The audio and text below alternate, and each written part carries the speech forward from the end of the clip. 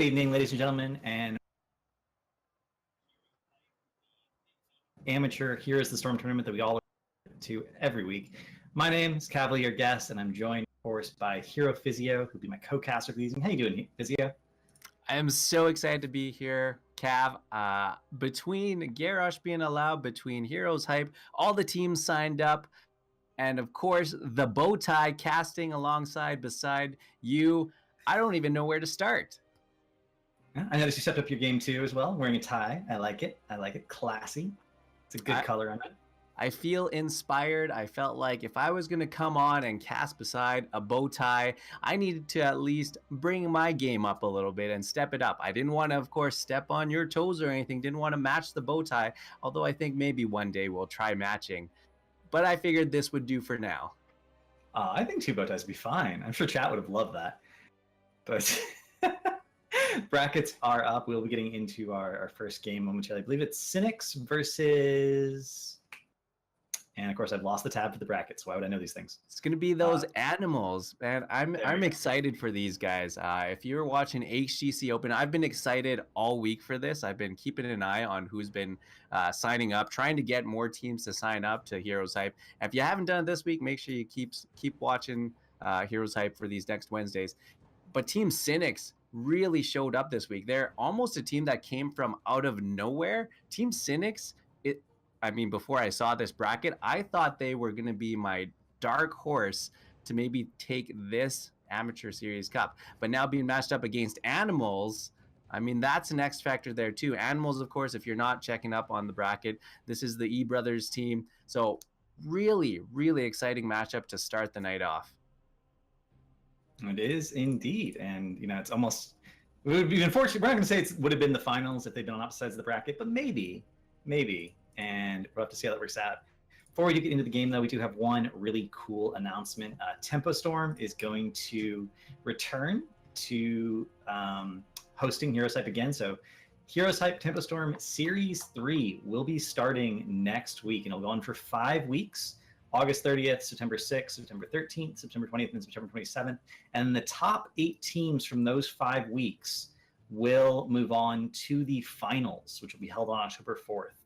The Matcherino page is currently up, and if you want to support Tempo Storm HeroesHype for free, you can do so. And I believe the Matcherino page is in chat, and the code is HHTempo3. So, get your free $1 in, help out the Heroes of the Storm amateur scene, give that prize pool a little bit of a boost. Halorn and Kala should be casting that, I believe. So if you enjoy those guys, I certainly do. I love watching them. And I don't think I have any other announcements. Yeah, so that's a great tournament. Make sure you go support it. The first round was a nice build-up. The second one, even bigger, the teams that showed up. And, of course, you've got some of the best casters around. There was some solid entertainment week after week. I think Tempo, number 3, this is going to be the best one yet. And yeah, that's absolutely the case, in my opinion, as well. And it just seems like every time we have one of these tournaments, the continue to get better. The pro scene is getting better, and it's sort of dragging the amateur scene up with them to some degree. And wow, so there was a patch today, which means none of the teams have had a lot of practice on these patches. It's going to make it hard to predict the drafts that we're going to see. And I'm kind of excited to see exactly what ends up happening, because double support, is it gone? Is it alive?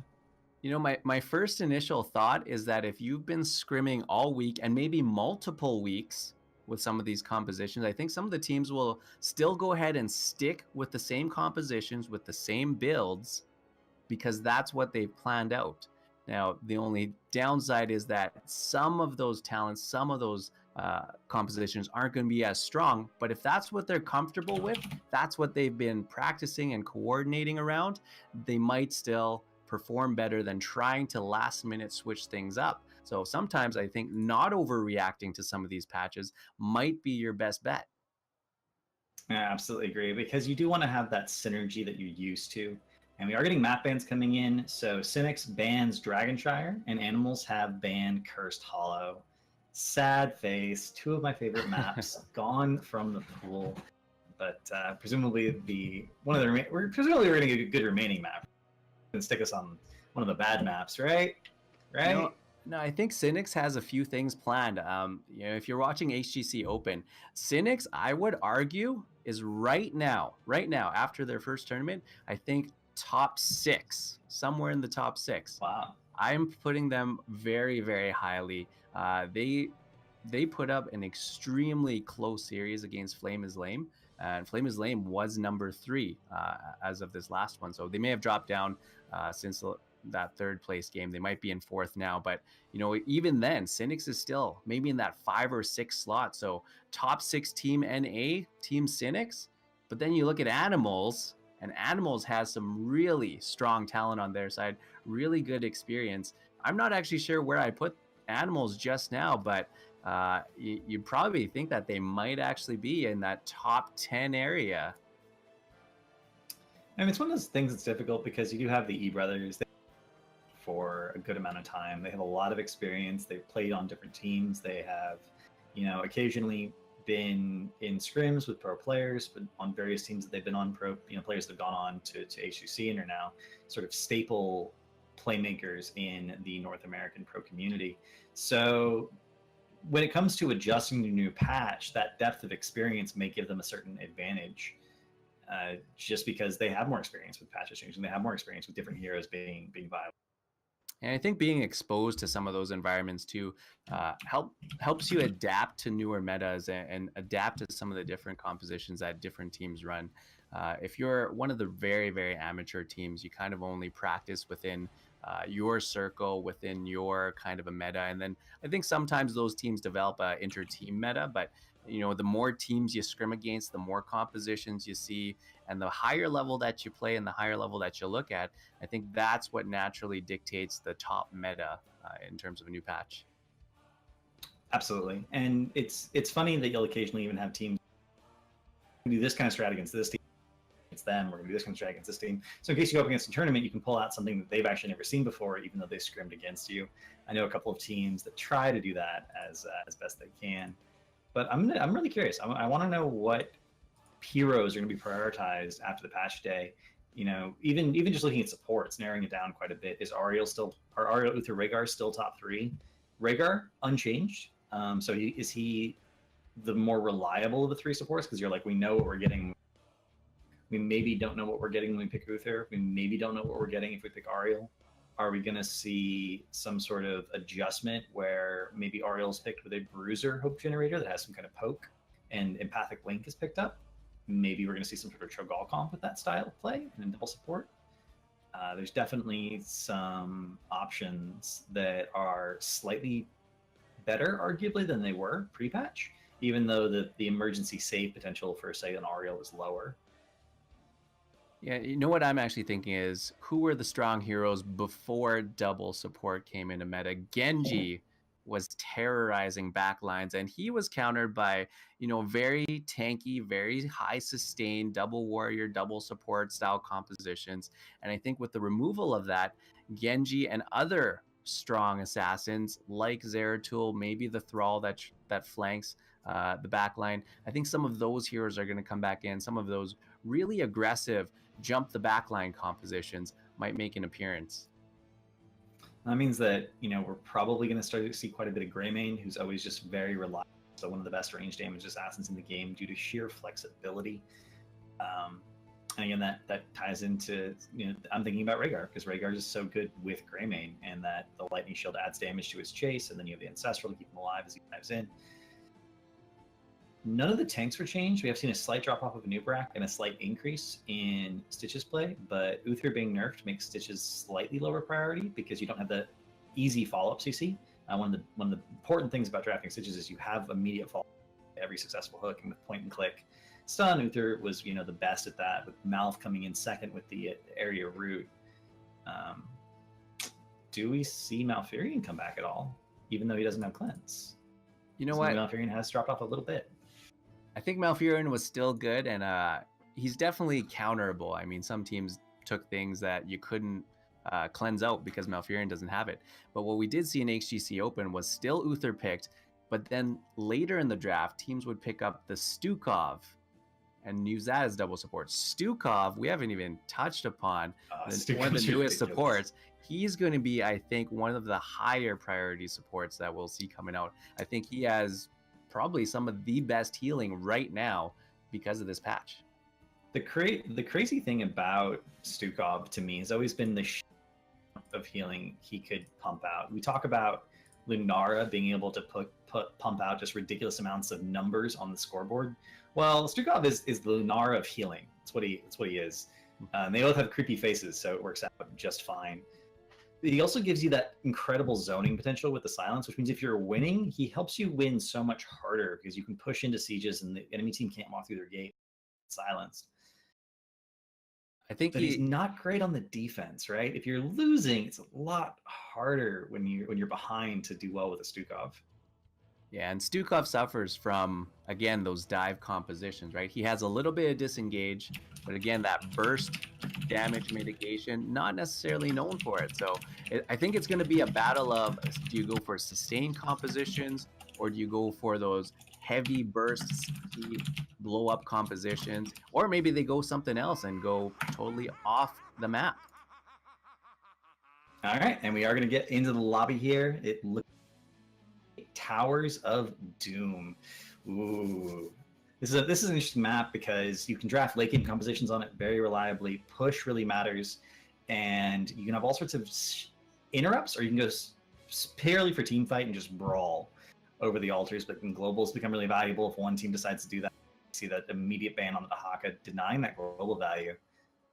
I've got chills on this. Towers of Doom in the eerie place. Dahaka banned out first, and all through the HGC Open, it was Ariel and Dahaka. Ariel and Dahaka. First pick, first ban. Now, Dahaka's still worthy of that first ban, but I don't think Ariel's going to be that highly prioritized anymore. I don't know. We'll have to see. And the question is, and this is something we didn't even bring up because you're talking solely about real supports and not about Tassadar. Is Tassadar's nerf significant enough that you don't have like Volatas anymore? Is that not going to be a thing? So who do you second ban? Because it's not Ariel. It's not. If it's not Ariel, it's not Tassadar. Is it Genji? Do you just remove Genji from the pool of available heroes and be like, we don't want you to first pick this? You know who it is? It's going to be Garrosh. Nobody wants to play against it unless you intend on picking it. I think he is actually worthy of a ban. It's going to be the Anubarak. I feel like they were doing the same thing we were doing. They were going on. No, that got nerfed. Okay, no, that got nerfed. No, we're not afraid of that. No, that got nerfed. Let's ban Anubarak. Anubarak didn't get banned. And first pick Tassadar. Apparently the nerf did not diminish him in these players' eyes, at least. So what's the response going to be? One of the common responses we've seen from time to time is a snap Vala pick just to deny the Vala Tassadar, but this is a Tracer map. This is one of the maps where Tracer really does excel. Yeah, and I don't think Tassadar is that bad either. He's got great delay, and what I've seen more people taking on Tassadar is the Psystorm build anyway. You know, his auto attacks got nerfed, yes, and that's going to hurt. His health pool got nerfed, yes, fine, but he's still Tassadar. Wow. Drafting Illidan for the denial pick. I'm always a little bit hesitant when I see Arthas picked into Tassadar because Force Wall and the slow from Tassadar's auto attack actually murder Arthas. Arthas has 0 mobility.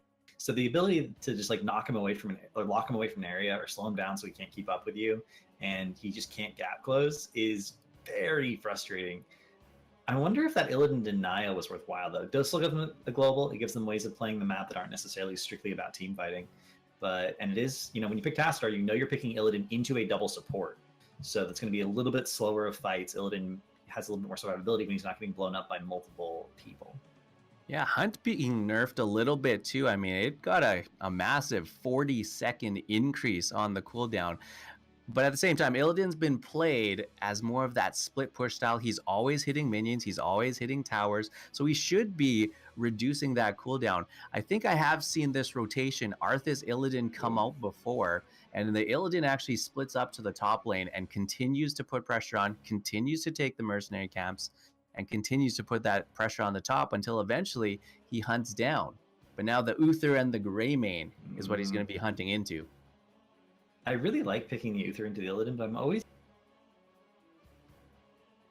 Because they both have a burst save mechanic and then nothing.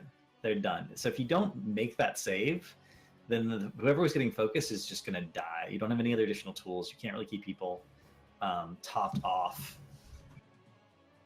Yeah, I think with the Greymane pickup here, I'm expecting Cursed Bullet. And if they are going to go ahead and Cursed Bullet Arthas, I think they really need to make sure that they take somebody right out of the battle as soon as possible. And I think they need to pick another damage dealer, which means probably a solo warrior coming up, which might be a little bit tricky for them to play. Might indeed. Let me see. I'm having a little bit of a technical issue, apparently. Let me see if I can fix this. I like the ban out here. It's going to be Cassia. Cassia banned out because, well, she can throw those blinds out onto the Illidan. Immediate Abathur ban on the other side, not wanting to deal with Abathur Illidan. And I wouldn't have been surprised if we saw something like the Rhaegar and the Abathur picked up in that next rotation. They would have been ahead in the macro game and arguably ahead in the team fight side of things. I would have really liked to see Abathur picked up for them. So that was a really smart ban. Abathur, Illidan is hard to deal with in general. Illidan with a hat is not something anyone has ever wanted to deal with in the entire history of Heroes of the Storm. I think when that combo was discovered, the Blizzard released that it had like an 80% win rate, and people were like, "Oh my god, why did we not know about this in advance?" It was one of the first internal stats released way back in late beta, early alpha, early beta, somewhere around there. Yep. So curious to see what they go with right now. So we've seen Illidan picked up in a lot of double support comps because he has that much more sustain. I was expecting a Lunara as a counter to the Uther, and I think right now they're probably going to pick up that Rhaegar. Love this decision. So they have their range damage, they have their tank, they have their bruiser, they have global, they have wave clear. They've left it so that their last pick can be anything they need it to be to respond to the last two picks of the other team. And that's such a smart way to do drafting. I really like that decision overall. And we didn't even talk about this, but Arthas is a really good counter to Illidan in team fight. So they pick up Arthas and Illidan at the same time. Like everything about their draft just makes sense in the order it was done in. Whereas I'm not as sold on the Tassadar Uther. I love Greymane, but is Tassadar really the hero you want to use with a Greymane? Does Greymane do enough damage to justify that kind of enabling? And it's just a little bit more clunky by comparison. Yeah, you did mention it earlier. You did say Tracer. I wouldn't be surprised if we did see that, and potentially something like a Muradin who has a little bit of self-sustain. You don't have to worry about him as much. He does pretty well on Towers of Doom, dips in and out of the fight, and really you can just focus on keeping Greymane and Tracer up. If they don't decide to go that way, I'm hoping to see a Li Ming to combo with the Greymane, get that burst damage, get some of that really big combo potential. They move in a different direction. ETC and Sonya. Now we have to think about what Mosh cancels are available, and the answer is just Hunt. Hunt is the only Mosh cancel available right now. So they need to draft something that has a really reliable counter to Mosh that's in the back line, so that hero can play safely, never have to worry about being in a Mosh. Wave of Force on Li Ming would be my first thought. There are a few other ones, but definitely that's the safest one in my mind. Yeah, you've got Wave of Force, Li Ming, of course, with that spread damage. I mean, Uther won't be able to sustain through all of that. You've got Tychus with grenades. Sometimes he's picked up, and even Falstad has been making a kind of a comeback. I mean, he's been picked up a little bit more. And with Dehaka already off the board, this as the last pick, there's really no response to the global unless they end up going with an ETC stage dive. So they might decide to force him into that. Wow, they spent a long time thinking about that. Stukov, I actually didn't think about that. That is a Mosh cancel. Technically, the silence will cancel it, and that gives them double support. That gives them a lot of sustain. Ooh. And this seems to be exactly where teams are picking up Stukov, is that last pick where they're not expecting this much sustain, because right now, let's face it, Lunara plus Stukov versus an Uther on the other side, they're going to completely out-sustain these fights. And with that ninja cancel with the arm in the ground, I don't think ETC is going to see that coming at all. No, not at all. And it's one of those situations where with this pickups, they have Lunara, they have more sustain, they automatically win any long fight. So all they have to do is position well, play safely, sustain, not get isolated and picked off. And if they can do that, they're eventually just going to win every team fight through pure attrition. there's no tools that Animals has to really counter that. Yeah, I think they really have to fully commit here. ETC, Sonya, this might even be Leap here, and they have to go all out with the Sonya and the Greymane dive. I think they really have to coordinate here and get all of their damage focused onto a single target. Droplets with a little bit of Twitch memery, but on the left-hand side of the map, we will have Sinix, Caleb, Reese on Rhaegar, Zanehyde on Arthas, Xander on Stukov, Verino on Illidan, and Valimar on Lunara. And for Team Animals, you've got Kevin playing ETC, Toby on Uther, Evan Drinde on Greymane, Oleg going to be playing Tassadar, and Droplets on that Sonya. We're going to see Battered Assault for Illidan against that double front line. It's going to get a lot of value. And we're seeing a little bit of a change based on the Uther patch today. We're actually going to see the Hammer of the Lightbringer quest picked up at level 1 instead. But we're still seeing Templar's Will on Tassadar not going for that Korean-style Sidestorm build, despite the fact that auto attacks were also nerfed today on Tassadar. A surprising amount of blue swords on the animal sides there. Templar's Will I wasn't expecting, because I think Storm still does well here. And with Hammer of the Lightbringer, we saw a little bit of that coming out during HGC Open. This might be the new way that Uther is going to go. This is the talent I expect most of these to take at this point after the nerf to the Wave of Light talent. We're actually seeing a Chinese style of laning arrangement here. We're seeing a 2-1-2, Tassadar, Sonya in the top lane. Sonya already has a winning lane against Illidan, so with the Tassadar, that's going to be more so. Xander rotates up on that Stukov to even it out a little bit, and Arthas is up against Greymane Uther in the bottom lane here. There's a lot of pressure being put on in every lane but mid, and they're losing mid like very slowly to that Rhaegar Lunara. Yeah, Evan Drinde and Toby there being able to take down the minions in the bottom lane, rotate back to the middle, but not in time. Valimar and Caleb Reese pushing in here. Top lane Droplets and Oleg B brawling it out with Xander and Illidan. We are going to have one tower going down mid. It looks like one tower down top and one tower about to go down bottom. So relatively even in terms of the structure damage. So far, a small advantage for Sinix. They've managed to defend better than Animals have, and they've managed to push in much more aggressively with their composition. They're really abusing the laning decisions right now by Animals, but Toby has decided he's going to get this wall, gets the stun onto Zanehyde, and they are going to manage to trade. So that allows them to catch up and experience that little tiny bit, and they're now, again, even on structures. This almost felt like a game of chicken where Animals was saying, no, you rotate. And then Team Sinix was going to say, no, you rotate. I'm going to take these towers. And they both just stayed in their lanes. Nobody rotated. And I think that's what you do when you have good coordination on a team and you're really confident in your ability to win lane. You think, oh yeah, I'm going to win this lane. And we're going to see another 2v2 here in the top lane. This is Illidan with Stukov versus Tassadar with Sonya. And I think in the early game especially, that is a matchup that gets won by the Illidan. They do pick up that camp. They're going to start to rotate down. We're going to see the pick on Lunar here. Maybe Valimar barely lives. Caleb Reese with the last second save. Zanehyde completely out of mana, and everyone gets away for the moment. I don't think Caleb Reese can safely go back in. 1-1, the altars are challenged. Kevin starts this off. Evan Drinde is going to put some pressure onto Caleb Reese. He's got to be careful. He might be chain stunned here in the bottom. Evan Drinde dives back, but the damage from Valimar is going to burn down Evan Drinde. He's going to swipe his way and disengage his way out of there. Rhaegar too quick on his feet, and Vereno dives in, and this is going to be a full 5-on-5 in the bottom lane. Makes me incredibly happy every time I see Rhaegar live by juking with the bite onto a minion. It's just such an incredible display of skill by a player. And we're going to see Caleb Reese in the background now channeling. He actually got that delay. He managed to make this happen. He is responsible for this altar getting capped for his team. He got the delay and then gets the cap as the full rotation happens. But Sonya's already rotating her way back to top. You should be able to pick up that soak. If the delay and the rotation can happen, but no one's even trying for it. They're all just backing for health and mana. And camps are the order of the day for everyone else.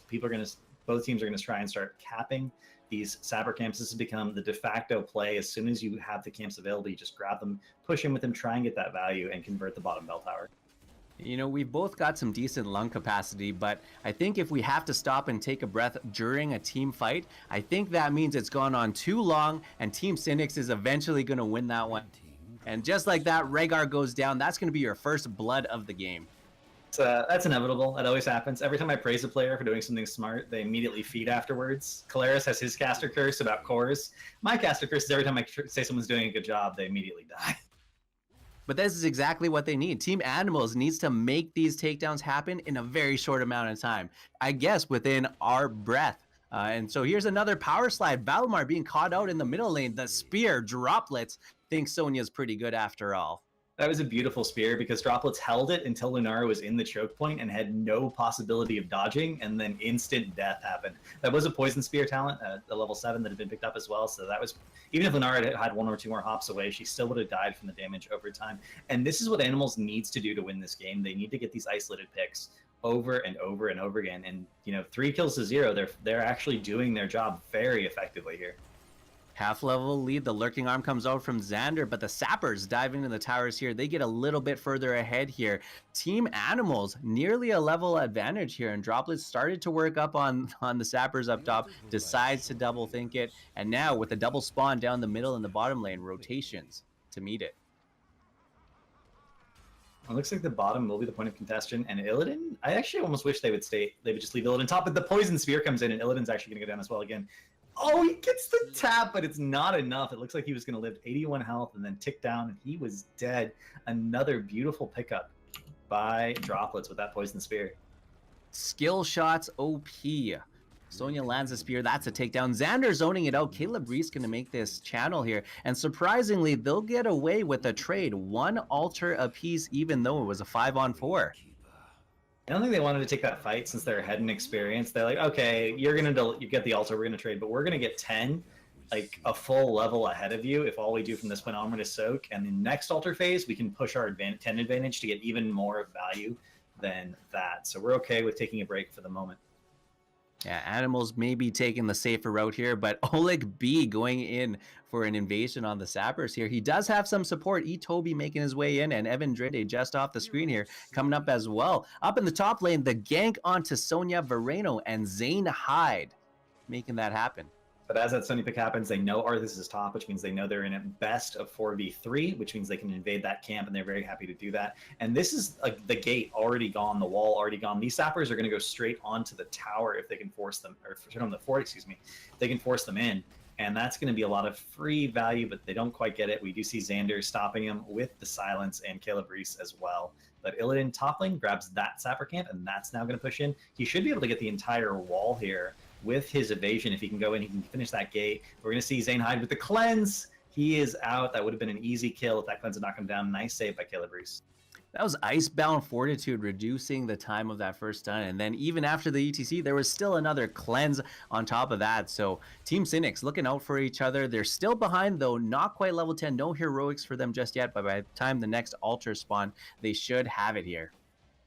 Yeah, if they hadn't given up that Sonya kill, that would not have happened. But because they did, they actually got barely enough experience. They're going to get 10. And both teams now 10. We are going to see that mosh pit. So that's the interrupt. That's the big thing that Stukov has to be majorly aware of. If Stukov is in that mosh pit, the fight is basically over at that point, as long as they can focus fire. And we're going to see the Divine Shield go for the throat. Force Wall and Wrath of Berserker against Ancestral, Army of the Dead, Flailing Swipe, the Hunt, and Leaping Strike. But Zane Hyde gets caught out again. He has Army available. The Hunt comes in, and Mosh onto the Hunt. Swipe misses. The third swipe finally interrupts the Mosh pit. Ancestral comes down. Zane Hyde is getting absolutely destroyed here, but the silence forces people away from him. They're zoning. Is he going to live? He's out of ghouls. Zane Hyde goes down. Vereno on the backline goes down. Droplets taking all that focus fire. Lunara jumps in, but she has to jump out right away. Cleanse, but max range stun from Kevin and the force wall to hold her in. That's 3 takedowns for Team Animals, and they're going to take a bell tower before they capture. That's exactly what I was concerned about for this comp. They win the attrition fights, but if they allow themselves to get initiated on in a big way with a halt like Mosh Pit and they can't immediately interrupt it, they can't use their buttons to win the sustained fight. They can't do anything, and they just slowly get whittled down and get one pick off here, one pick off there, another one here with the power slide. Force wall isolating. Caleb Reese goes down again. They get the altar channel. They convert bottom, and now they're pressuring mid with Sonya rotating to the top lane and is going to pick up that soak. They're not grabbing the soak. She is just going to get the soak.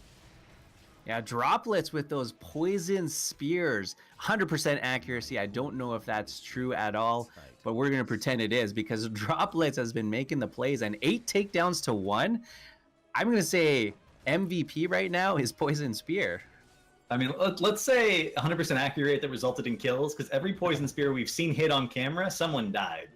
That's pretty good, even if you're not necessarily counting every spear thrown out in the entire game. We're going to see the aggressive Sapper invade here, though. We do know that they saw them cap top, so they think this is safe to do. They're trying to get value wherever they can. I like the idea that they're playing into the enemy team. They're trying to do something to force the fight, because they do still have that better sustain. Force wall, but HeroesHype is going to get isolated again, and this is, again, the danger of drafting Arthas into a Tassadar. Swipe for the disengage, but HeroesHype is still going to go down. HeroesHype goes down. Completely locked down by Oleg Evandrinde with the follow-up down here. Another force wall goes out. Stukov goes down, and they're getting more and more takedowns here. 10 takedowns to 1. That was a level 13 advantage here for Team Animals, and surprisingly, Sinix not respecting that at all. I think they didn't expect them to rotate that quickly. They saw the cap happen, and they're like, okay, we have time. But the rotation happened instantly. They were like, immediately, as soon as they got the game, like, go bot, go bot, go bot, grab the camp. We know they're going to be there. We can force Evandride out of mana coming into this phase. We'll have to Hearth and do something about that. But it looks like Sinix may just give this up. They don't really want to contest in the circumstances. Maybe they can convert bottom or convert top before. That's their dream. And surprisingly, with all of these takedowns, it is still 28 shots to 27. Just with this next ultra capture, will they get further ahead in terms of core health and core damage here? But overall, Team Sinix is still in this game, and we know that this is Towers of Doom, and the game is not over until the core is down. Yeah, it's kind of like Hearthstone. Only the last point of health really matters. That's another poison spear kill. It's another poison spear kill. I think that's 5 for 5 on camera. Every 5 poison spears, 5 kills. And we're going to see Illidan and Caleb Reese converting over the boss here, trying to get these 4 extra shots. I actually don't like this. I think they desperately need to catch up in experience. They could be soaking mid. This is going to give them 4 shots, but it's almost a denial, I think. They're trying to deny 4 shots to Animals, but Animals is all about the bell towers. They're immediately rotating up to reconvert top. They're trying to push in mid a little bit as well. They've already had the gate down there. If they can get one more bell tower, they can hit 16. Yeah, Team Sinix possibly making the best out of the situation with those poison spears down in the bottom lane. Illidan and Rhaegar just decided, well, we might as well try to get something up top. Already took the bell tower there. Might as well move on to the boss. But you're right, they need to get themselves that level 16 here. And with the sappers taken up top, the bell tower converted again, they may decide to push in for the top themselves. It looks like that's exactly what they're going to do. They're sacrificing the wall bottom. They know that, but the wall top is already dead. They have the sapper camp, so they can convert this bell tower extremely easily. ETC soaking the mid lane, does have that echo pedal, so it has reasonable wave clear. Caleb Reese and Kevin have a gentleman's agreement. They're like, you soak your wave, I'll soak my wave, and then you just let me leave. It's totally fine. But the bottom will get converted, it looks like, by Sinix. A little bit of a scary moment here. Triple ultra phase being spawned, and the rotation is coming down. Kevin is looking for somebody. Gets a power slide. Valimar held into the backline. Double stun. Get that rewind. Mosh pit to follow up here. Cleanse goes out, but Stukov is stuck in it. They turn to focus Xander. Vereno in the backline now in the middle of 4. He's going to get that power slide stun. He's going to get away, but droplets on the chase. Evandrinde not going to let them go either. They're going to keep chasing underneath the bell tower. Unfortunately, Animals doesn't really have the siege necessary to follow that up and convert that bell tower without the minion wave there, which it is not, and the other bell tower has already, still not theirs. They're going to try and grab the camp here to make it happen, while ETC goes up and zones the channel. They don't want to give up the channel for free if they can avoid it, but with the Stukov coming in, Kevin's going to get temporarily silenced, gets the knockback. He has slide for the disengage, but he's alone in a 4v1 right now. Is his team going to get to him in time? Ancestral's not available, but Divine Shield is, and he is going to actually get out of there just fine. Jebaited, Kevin brings the team into them. They do still get one of the altars for themselves, but look at Caleb Reese. He's on the wrong side of town, and that's going to be another poison spear droplets. 6 for 6. Down to 1. 6 for 6 on camera, at least. Oh, wow. 8 shots remaining to 20 shots remaining. Top is going to be converted back. Bottom will be converted back momentarily. The sapper camp on the right will be picked up here by Animals, and they should be able to convert bottom on the back of that. I almost want to know if they could convert bottom and then grab the sapper camp so they could actually threaten 3 additional shots. Getting down to 5 is getting into very close danger territory because it's just one altar up, or one building up plus an altar to finish it off. Yeah, it definitely looks like animals are fine to trade out the top if they can convert both bottom bell towers and escort the sappers in. Just like you said, trying to get some extra shots, trying to get some extra value. They're actually pushing the bottom and the middle at the same time. So they're taking 2-for-1 value here. This is a deal. Going to end up being 4 bell towers converted to 2 remaining. Caleb Reese may actually go down here. He does go for the throat. Oh no, it's not even a fit. That's just engage used to finish him off. And Hunt is coming down. Illidan just using it for mobility, doing everything he can to save every single second when it comes to reconverting these towers, because they desperately need to get them back. But top is going to be converted again. Kevin going in first, making sure that's being tanked correctly. And Itobi gets shot by the tower there. Didn't mean to do that, but Evan Drinde is going to melt this tower. Beauties of Greymane in the late game. He can just absolutely destroy structures. Yeah, I think Moreno had to use the Hunt there to make sure that the Sapper didn't cross that pivotal line there and get an extra shot in there. But hopefully Hunt will be back up for that next fight here. But they got to be careful. Level 20 already on the side of animals. As if Sonya wasn't hard enough to kill in this game. Like, she now has Ignore Pain.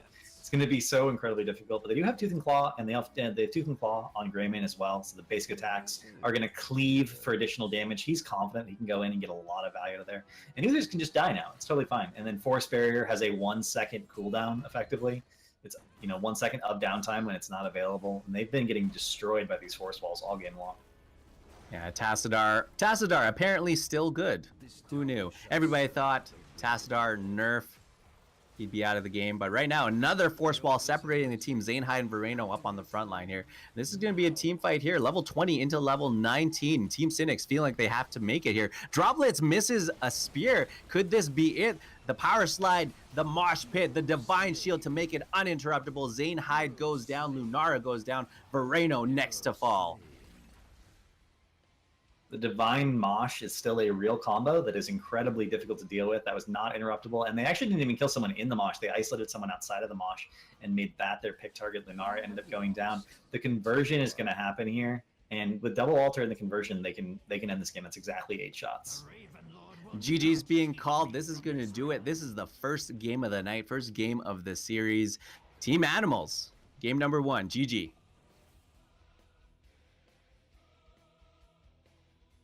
For so long, they were so far ahead in macro, but they could just not secure any kills, and they kept giving up kills. That's a testament. 17-12 in the end. That's a testament to how good Animals is at focusing fire and securing those picks. And top damage that game, shout out to Droplets. 45k actually outdid the Greymane by 3k hero damage, and still did 104,000 siege damage and 18,000 experience contributed. The highest in the game across the board. Droplets is definitely the MVP of that game.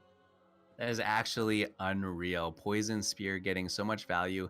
And I mean, you mentioned focus as a team, but really some of those were one-on-one duel type situations where it was really just Droplets making a takedown, making a play out of virtually nothing. You know, what should be an even matchup in a lane, or at least, you know, maybe a slightly winning lane.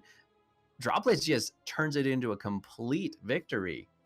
And I think we now understand the Twitch meme at the beginning.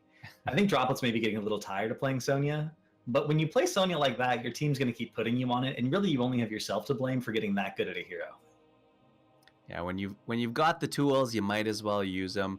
Will we see it in the second game? I don't know. Is it worth the ban? Well, it depends on the battleground, and it depends on the composition. For me personally, I don't want to play against that Sonya again. If I was playing against that Sonya, I'd be like, nope, I don't want to play against that guy Sonya unless they draft the entire comp to counter Sonya, which doesn't seem terribly reasonable. Droplets needs to be put on a different hero as far as I'm concerned. And that's one of the nice things about Heroes of the Storm. And I wonder about... have a hero that you particularly are very, very good at, and it forces the enemy team to consider it in their drafts and their bans, and it gives you the slight advantage that you can get another hero basically for free because the enemy team feels so constrained by that one hero. And I wonder if that last pick, the Stukov, might have been better suited as something else. You know, we were thinking maybe Li Ming, maybe even a Tychus, maybe even a Falstad. Could those have ended up putting more pressure onto the Sonya? Now, someone like a Falstad, you might get poison speared anyway, but maybe someone like the Li Ming, maybe someone like the Tychus would have been enough disruption and enough pressure that maybe Droplets wouldn't have gotten as much value. I feel like with the comp they went for, they had the global, you know, they had that global in the form of the Illidan, and the enemy team didn't have any sort of macro play. Double support doesn't really give you as much in terms of macro strategy.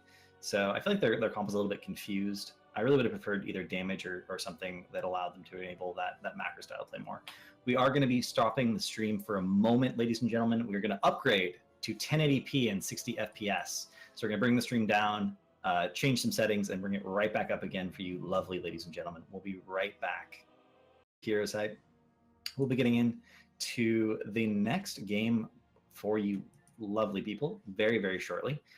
And man, I don't even like that draft looks so standard. Like thinking about it now, except for the fact that Ariel was completely ignored, that draft looked pretty normal despite the fact that we had a patch today.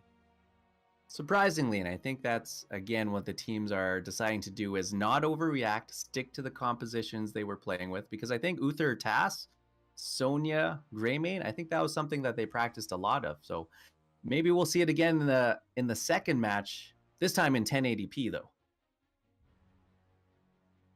Those of you who are on big enough monitors that you can actually see the difference. Although I actually found this out the other day, a surprising number of people watch hot streams on like big screen, like big TVs when they're doing homework or working on a laptop or something at a coffee table. They'll actually have hot streams up. And my own viewers told me that they always watch me on their big screen when they're sitting in the living room. And I'm like, I've never watched a Twitch stream on a big TV before. Is that a thing? HGC every weekend, you take your computer, you plug it into your big screen TV, man, you're set up for the day. That is the life. Man, that should be fun to have like a big HGC viewing party. Have a bunch of people come over, watch the games, talk about the drafts. Unfortunately, I don't know anyone locally who actually is any interest in Heroes of the Storm at all, unfortunately. But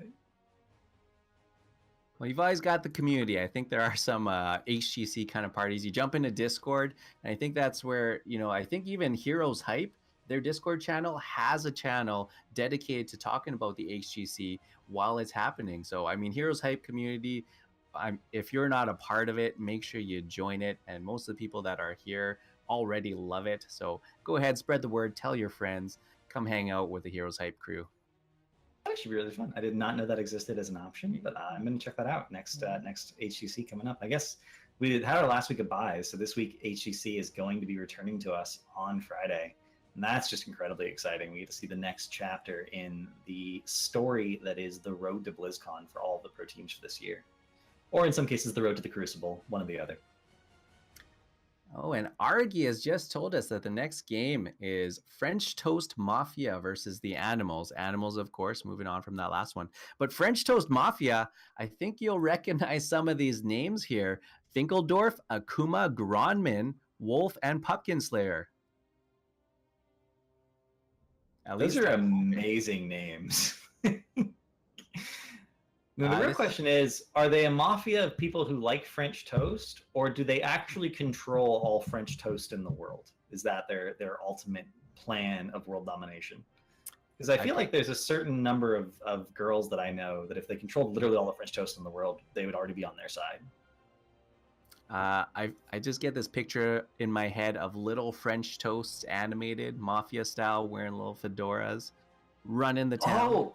I didn't even think about that. That's a third option. They're actually French toast. They're actually French toast. Man, that sounds sweet, and I'm not just talking about the syrup. They're probably covered in. Map bans will be Dragonshire. French Toast Mafia is like, we are already cooked. We don't need to be flambéed. Thank you very much. And then Animals ban Cursed. Again, looks like they just don't like this map. And French Toast Mafia picks up Infernal Shrines. I guess they're not afraid of the fire after all. Looks good to me. French Toast Mafia, I recognize a lot of names. There are a couple of Seventh Empire guys. Akuma was part of ECR, so these teams look like, or these players look like they've come from a couple different teams and amalgamated into one. I feel like I've got a pretty decent finger on the pulse in terms of the amateur scene here, so it's really cool to recognize some of these names from different teams getting together and trying some new things out. Well, this is one of those things that happens when you're talking about a long, drawn-out league like HGC Open. There are teams like, okay, I feel like I'm doing really well, but maybe this guy doesn't have the time to practice, or this guy doesn't listen to shot calls, and it's like, well, do we replace him? And then maybe it's two people who feel that way, so they sophomore team, and it's so interesting. Sometimes teams just click when they come together, and you get this amazing first time performance. We actually saw that in HC Open this week, right? With Sinix. Sinix. We were talking about them earlier, and that I know you were saying earlier you thought maybe that after their results in HC Open, they were maybe one of the top 6 amateur teams in NA, which is a huge accomplishment for them, given that it was their first week playing in that event. And sometimes it doesn't work out as well, and I'm sure we can all think of examples where that was the case. So I'm going to be very excited to see how well these players that we've seen so many times before synergize together now that they're on this particular roster. Yeah, and Finkeldorf here has actually answered your question. Finkeldorf says, we control all French toast, FYI, and they like it too. All right, then. I'll have to make sure to ask permission before I make French toast in the future. I think they've got a tough task ahead of them here. Animal showed some really good gameplay there, and Infernal Shrines is a Sonya battleground. I'm telling you, they have to ban Sonya. It's like not optional. We're probably not going to see Kerrigan on Infernal Shrines. I don't know if anyone has done the math on that or has visited Reddit, but Kerrigan can no longer guarantee one-shotting minions with 1 Q and 1 auto attack at different levels. That actually she falls behind in scaling and can't guarantee it. You know who can do it better and gets resets and gets full mana refund back? Garrosh. We haven't seen him banned. We haven't seen him touched. This might actually be a place where he comes back in, maybe taking the place of Kerrigan on the Shrines. He needs a little bit of help. He can slam with the Q. He can throw some other skeletal defenders around to get them low and then just start resetting. But I think Garrosh might actually be able to make some plays on this. I mean, one of the things that I've said about Garrosh from the beginning is that he's really good when you have chokes, because it makes it so much harder to juke his Q. And Infernal Shrines is full of chokes. You want to talk about heroes that are good in chokes, like Infernal Shrines is the first map you go to. Chromie is considered a really good hero on this map in competitive play just because of the Slowing Sands ability to completely neutralize 1 of 3 openings on the top shrine, and then they have to come in from one of the other 2 because they can't walk through that slow. But then Garrosh also has this weird dynamic where he's one of the best fishers in the game. And this is one of the first things we saw with Kerrigan on this map was when the Punisher jumps over the wall, Kerrigan can then combo off the Punisher, and that person's just dead. MV Black did this over and over and over again the first time last year they played Kerrigan on this map in competitive. And Garrosh can do something even better, which is throw them over the wall to your team who's in lane behind you, and that person's just dead. And I've even seen Garrosh on the defense when someone's too close to the wall, they end up next to the Punisher, and so the towers aren't hitting them, but the entire team, they're briefly in a 5v1, and that person just dies too. So being good on the defense and good on the offense against Punishers is a big advantage for Garrosh on this map. I think he's got a lot of options. It just comes down to whether or not the teams feel comfortable playing it. And Garrosh has been out for a couple of weeks now, so I think teams are slowly getting the hang of it. But whether or not they're ready to bring it out in a best of 1, we'll see. I guess we'll see. It's worth noting, wave clear does matter quite a bit on this map, and apparently, I did the numbers, Garrosh's wave clear is even better than it was with Q build. And his wave clear wasn't exactly bad with Q build, but apparently now it's just, you basically kill a minion wave when you throw a minion on top of the minion wave and then Q it, the backline's already dead, and the footmen are already significantly worn down. So that's a lot of wave clear on a map like Shrines. Yeah, and speaking of wave clear, though, Tassadar being banned out first, and I believe this was Animal's first ban, so they're switching things up a little bit on us. Well, they were like, we know what Tassadar can do. We saw it last game. We did it. We don't want to deal with that. Yeah, this does leave a lot of options open by banning out the TAS. I mean, it puts French Toast in an odd position where it's like Dahaka, or maybe Ariel, or maybe Sonya. We don't know. It's the awkward thing too. When you ban a hero that you played in the previous set, you have to assume that the enemy team is watching. They were thinking about, okay, how are we going to deal with this? And then you just ban the hero that you played, and they're like, oh, well, I guess we don't have to deal with that because they banned it, but now what do we do? And they end up banning Dahaka. Going for that global denial also has reasonable wave clear. And this is, like, ever since the enhanced agility changed, any map with a lot of bushes has just been so good for Dahaka, and there's tons of bushes on Infernal Shrines. Yeah, Dahaka is just always banned. I haven't seen him in a competitive game in a very, very long time. And the ones where he does show up, he shows up. He shows up in the bushes. He drags people back into them. It's GG. So definitely a good ban. But first pick, I don't think they go as high as to pick Sonya first. That would blow my mind. That would be extremely confident and extremely surprising. I would actually laugh pretty hard if they first pick Sonya just to make sure it doesn't get denied. But I don't think we're going to see it. Oh, there it is. First pick, Garrosh. First Garrosh of the day. So excited to see it. I'm even more excited to see what he gets paired with, because this is a first pick, really high priority. And on the other side, French Toast Mafia has a chance to, I guess, if you can even call it, counter Garrosh. But what do you even go? I mean, the things people have been talking about, he doesn't do well against really high burst damage because his armor happens after the burst damage comes down. I wouldn't actually mind seeing a Chromie on the back end, but what do you first pick against Garrosh? Like, what do you think? Okay, they have this, we can't let them have this, or this. And I don't even know. Like, we've seen so little Garrosh, and there's so little experience with him. It's hard to theory craft what teams have been practicing, what teams think is good with and against him.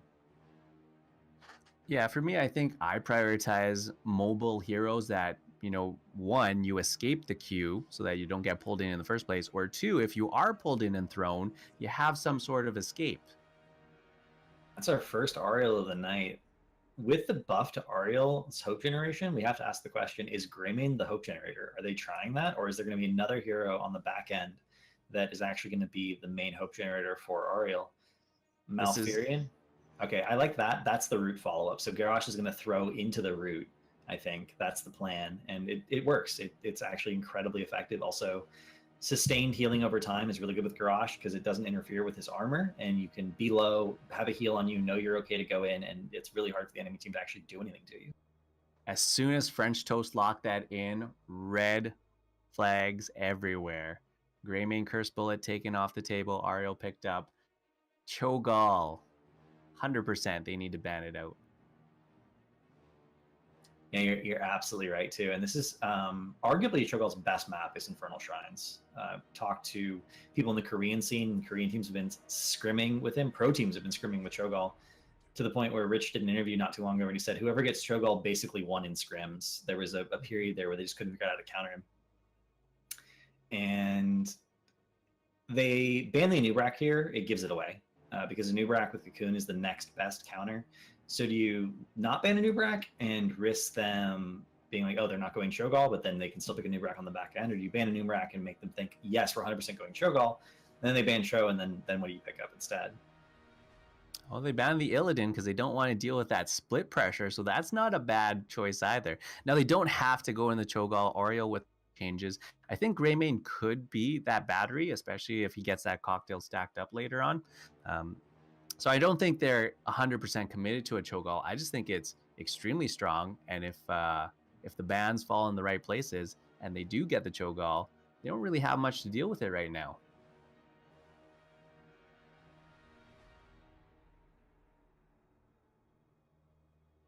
And ban with the Illidan.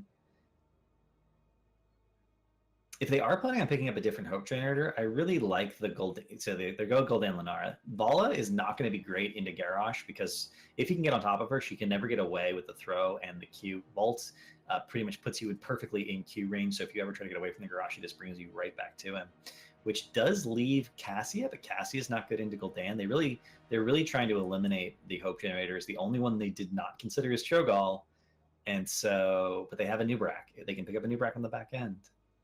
The fact that they haven't snap locked it in is a little bit. It probably means it's not the Cho'Gall. They may have been aiming at the Lunara and the Greymane together. I don't know. I'd still like to see the Cho'Gall. I think the only counters right now are really a Horrify, Twilight Dream, maybe into the Taunt, some kind of a combo like that. Because right now, Garrosh is looking for a pull on Ariel, maybe the throw back into the team, and then the Horrify to get him away with the silence. They have some combos here, so. Nope, it's Cho'Gall. Let's say so. Nubrak has to be picked up. So you have Cocoon to force the 5v3. It's the best counter they can pick up right now. They could also pick up the Leoric if they wanted to do that and try and pressure with that percent-based damage. I don't like that as much unless they go for both. Honestly, heavy, high HP frontliners are a good way of dealing with Cho'Gall anyway. Yeah, they have multiple options here. A lot of teams pick up Leoric, and Leoric here is actually not bad. If you can somehow get the Entomb back onto the Ariel, catch her off guard, you can really set up the rest of your team to make that play happen, get that takedown that you need.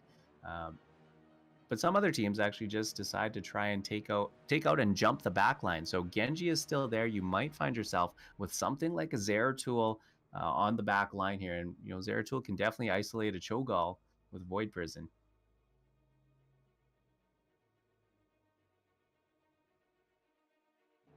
I feel like Zeratul maybe played a little bit more with the Garroshes here too.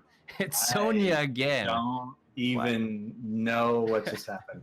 All right, so they pick up the Lucio to fix the low mobility that Gul'dan, Malfurion, Garrosh, and Sonya all have.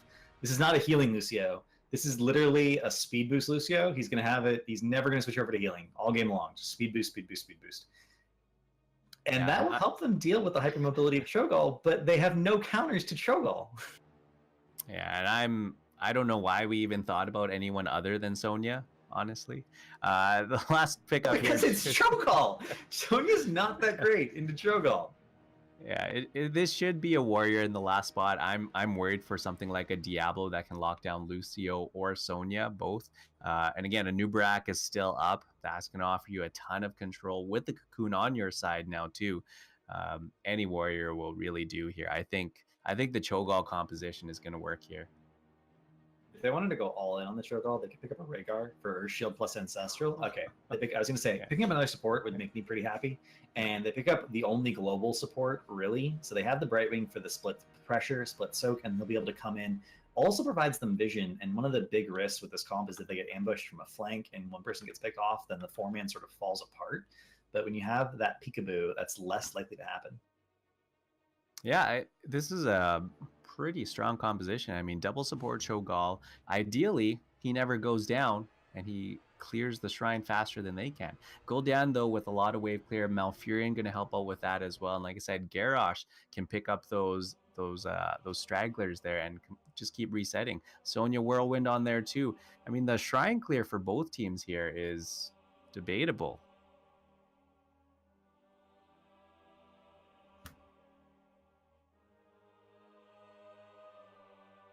It's funny actually. If they didn't have any mobility, I would say that they could never get on top of the Cho'Gall. Ariel has the knockback. Greymane has his own mobility. Brightwing's very difficult to go on top of. She goes for Blink Kill or Emerald Wind. Either way, she has really good peel and escape potential. But they have the Lucio, and it's going to come down to, does the Lucio enable enough in terms of mobility that it's going to be okay? Droplets again with his commentary on his team's pick for him. But on the left-hand side of the map, we will have Gronmin on Greymane, Akama on Ariel, Wolf on Gall, Biggeldorf on Brightwing, and Pumpkin Slayer on Cho for the famous Pup Wolf Cho'Gall combo coming out of French Toast Mafia. That's a fantastic name, Pup Wolf.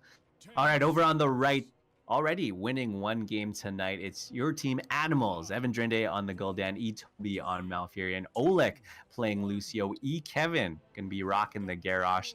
And you know what Droplets is playing? Poison Spear. At level 7, presumably. Consuming Fire picked up at level 1, and Hypershift picked up, so we're going to see the trait build on Brightwing. And it's kind of funny, because you get one less value out of Hypershift in full team fights. Oh, the throw is already real, but this fist comes down, and he actually manages to get out of there. The root was on point, though. Credit to E-Toby there. As soon as that throw happened, the root was immediately underneath it. No possibility of getting out of that situation. You know, that's fantastic coordination, and this actually makes me very scared for the Cho'Gall because the throw overhead, Malfurion at level 7, he takes those strangling vines. That's going to be reduced healing. Doesn't matter if you've got that double support. Really good. That's a really good point, actually. We're going to have to make sure Pup Wolf throws his trait over to the armor, and maybe that will be enough to save them every time that happens. And we are going to have, Taskmaster picked up at level 1, so lots of shoves available. Pup Wolf just goes deep looking for this kill, and he's just getting punched around so many knockbacks and knock-around effects, and he barely manages to get away with half health. Yeah, this is really amazing coming out from Animals. They're playing this extremely well. Droplets, of course, taking that solo lane. Grumman doing his best to push him back, but that's just a lane that I don't think he's going to make happen. And Sonya actually struggles into any sort of ranged hero in the solo lane because it's so difficult for her to close that gap. All you have to do is dodge the spear or stay at a spear's range, and Sonya can just eat lots of free poke. And the 4-man, they're doing their best to rotate, Brightwing a little bit slow. They're having to be very, very safe about it. Animals has put a lot of pressure on them so far this game. Cav, I think you're asking too much of Gronman. You're asking him to dodge the spears? Yeah, he has to dodge droplet spears and he can win that lane easy. All right, the rotations here. Level 4 is much, much closer here for the side of Animals as they move on to the Shrine here. Looks like they should be able to get it with a couple more waves here. Sonya already starting up on it. Cho'Gall actually not showing up. He's down in the bottom lane, and they've still got Gromman up at the top lane, splitting to get that experience.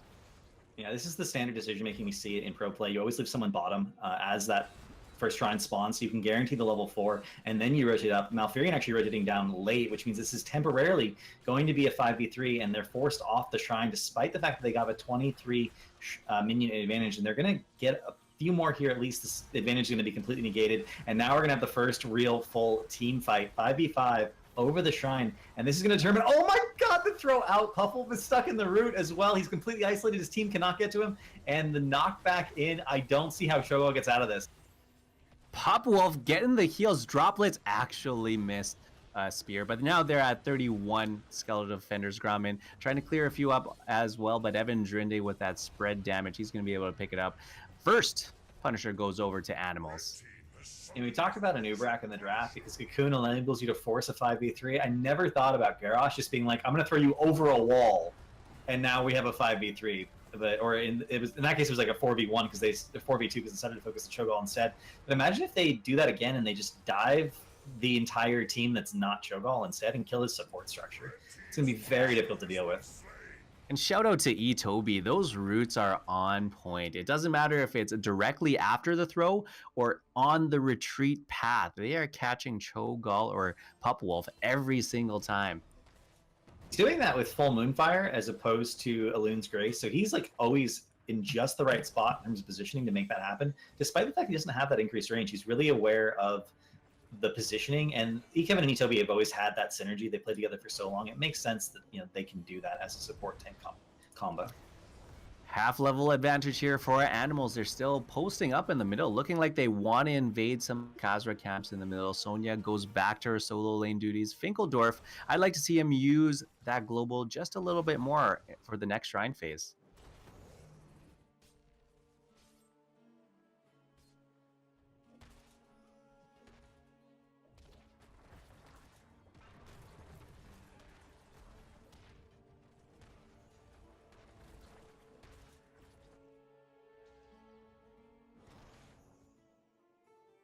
All right, so at level 7, Garrosh has actually picked up into the fray. I think we're going to see some flying Sonyas, even without leap. I didn't even think about it though. Right now, you could have leap and into the fray. You could like into the fray in, and then when they leave, you could spear them, and then when they leave again, you could leap on them with the stun, or you could leap in and then the chase with into the fray. Oh, that would be so good. It's probably not as good as Wrath of the Berserker, but it's still so funny to think about. It's that enable droplets composition, or at least just enable Sonya composition. Khazra are going to be picked up in the middle lane just as the top Punisher spawns here. Droplets already there. Popwolf and Akuma, they're going to try and get this Detainment Strike to land on Droplets here. If they can get that stun, they might have had something. Not enough, and Popwolf takes a lot of damage there, unfortunately, so he's going to have to back up and heal. But the global finally coming into play here. Finkeldorf is bottom, picking up this experience, and if they can delay this shrine for long enough, they can actually close the gap that currently exists. And with this Cho'Gall comp, you're automatically a late game composition. You just want to play evenly as long as you can, but Popwolf may go down. Brightwing comes in, and the heal is not enough. Droplets with the slam gets that final pick. A little bit of damage. So much displacement with the Warbreaker, pulling him in, tossing him over his head. As he runs away, he pulls him back, and then Lucio zoops in front and gives him the boop. Cho'Gall just pushed back into the team so many times. It was very unfortunate, and they know they can't win at this point, so Gromman immediately rotates down to the bottom, grabs that soak. He will be able to push into this wall and get a significant amount of value. He is still a Greymane, and the dive behind towers when they have ults, Ariel is going to go down, and they're going to horrify Pupwolf. Pupwolf is going to go down as well. Actually, they get the counter kill onto Gul'dan, amazingly enough, because of the tower damage. Looks like there was a little bit of error about who was tanking the tower damage there. It's supposed to be Kevin, but it was actually Gul'dan. And they ended up trading 1-for-1, which at this point in the game is fantastic for them. Yeah, unfortunate Gul'dan goes down there because that was Warlord's challenge onto Pupwolf, and then he actually threw Lucio into the fray to try and chase after Pupwolf some more, but Gul'dan splitting their focus. They take the Punisher. That's going to push up in the top lane, but a lot of action going on in the middle and the bottom as well.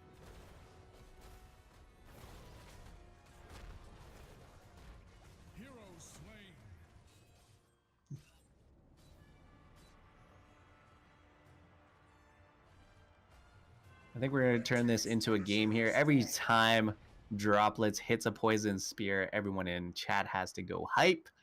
I have literally never seen that many poison spear kills from one player in a night, like, or even counting last game, even in just one game.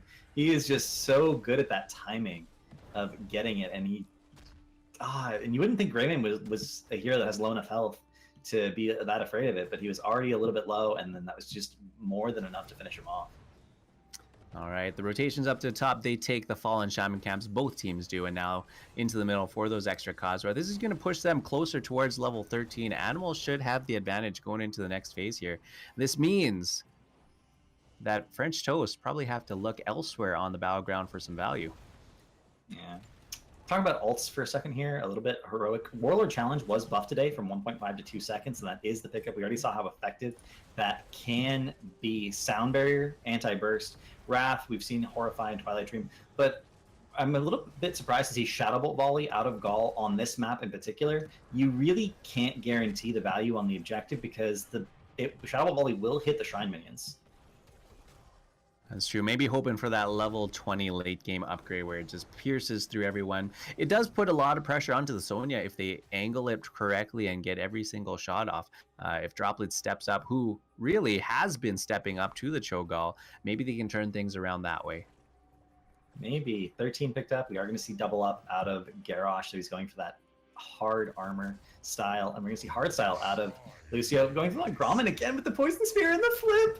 Oh, but they come in, they get the pick onto Garrosh with Shadow Bolt Volley and the Emerald Wind. Greymane ends up going down. That ends up being a 1-for-1 trade for the moment. Droplets is so low. Akama has enough hope to get a big heal off. Fingeldorf gets speared again, and that's going to be another kill because Droplets go down. Or is he going to spin to win? Akama has full hope. He does get the heal off, but Evandrid, maybe that corruption is going to be enough unless Tap saves. Tap does barely. Nope, Tap's not enough. That's going to be it, and then Pupwolf is going to barely. No, he ends up going down. That ends up being a full wipe.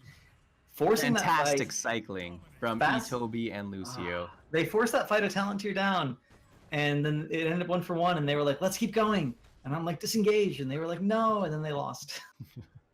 Yeah, and another Poison Spear. Droplets gets that takedown, and they split the focus, but with double support with a little extra movement speed from Oleg, Sonya gets out alive, even with that risky play, and then they turn around, take down Ariel as well, and of course, Cho'Gall, caught in no man's land, goes down. Level 15, now to level 13. Animals with quite a healthy lead. Take a brief moment to appreciate how ridiculous Malfurion is now on Shrines with Moonburn, Full Moonfire, and Lunar Shower. His W is cutting these minions' health by 3/4, so 2 Ws, and they're just dead. And the cooldown is not like 2 or 3 seconds. It's not some ridiculous number. His cooldown is like 1.5 seconds with his talent stacked up. Oh, Pupwolf again. Aegis maybe for the save, but the silence. Brightwing ends up going down. That's going to be a 3 for none. Yeah, Talontier down, 3 levels down. That's 4 takedowns. Evandrinde, though, might get taken down. Gronman looking for at least 1 here. Kevin was going for the peels. Gronman not going to be able to get that takedown. Another throw over the head here, and he is going to go down. Full team wipe. Animals. Vicious. Into the fray, Lucio over the wall. Not only get the body block on the Greymane so he can't get to the Gul'dan, but the Lucio actually giving movement speed allowed Gul'dan to get away from any potential gap closers that Greymane had remaining. That was a heads-up play by Kevin, and even trying to trust the team, he just kept juking until his team could come save him. I thought this was the end of double support meta, but here we are with a Malfurion and a Lucio. But maybe this is really just the rise of the Sonya meta. No, I think it's funny. Healing is so powerful in Heroes of the Storm that you can nerf supports, and it just means like, oh, well, we just need 2 then because you nerfed them, right? If you want to nerf supports, you have to buff damage dealers, and no one liked the blow up meta. So I think we're gonna have double support for a long time to come. All right, first keep down in the game as the double supports rotate around and try to get as many camps as they can. Really, Toby could almost do this on his own, but he gets a little bit of support from his team here. They get double Khazra in the middle, and they're able to rotate to the top for Fallen Shamans. Fun fact, full Malfurion at 16, when he had this full Moonfire build, was one of the fastest heroes at doing bruiser camps. And now he can do it at 7, as long as that quest is finished. not like fastest heroes for support, but one of the fastest heroes in the entire game at doing merc camps. Which is really amazing. And now it looks like they're going to make that rotation up. French Toast Mafia here, trying to stake out their territory, but animals are encroaching on their territory, and still with the level 16 advantage, they're still pushing in. They are, and they have the double camp pressure top. They already have mid keep down, but they could rotate bottom if they wanted to grab that. We're going to see Sonya start to apply that pressure. They're looking for 20, while also looking to see if anyone can be caught out of position by the Garrosh. Nice knockback with Attainment Strike by Akuma there to deny the Q from Kevin. But no, they're just going to push in. They're going to wait for the camp. They have a big minion wave, and who's going to come in cocktail value right there starting to happen. This is all smoke and mirrors up in the top, because really there's only 4 of them here. Sonya's down the bottom lane. If they wanted to, I think they could go ahead and make a team fight out of this. I mean, they could. They have the Brightwing, and they should, but Animals doesn't give them opportunity. They start to back up as soon as they start to poke out past where the gate was. And that's going to be the next shrine coming up. Can they get 16? Only half a level to go, 23 seconds. I think they can get 16. This is going to be their last opportunity to force an even fight. They get 16. They force an even fight, win or lose. Like, this is going to be probably the last chance they have of winning the game. Yeah, French Toast Mafia, maybe with a potential last stand here. They're going to start making that rotation to the middle. Brightwing going to soak up the last bits of experience to get them to that 16. They know it's coming, though. Kevin already holding down the front line. Such good positioning. They do check the bush with a Dread Orb, making sure that it's not going to be that big an issue. And at this point, we just got to coordinate. I think Cho'Gall diving in with Brightwing coming up and just hitting R. They need to split this fight as aggressively as they can, because that was the one time where they managed to definitively win a fight, was when they managed to split the enemy team in half. But it's so hard to do, and Pupwolf is taking so much damage. The Horrified, the CC chain is a real thing, and Cho'Gall gets deleted. Crystal Aegis not landing on Cho'Gall. Cho'Gall going down. Akuma being chased out. Now another Ancient Spear, Poison Spear. Akuma goes down. That's going to be 4 takedowns. Greymane the only one alive. Punisher taken. This one's an Arcane marching down the bottom lane. Most likely GG. I don't think there's any possibility that French Toast Mafia wins this game at this point. And, we said it. They needed to ban Sonya. Sonya is just... Droplets is just too good at Sonya. Unless there's a button you can click that forbids Poison Spear from being picked, too, I just don't see how you live through Droplets getting on top of you. I think he just hoped for a misclick, and he picked something else at 7. Poison Spear just gets neglected. That was into the fray. Droplets jumping over the core here.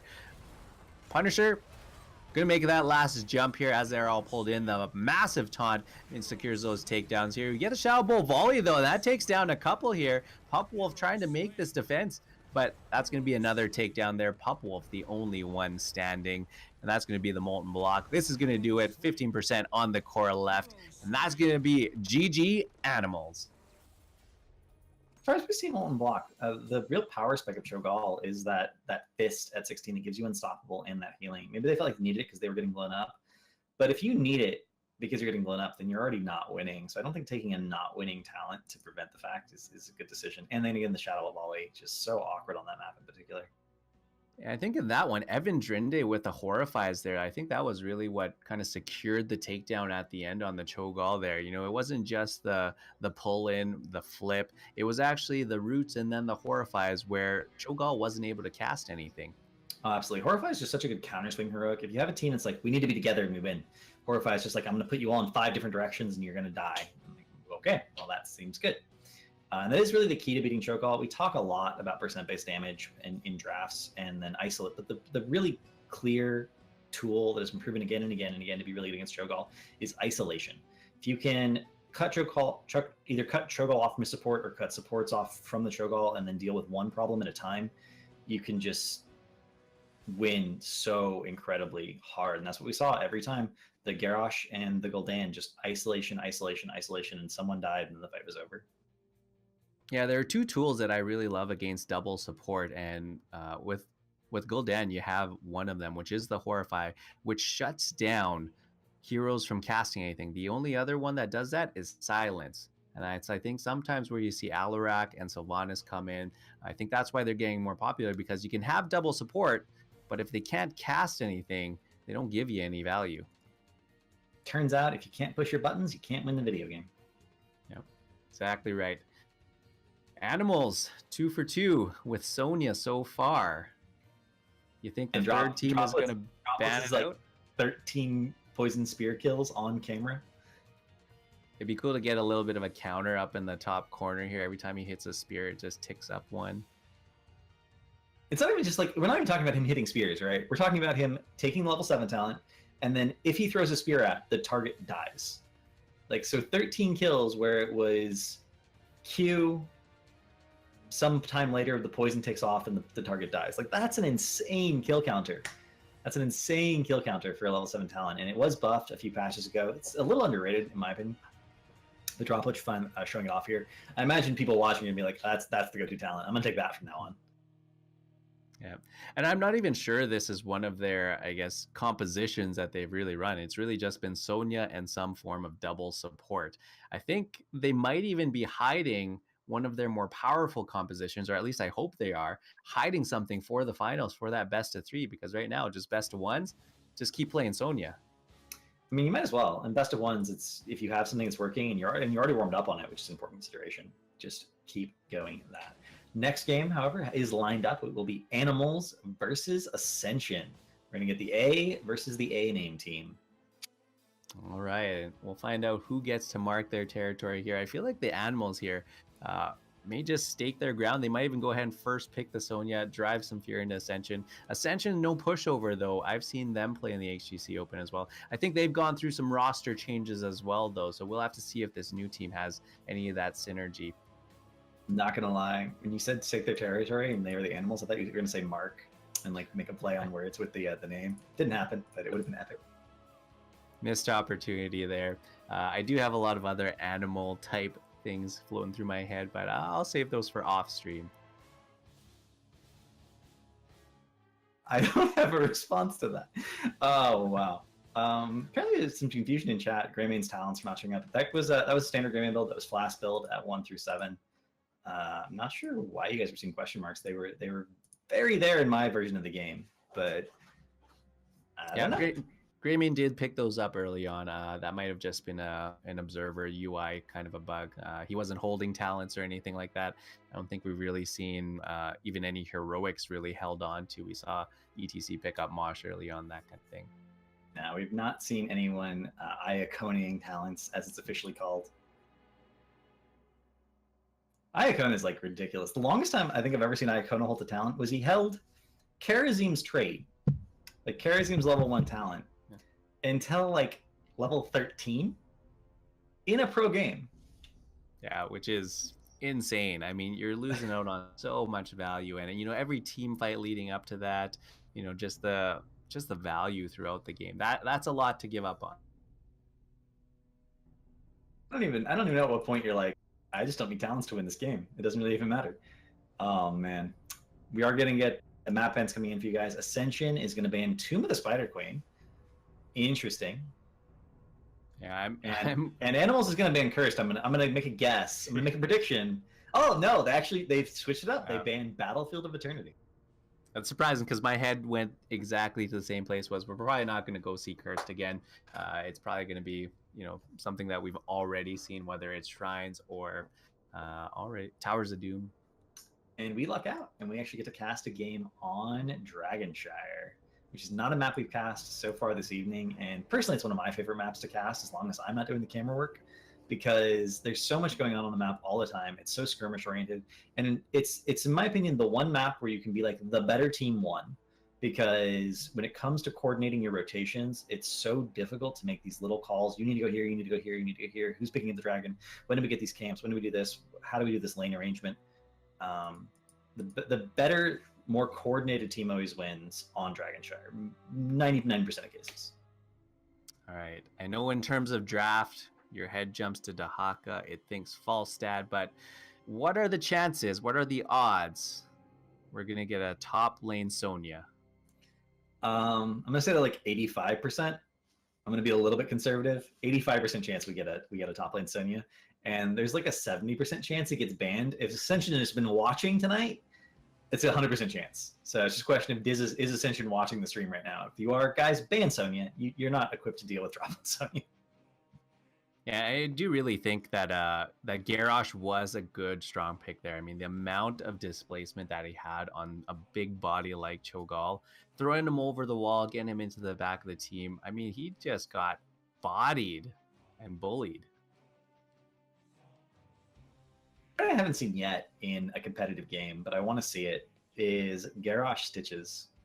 And Garrosh is the follow-up to Hook. As long as Stitches is like a little bit behind the mid lane or the middle of the map on most maps, Garrosh can throw people into your base off the Hook and the key combo. I think that got buffed too, didn't it? It was 20% up to 30%. I think technically it did get buffed this patch as well, so it's even easier, and it wasn't that hard, to be honest. Yeah, assuming your Stitches can hit over your shoulder. Yeah, give him the old heave ho. I think I have seen it in, it must have been something clipped on Reddit or somewhere, but it was basically that combo where they just kept pulling them and throwing them and pushing them even further. I think there was even a Murd and a Haymaker in there somewhere. They just pushed them all the like halfway across the map.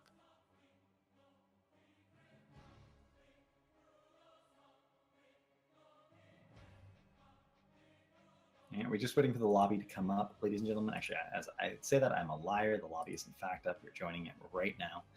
And just wait for the teams to get in here, and then we'll be good to go. Excited to get into this one. This is going to be Animals again, and I saw them in the HCC Open. I think they actually had a rougher bracket.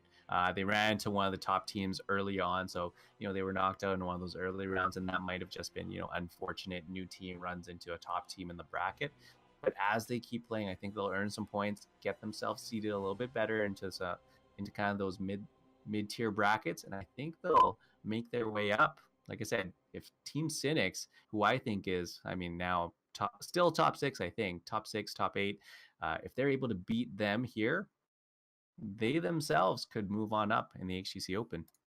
That's one of those things. You're like, yeah, we lost in the first round, but we lost the team that won the entire thing. You buff your nails, blow on them. A lot of StarCraft people back in the day. Even Day 9. Day 9, he went to the World Cyber Games. He got knocked out by a Korean, like in round of 8 or something. But the Korean won the whole tournament. So he's like, yeah, I went up against the Korean, and if I hadn't had them in my bracket, I would have gotten the finals. Easy. That's probably what everyone's thinking right now. If they hadn't run into Animals at HeroesHype, they probably would have won the whole thing. That darn droplets and his poison spears.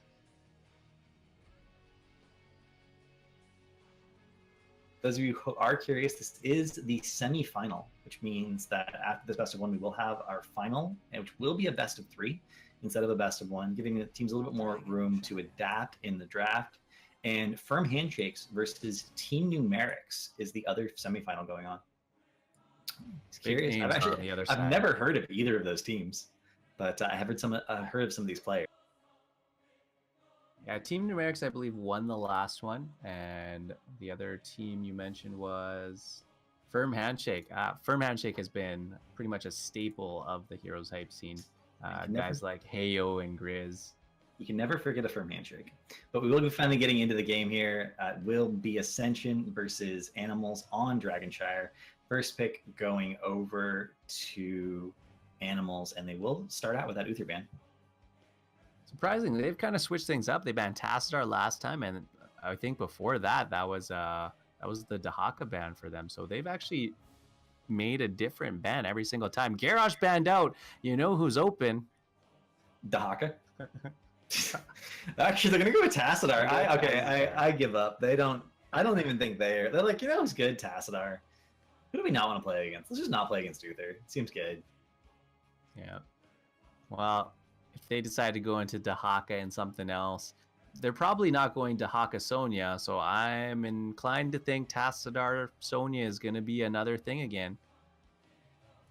I would tend to agree with you. You know, we don't see enough of, and I realize they're not the easiest here to play, but we don't see enough of Lost Vikings cheese on Dragonshire.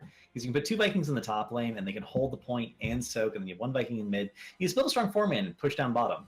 Like, it's so incredibly effective, as demonstrated by Team Liquid in the previous clash, and we just don't see enough of it. There just aren't enough Vikings players in NA. That's true. I don't mind casting a good Vikings game, and I remember a time where it used to be if you picked up Tassadar, we picked up Zarya. And we haven't seen a lot of Zarya, but if you want a good, strong 4-man that'll push, Zarya will help you out. So that's a really good start to a 4-man that can push really well. You have the insane sustain healing from Stukov, and you have the Greymane. Malfurion and Illidan picked up. So I would assume we're going to see a mage, some sort of burst damage for their backline, since the Tassadar is going to be wanting to shield the Illidan in team fights. You don't have too many shield targets for the Tassadar that can benefit from that life leech, because it can be a little bit confusing about which one you're supposed to prioritize. But neither team's picked up a tank so far. What do you ban at this point? Because you're probably not going to see Illidan and Sonya on the same team. That's only ever happened twice, I think, in professional play, and it has a 50% win rate, so it's not super reliable. I'm thinking something like the Nubarak, potentially the Stitches here. They do still have that option for a Stitch Malfurion, and then a last pick, possibly something like a Leeming Mage. So if you don't want to deal with that, Stitches will help out with that wave clear on those rotations too.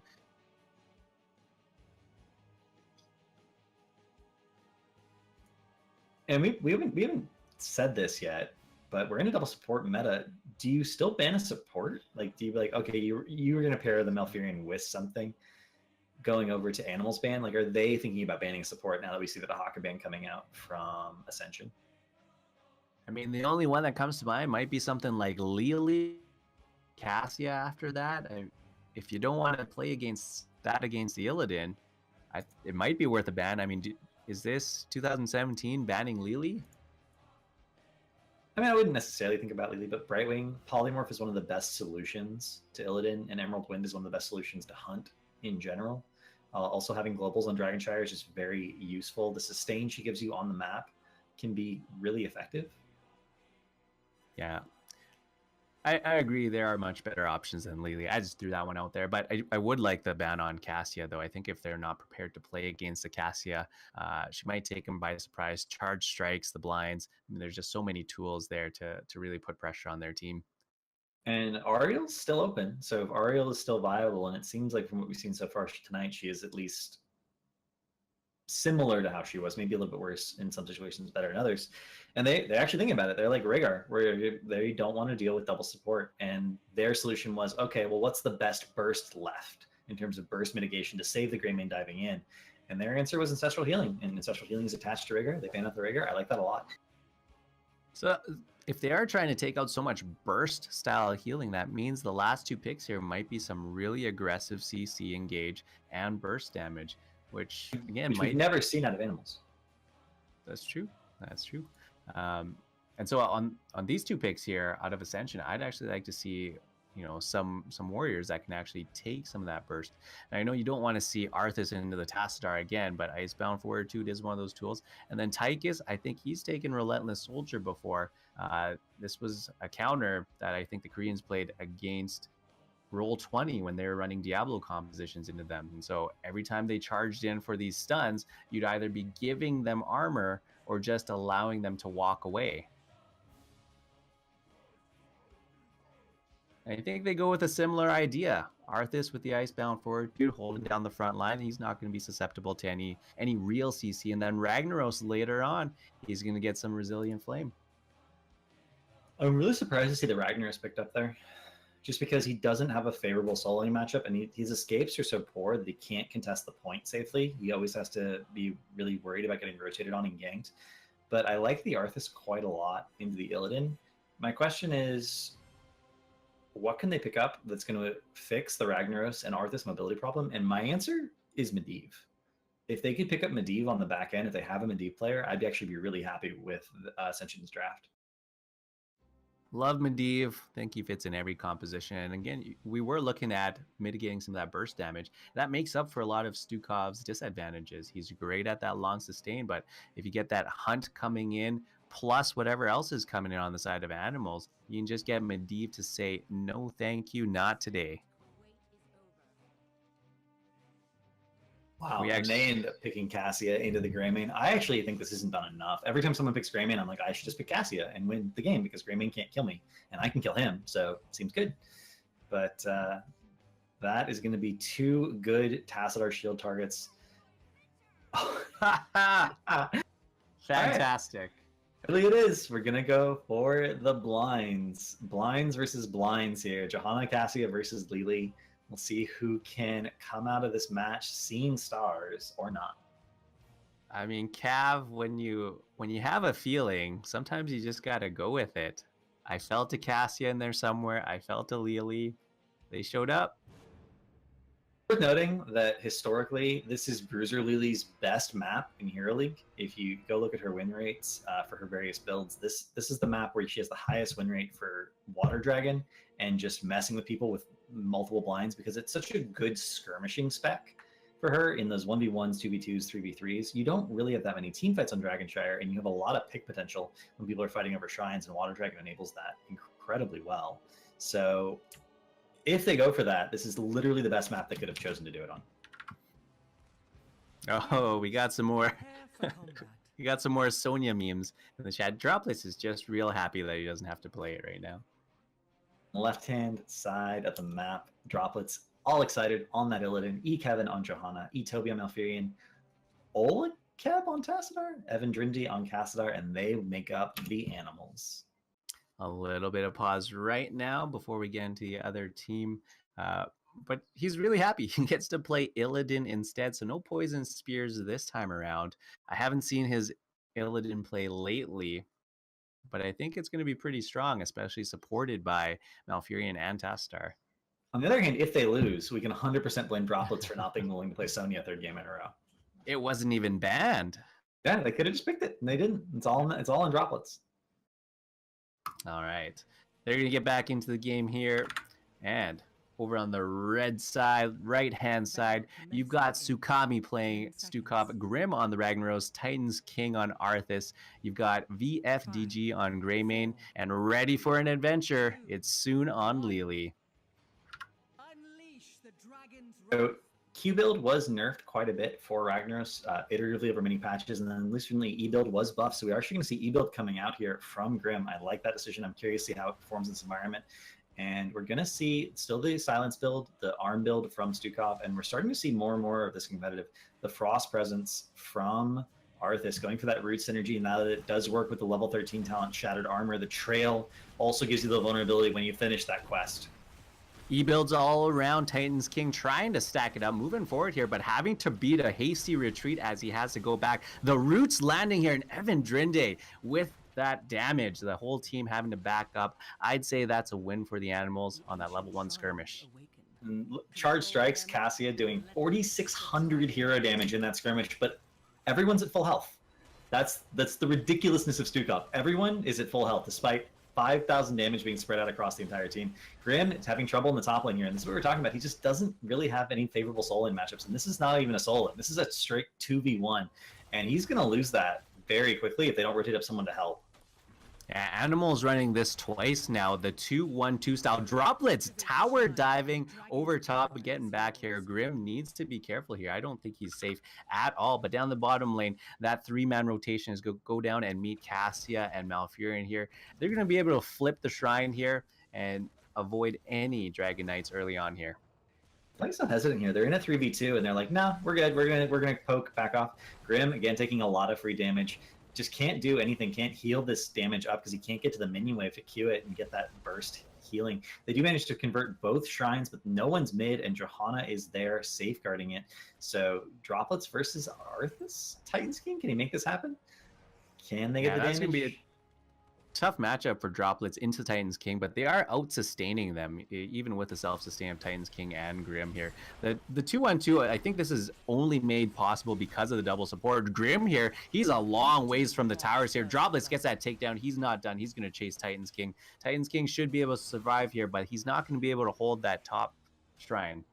So here's a funny dynamic.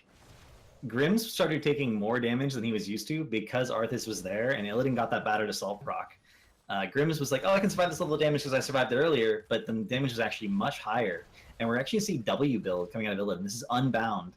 Sweeping Strikes can now go over walls and terrain, and after hitting 30 heroes, you gain a second charge. So you actually have a near 100% uptime on W once you finish this quest, which obviously with something like Battered Assault and then Nimble Defender at 13 makes Illidan much higher damage and much harder to kill. It's going to make them pretty scary into the double support here, especially when they're all grouped up. But I really like the rotations here and the priority on the mercenary camps. RA taking Siege Camp down to the bottom. Illidan starting Bruisers up in the top here. They're not really making a move for the Dragon Knights, and really it's only 3 minutes into the game. They're getting value just by mercenary camps. I like this decision. They just need to maintain one and then win the macro game everywhere else. We're going to see Illidan get blinded as the Battered Assault procs. He's not getting any healing. He might actually end up going down if they can get on top of him. Tassler Shield is there in time. They don't have another blind. The full rotation here, this is now a 4v3, and unfortunately it's not going to be enough, but Illidan does go down to the Arthas, so they're going to get the camp. E-Kevin's going to sit on the point. Titans King doesn't have a self-heal, and it's not going to be enough. The cap does go over, but it's a 1-for-1 trade, but they were behind an experience. Technically, that was worth it for them, especially since Greyman did get that bot soak, rotated mid, grabbed that, and is now rotating bot again. That was a really nice invasion. Lily and Arthas nearly took down Illidan. I don't think he was expecting it. He thought he was going to survive, but he got blinded, and he has that constant damage. He got really low there. He did end up going down, but Arthas traded out, and everybody showed up and joined the party. Eventually, just a 1-for-1. Slight advantage here, level 7 for animals, but really close behind. Ascension is right up there. Grim again struggling in that top lane versus Illidan Tassadar. It's just not a favorable matchup. They are getting a lot of value in that top lane, but they've managed to hold mid and bottom to a reasonable level. We are going to see a huge collapse on the Itobi here. Johanna with the condemn for the pull actually turns around, and they get the kill onto Greyman instead. And now Titans King is in a lot of trouble. He will get away, but he gets significantly chunked, and that's going to force him to use his tap here. And now in the top lane, Illidan just still doing an enormous amount of work, gets the entire wall, starting to work on that fountain, and then he'll start to work on that fort. But did they get the takeover? Can he get the kill? Off the takeover. He's going to be able to stall out this top lane for now, but Johanna down the bottom lane, able to save his team and able to get both shrines now. They can make this rotation to the middle. Lily's already there, but they're already getting massive value up in the top lane and in the bottom. Almost a level advantage here. I can't overstate how important that fountain was. Now they have the fountain on top, Ragnaros has to back every time he needs to heal up, and which is every like 30 seconds. So that top fort is going to slowly go down just because Ragnaros cannot defend it without dying. Top fort or top towers out of ammo. Top fort is working its way down very, very quickly here. They're a level behind at this point just because of that macro pressure in the top lane and the 2 additional kills that they've managed to secure. And I don't see how they win at this point in the game. That Ragnaros is doing nothing for them. Yeah, Droplet's just hammering away on this top fort. And usually when you're focusing up in the top lane, you're losing something in the middle and the bottom, but that's just not the case this time around. They haven't lost anything in the other lanes, and they're just getting that fort for free up in the top. So level 10's achieved here, and that means animals can go ahead and take a Dragon Knight and take a little bit more. Because of the wave clear, Malfurion has incredible wave clear with this build. Cassie has reasonable wave clear, and then Johanna has amazing wave clear. So they have all this wave clear. They can actually afford to have 2 people top, still have enough wave clear to hold mid and bottom very, very securely. And the Dragon Knight finally picked up. 10 is picked up. They have the Siege Giants pushing bottom as well. Stukov ends up going down behind the wall. Droplet's can apparently play Sonya, or play Illidan, excuse me, almost as well as he can play Sonya. Yeah, great hunt coming in before the level 10s are achieved. No way to disengage, no way to CC Illidan, really. And so Illidan's going to have free reign of that back line. And Dragon Knight's getting bottom while the rest of the team is getting mid. Are they going to get 2 forwards off of this split? That would be 3 forwards down before the 7-minute mark if they manage to pull it off. I don't think they're quite going to get it, but I like the ambition. And they are doing just so much damage to the structures here at this point in the game. And they've gotten every outer fountain now, which again is such a big deal for sustaining in these long skirmishes that continually happen around the objective on Dragonshire. You know, every time Force Wall is picked up, you always look at who gets Force Walled out of fights. And looking over at Team Ascension, every single hero, maybe except Greymane, is going to get stuck behind that Force Wall. Yeah, they really don't have any mobility. Wow, nice massive shove on E-Kevin, but unfortunately there's no follow-up, and he can literally just walk away. Johanna doesn't have any mobility, but she literally managed to walk back into this fight after getting shoved into a tower. She's going to be totally fine. We are going to see the Cassie ult come down doing a significant amount of damage. Blessed Shield comes out as well. They try to get the counter initiate with Sulphurous Smash, but it's not enough. That is going to be a kill, and then massive shove again for the disengage, but they end up giving up 2 kills before they can make that happen. Yeah, massive hunt coming in there. I think they stayed a little bit too long. After that massive shove to Johanna, I thought they were all going to back up and go for that takedown, but they stuck around. Johanna walked her way back in, and then they were able to counter engage. Sulphurous Smash nearly securing takedowns, but nearly just isn't good enough. No, unfortunately not. And again, down a talent tier at this point, down 2 full levels. They will be able to have a brief window of opportunity to force a fight. 15 to 13, they should be able to make that happen. But they have to soak carefully from this point onwards, means they can't take any risks on the map. And Animals should be able to abuse that and make something happen. So, like, they're in a really rough spot. Yeah, looking really good for Animals here. They've already taken a couple here in the semifinals. They've got their eyes on the prize, but they got to get through this one first. Let's make sure that they get through this. Who will control the Dragon Knight's power? They're doing everything they can to increase the map pressure here. They're picking up bruisers. They are pushing in every lane as aggressively as they can. Johanna's waiting for that mid lane to come a little bit further in so she can clear that. Illidan's going to clear out top. And they're, at this point, Ascension is literally losing every single lane, even though they're spread out and soaking. 14 to 11. Force Wall, they might be able to get the pick on it soon here. No, Fast Feet comes into play. Lily's straight, saving her for the moment. But E-Kevin going again for a big condemn on the Titans King. And they're just winning the poke war so incredibly hard right now with a relatively short range hero like Cassia. That's not always the easiest thing to do. Yeah, Howling Blast coming out, holding Evan Drinde in position, but no real damage to follow up. Tsukami was holding the Lurking Arm down to the team, but, you know, not enough damage coming out. They did have the sustain after the fight ended here, but not able to get any value off of that. Not able to chase forward. No level 13s yet. Ended up taking Siege Camp. And they're going to hang out in the bottom while Illidan goes back up to the top lane. Titan King's going in very aggressive here. Does get the root onto Tastar, but Dimensional Shift, and then the Force Wall. And Titan King just can't live through this kind of scenario. We're actually going to see Cups popped here, and he actually will live with the 2 healing heroics, essentially his own and Lily's, saving him. Not Water Dragon, though, which I'm, again, very surprised by. This is the map for that style of build. Greymane drives the backline, ends up going down. The hunt in and the chase is going to be real. They cannot get away from Illidan. They don't have the tools to get away from Illidan plus Force Wall. And I would be very surprised if Titans King lived here. They may even be able to get Soon. Now, Soon's going to get away, but... Great team fight for Animals there. They forced out Army of the Dead. They forced out Jugs.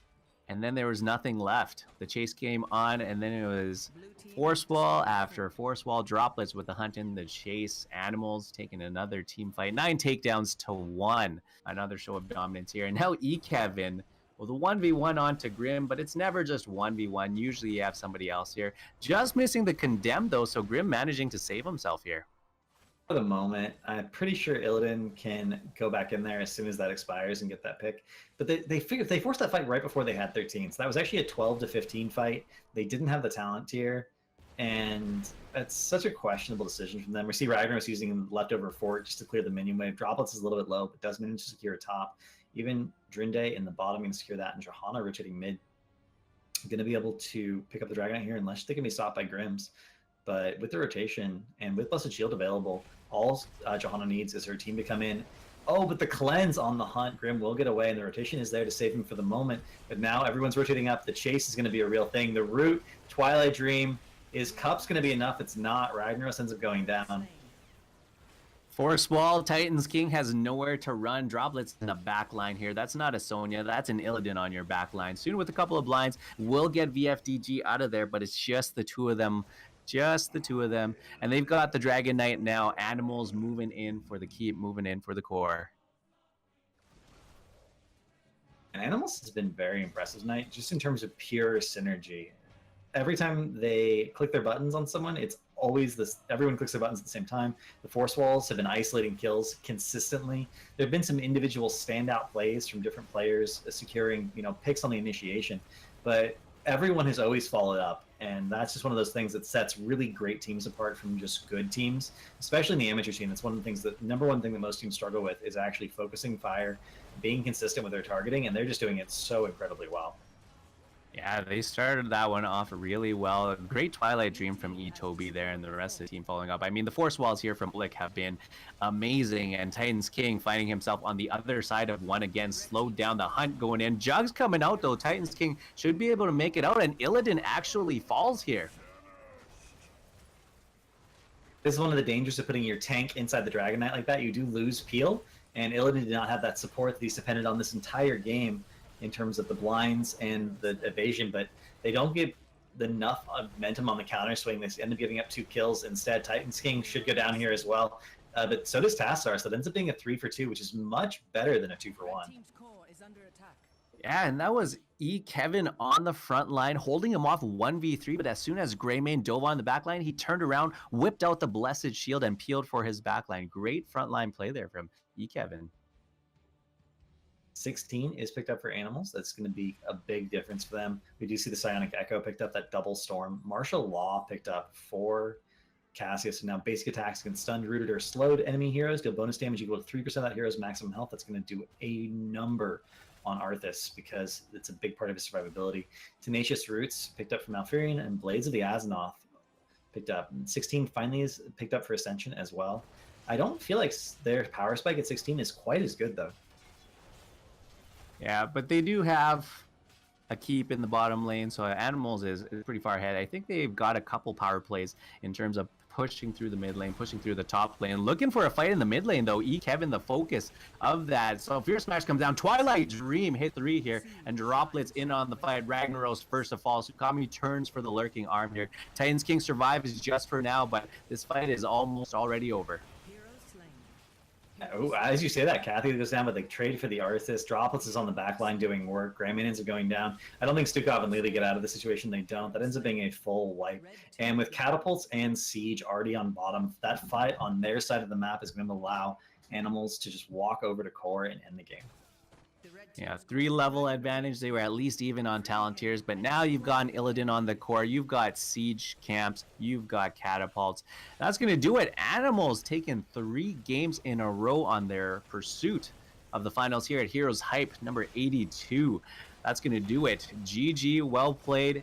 Animals going to the finals. Is like doing this study to the end, trying to make this happen, but it's just not going to be enough. Worth noting, Stukov did take Vigorous Reuptake at 4 and never finished it. He was at 40 out of 50 for the quest stacks. That's one of those talents you take it, you're running a big risk, because if you don't finish it, it's like you didn't pick a level 4 talent, and they did not have good early game. So picking a talent that you was going to be no good in the late game is going to make you struggle the entire early game even more so. Bit of a risk.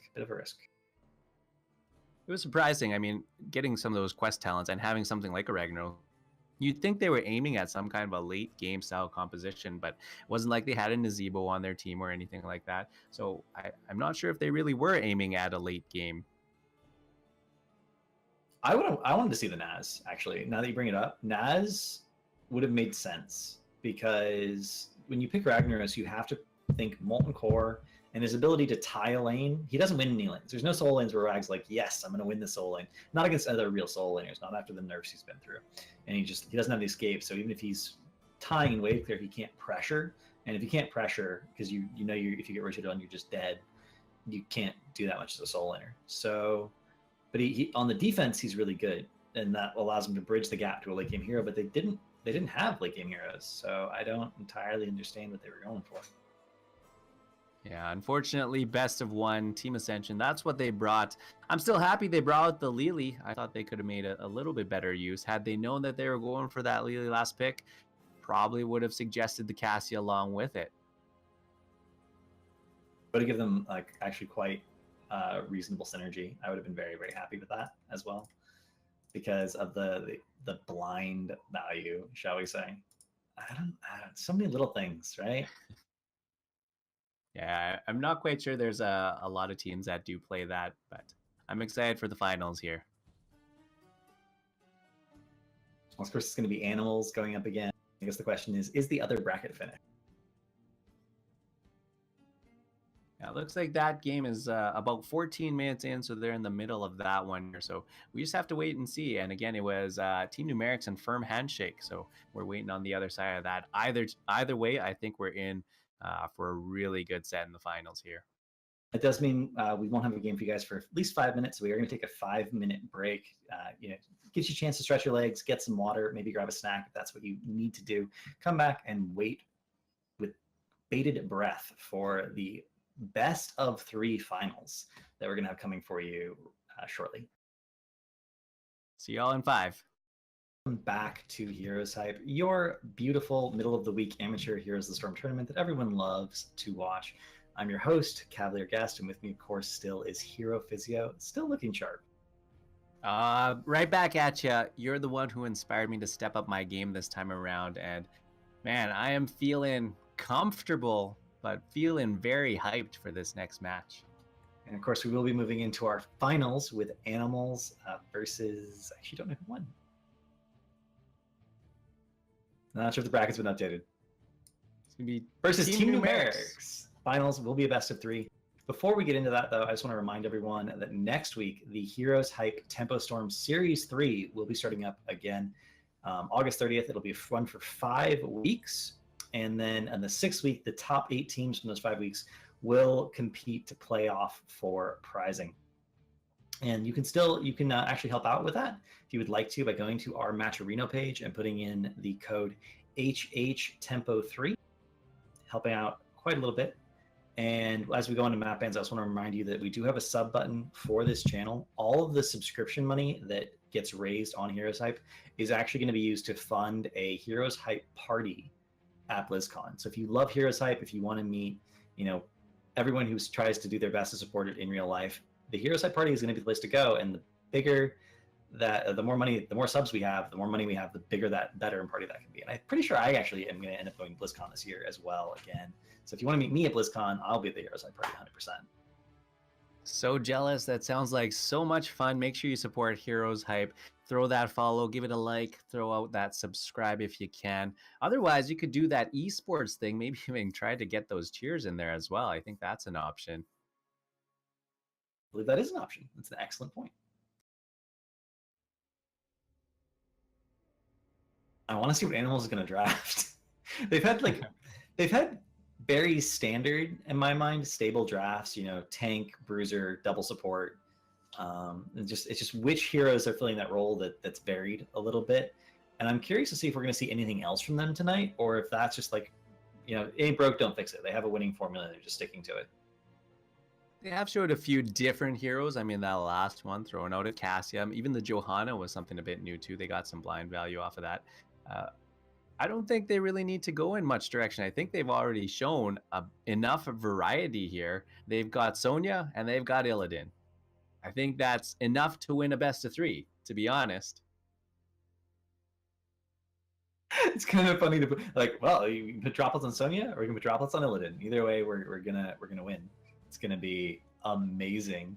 But we should probably note, though, Team Numerics, I believe they're the ones that won last HeroesHype Amateur Series. That was just last week. And Team Numerics, I think a fairly new lineup here, but I recognize a couple of names here. I know guys like Flyest Raven, they're top grandmasters almost every season, and so they play a lot of Hero League. Even though everybody talks about Hero League, they're still playing a lot. I think now they're actually playing more and more in a team-based setting, so more scrims, more team league. and trying to find HGC Open games and HGC caliber teams to scrim against. So take that mechanical skill, put them on a team, start practicing in some sort of an organized structure. Team Numerics has gotten really good, really fast. And that's the sort of, we were talking about it earlier. Sometimes you have rosters that get thrown together because people are just looking to find someone that they click with, and sometimes those rosters do click, and teams just like blow up. Sometimes it's meta dependent. Sometimes they just happen to have really complementary hero pools that are really good in the current meta, and it makes drafting really easy for them. They don't have to make any hard choices about what to go for. But sometimes it's just like people like each other and it works. Really, the best example that I can think of in a pro scene is Roll20. Everyone on Roll20 just actually liked each other, and they'd all been on teams where they didn't necessarily get along with everyone. And they were all in Roll20, and everyone liked each other. They were like broing out. They hung out together outside of scrims, and they like their first season. They were so crisp and clean because there was no animosity. There was never any hard feelings. They just really liked each other, and sometimes that's enough. You know what I usually judge teams by now is whenever I'm invited into a new Discord channel, I check how many memes are posted. If they're posting memes at each other, it usually they're having a good time, they get along. If the chat is always business, and there's nothing else and it goes dead for a time, then you know that there might not be getting along as much as you'd hope for. On top of that, I am going to mention here, Team Numerics, taking a look at the HCC Open standings, they're actually ranked number 7. Firm handshake that they just beat was team number 5. So Team Numerics, very strong. Animals, a new roster. They just played their first HCC Open last time. Really strong teams going up against each other here. Top 10 NA, top 10. This is going to be a very exciting match. I mean, with stats like that, you can't help but be a little bit hyped about the potential for what we're going to be seeing. And I'm really hoping that we see some different drafts from Animals, that Team Handshake can force them out of their comfort zone and make them do something different. Yeah, and I feel like you're the kind of guy that would have appreciated some of those stats. So that's why I throw those out there. I think there's a couple other people out there too that appreciate some of those good old stats. I think we're all fans of the game, but when you can throw some numbers behind it and, get really, really deep into something, I think that brings out, a little bit of joy deep down inside. Absolutely. I mean, anyone who really appreciates a game as complex as Heroes of the Storm has got to acknowledge that you're only going to get a really good picture if you look at the numbers. And sometimes the sample size isn't big enough. It's not what you want, but it makes a big difference in understanding the game. That you can look and be like, this does this much, this does much, this has a certain win rate against this hero. This, how do you counterplay when you're stuck in a situation where you don't have an advantageous draft, which we've seen tonight actually a couple of times. We saw Animals they had one win condition in that first game on Towers of Doom, which was getting picks because there was no way they were going to match the macro. Even though they got 8 kills to 1, they were actually even in experience at one point, which is insane, but they just didn't have the macro potential. And you gotta have those numbers so you can have crystal clear what you need to do to win. Yeah, and for me too, watching a lot of teams start from the ground up and build as a team, grow as a team, gain points, gain experience. I think that's really exciting for me too, is just watching this kind of grassroots movement and for them all to build up, get their way into HGC Open. And if they make it into HGC, well, I can say that I cheered for them right from the start. So that's even cooler. Don't make it into HGC, you can be like, I never heard of them. Those guys. All right. And I think right before this final best of 3 goes on, one more time, thanks to HeroesHype for having me on here and bringing someone like Cavalier Guest on here as well. A lot of people doing good work behind the scenes. That's, of course, Argy, Mantis, the whole team behind the scenes. There's too many good people to name them all, but they know who they are. So thank you. Make sure you show some love in the chat for them as well. I know we still got 3 more games coming up potentially, so make sure you let it know now before the stream goes down.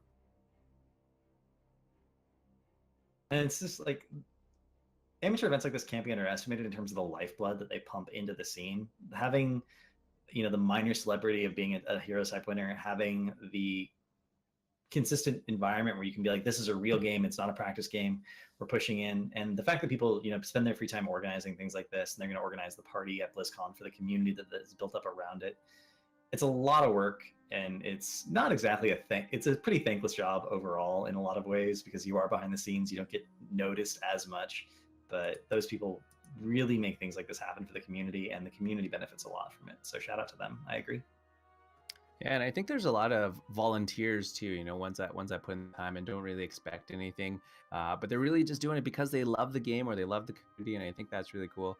Especially if you guys get to meet up at BlizzCon too and just have a good time, enjoy each other's company inside the Nexus and outside. That's I actually just had a meetup the other day. I live up in Canada, for those who don't know, Saskatoon, Saskatchewan.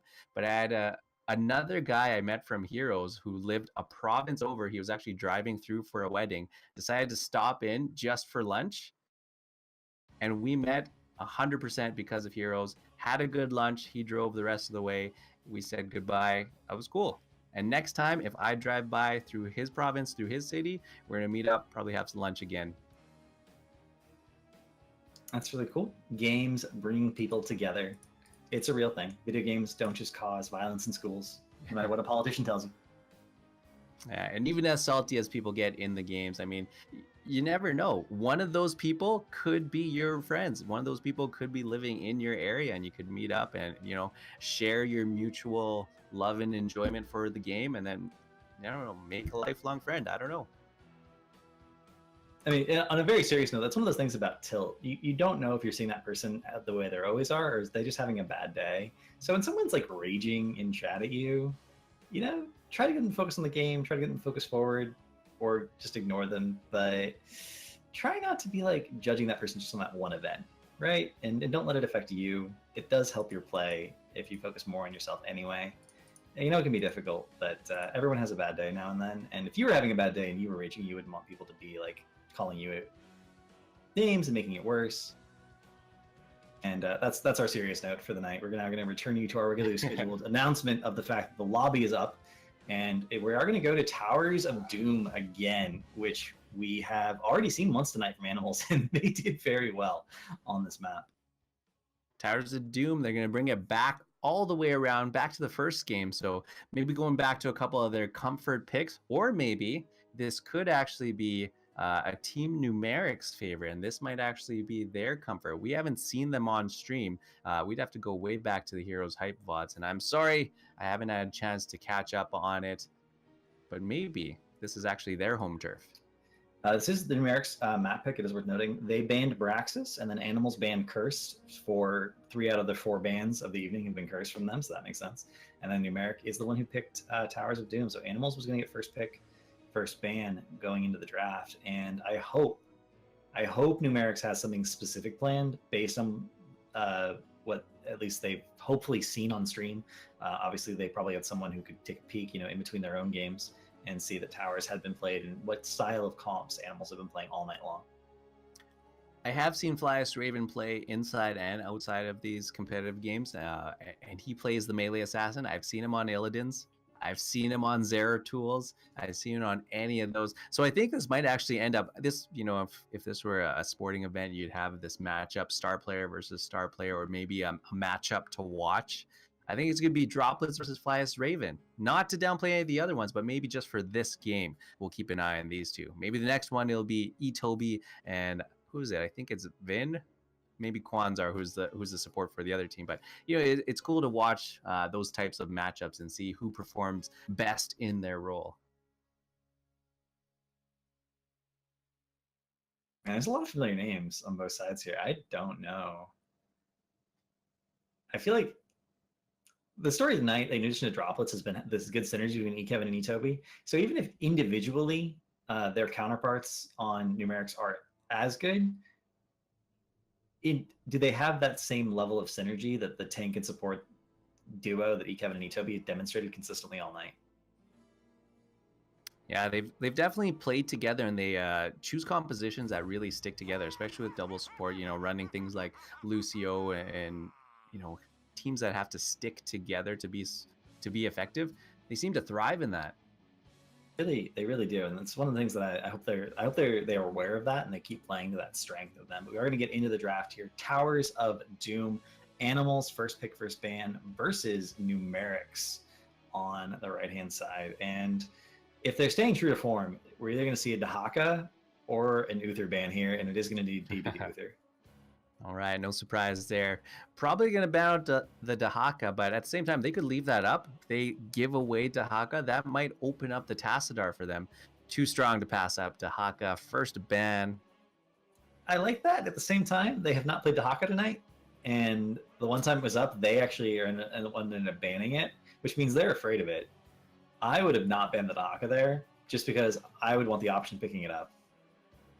Yeah, maybe that is Team Numerics not being as familiar with the animals. Animals, they're on stream, but at the same time, Numerics had their own bracket to fight through as well, so they were definitely focused on their games. So first pick Tassadar. Force Wall is going to make it really difficult. We've seen that all night long for any hero who doesn't have a significant amount of mobility. Yeah, and we haven't seen any... Well, there's a lot of things we haven't seen, apparently. I'll let you go first. I was going to say we haven't seen Genji at all, which when I think mobile heroes that don't need to worry about Force Wall, that's like Genji. That's my first thought. Yeah, and mine was going to go over to the very inside of things, but now Stitch's Abathur. What do you make of that?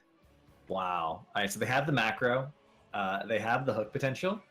And I was going to say I want to see Arthas Illidan come out because they've been so reliable with it, and Animals is doing exactly that. Also, picking up Illidan denies the possibility of Abathur Illidan, which is always something you have to be afraid of, especially on skirmish-oriented maps like Towers of Doom, where sometimes fights are split up or over a big distance or in multiple locations.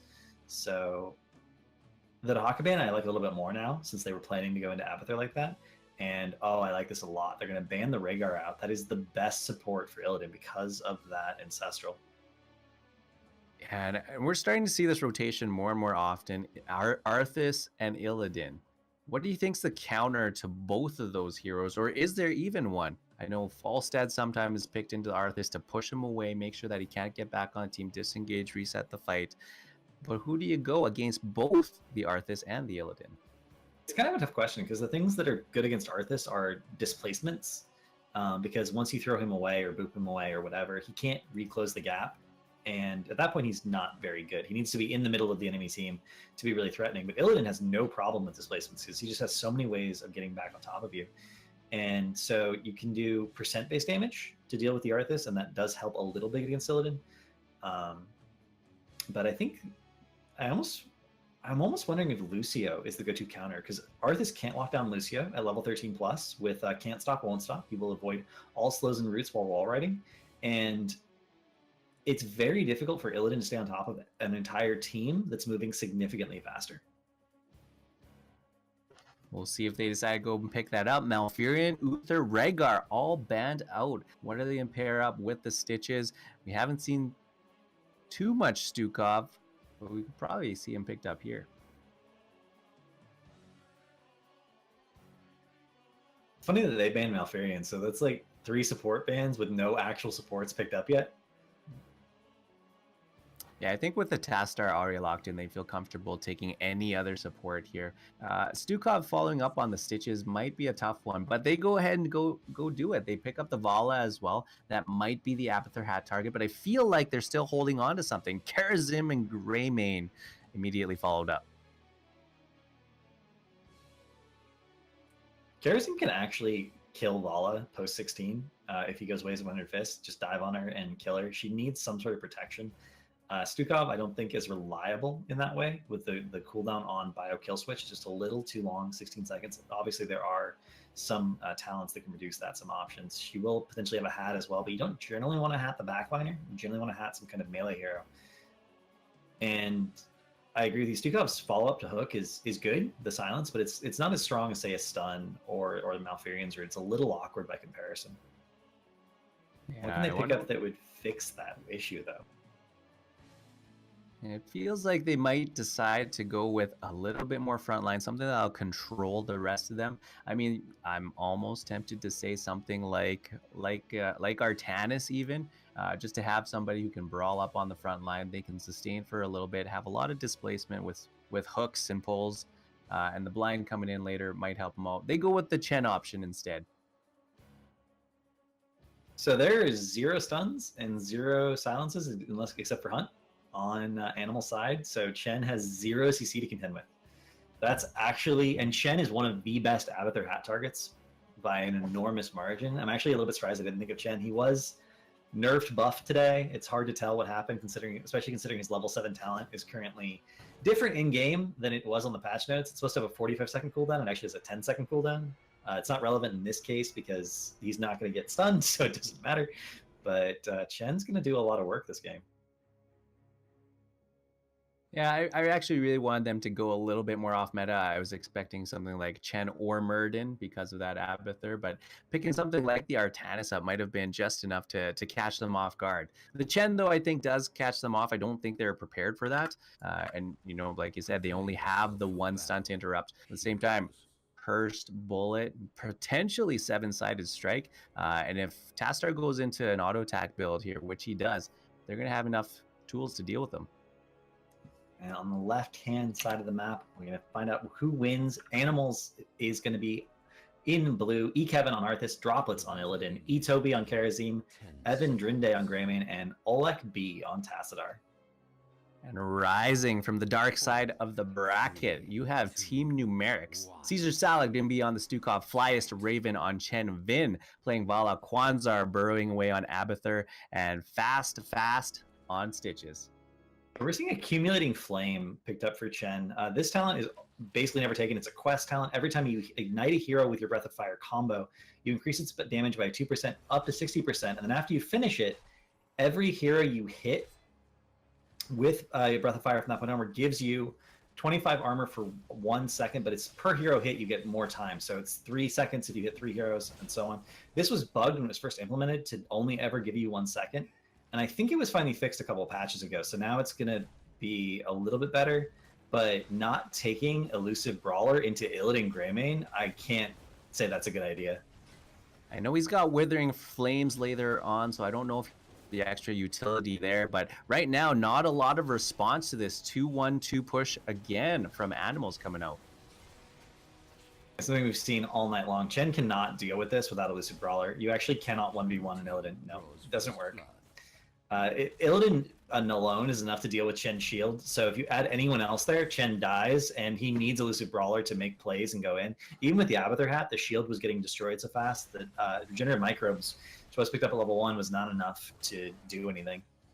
I feel like this has just accelerated Animals' gameplay. They put on a ton of pressure up in the top lane, and now with the Abathur pick on the other side, the towers are already down at 1.5 minutes, and that means the next sappers that they take are going to be directly onto the bell tower. So Arthas against Abathur is not a winning solo lane for Abathur either, and at this point Numerics just has really bad lanes. They're losing 2 out of 3 lanes, and generally speaking you want to like be winning 1 lane, losing 1 lane, and the other one be tying. Straight up losing 2 lanes this early in the game is really bad for them. Yeah, and Vin there taking the Gilnean cocktail, Evan Drinde serving up the drinks, nearly taking him down. That's going to be the tap for them already. So if this turns into a sustained fight, they're not going to have that tap available. I see a hybrid build from Vala here, not going for full Q build, going for Hot Pursuit at 1, but then picking up Puncturing Arrow at level 4. Even though she has a little bit of extra safety from the Abathur, feels like she needs to be more burst oriented and skirmishy as opposed to being able to go in. Does get the kill on the Greymane here, and Kevin should not be able to get out of here. They try to get the counter kill on Vala, but she manages to live just barely, and they're chasing Karazim, but he is going to get away, and they're going to get the channel here, but they may have to give up the channel top to make it happen. 2 takedowns in the bottom lane. Oleg already low though. Droplets sticking around, but if he gets hooked back in fast, might be able to do a little bit more damage there. They're going to walk away. 2 altars for the side of Team Numerics. So after that early game advantage from Animals, we actually see tower shots going over to Team Numerics. Funny, they were so far behind in experience that the kills and then the Abathur macro caught them up completely and actually put them ahead in experience. This is the power of Abathur on shrines or any map that has these objectives where people fight over them. You can be sitting in lane picking up that soak, and you will end up ahead if you play it right. Yeah, the mind spots Kevin during this rotation here, and they actually end up stealing the bottom sappers here, but Droplets against Flyest Raven. Oleg B shows up here, slows him down again. Droplets still chasing. They get through the shields here. Flyest Raven close enough to safety, though. Should be able to get out this one. He's doing his best. Notice the overlap there. Chen's shield on top of Abathur's shield mean that the regenerative microbes continued, but unfortunately Flyest Raven will have to let his tower eat the shots. But bottom is converted by the Vala, and that's just an incredible achievement for them considering how far behind they were in laning that they actually managed to convert the first bell tower of the game. That is really surprising. And so Flyest Raven with the Abathur hat is doing, I think, a decent enough job holding the top lane while the rest of the team pushes down the bottom. With more sappers taking the bottom lane, they may be threatening shots here at the 4-minute mark with the Abathur hat, trying to force out rotations, trying to get ahead further here. Droplets and Oleg B decide to ignore Flyest Raven and decide to go right onto the bell tower. And it's nice that he has the level 7 now, so he does have that bolter flavor, giving him the instant shields that allows him to put a little bit more pressure on. And with Ring of Fire at 4, he also has a significant amount of wave clear. Arthas is still pressuring mid. Abathur's forced to back up there.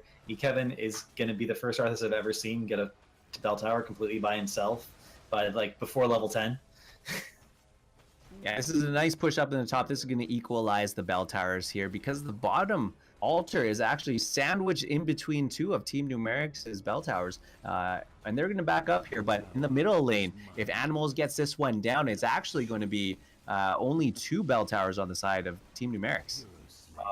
Flyest Raven ends up going down on Chen. He put himself in a 3v1, thinking his team was going to... I think he thought maybe his team was going to rotate because he kicked in when he could have kicked out.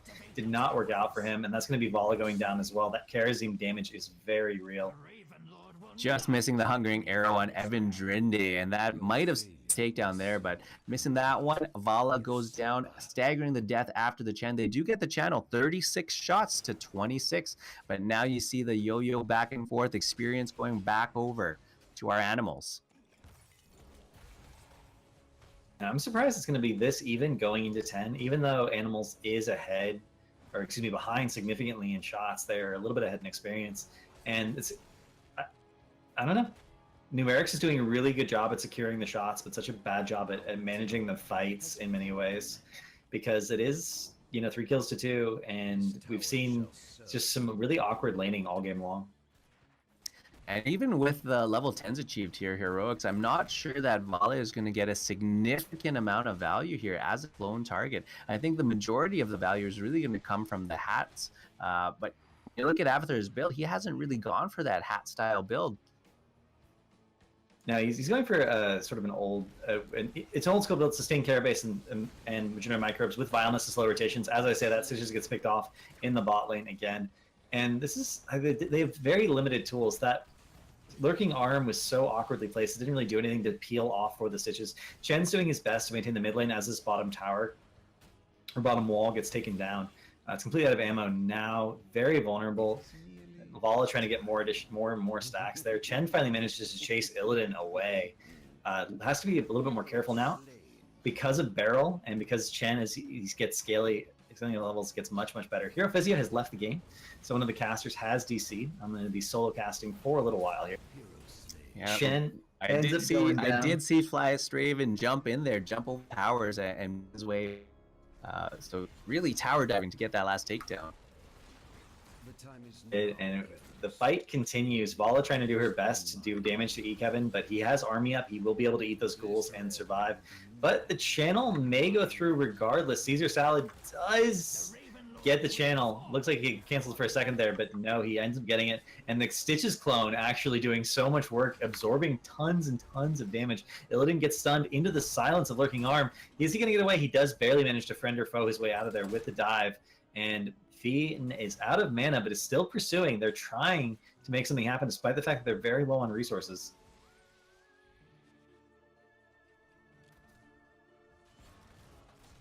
Man, I wish I could see what was going on right now. I expect this one to be fireworks. Avatar in the bot lane, trying to pick up a soak. Again, the pressure onto Kevin. They're doing so much fighting here, trying to maximize that soak from the Avatar. Raven comes in, barrels away for the peel, and Stitches tries to turn around and get the Devour so he can heal himself back up. It looks like it's not available, unfortunately.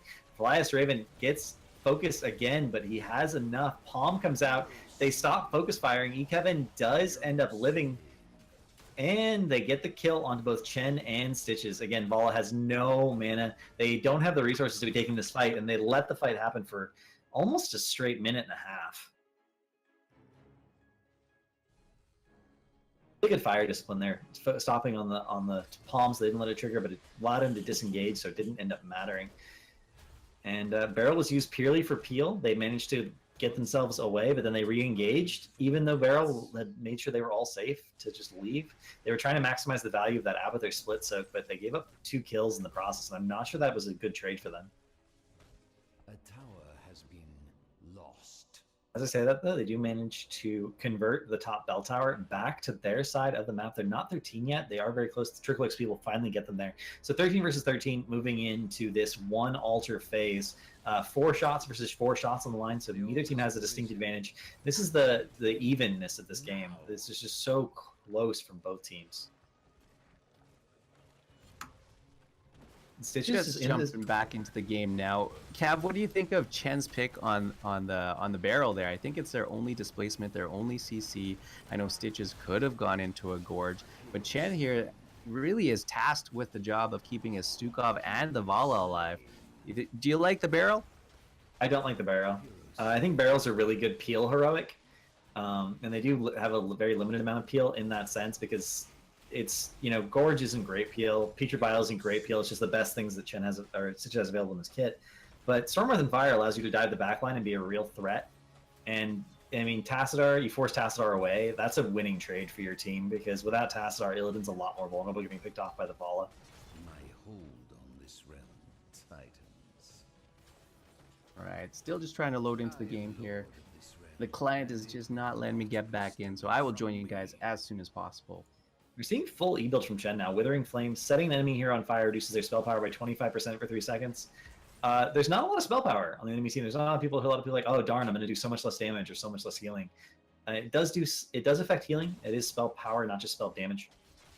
So that is going to reduce Kerazin's throughput a little bit. It's going to reduce the flash from Greyman if you can get on top of them, but they're almost entirely an auto attack comp. They're really not going to reduce the damage significantly with that talent. So I'm surprised to see it picked up. Full slam build for Stitches. Going to see the Mega Smash. Sappers are starting to be prioritized heavily by both teams. And again, the Bell Tower conversion is something people are going for aggressively. Flyest Raven with the chase here, with the hat, but Droplets is already too far out and isn't low this time, so he will be able to get out without too much more hassle. And can the teams get to 16 before the next altar phase? I know Animals will get there. I don't think that Numerics can actually get to 16 before the next altar phase, and that should be that triple altar. Unless they can convert another bell tower, which seems really risky since they are now 16 to 14 and can't really force anywhere on the map. They are doing their best to soak everywhere. Abathur hatting, moving around with that hat, making sure the soak happens in every single lane. Flyest Raven rotating back up to the top lane. We are going to have, nope. So they're a full level away from 16 as the altars start to spawn. They can be at 15 in the next 20 seconds. It's going to be really easy. They get it right now, but they just won't be able to get that 16. And Animal's taking advantage of this. They convert the bell tower right as this happens. It's going to be 40 seconds of that bell tower to spawn, which means it will be available. Oh, Oleg B almost gets hooked. If that pickoff had managed to happen, that would have been huge for Numerics, but the hook does miss, and there wasn't enough follow-up in range anyway. So they're going to have to give up at least 1, potentially 2 of these altars basically for free. Maybe they can get one themselves. They do see Stitches in the bot lane. They're going to give up just both top altars. They get bottom altar for free. It's 5 shots to 3, though, so that's 10 shots to 3. And with that, Animals takes the lead in experience, structures, and shots remaining. 20 to 16, not what you want to see.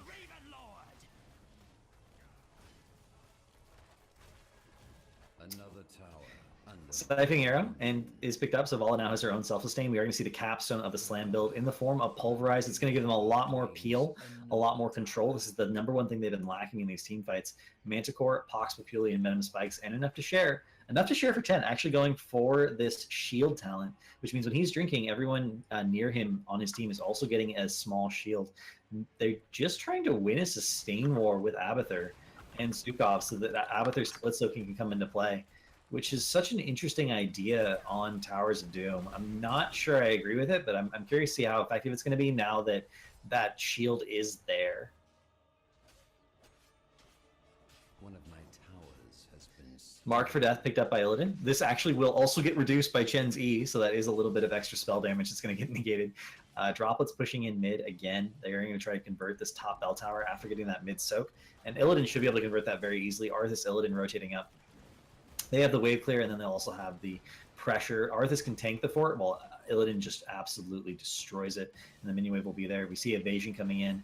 Perfectly timed there, actually. Evasion wears off just as the minion wave gets there, and they should be able to convert that, but Abathur's making it a little bit more difficult, knocking people away with his hat, and a full rotation actually coming up the top lane, looking for a gank, hoping they can make something happen.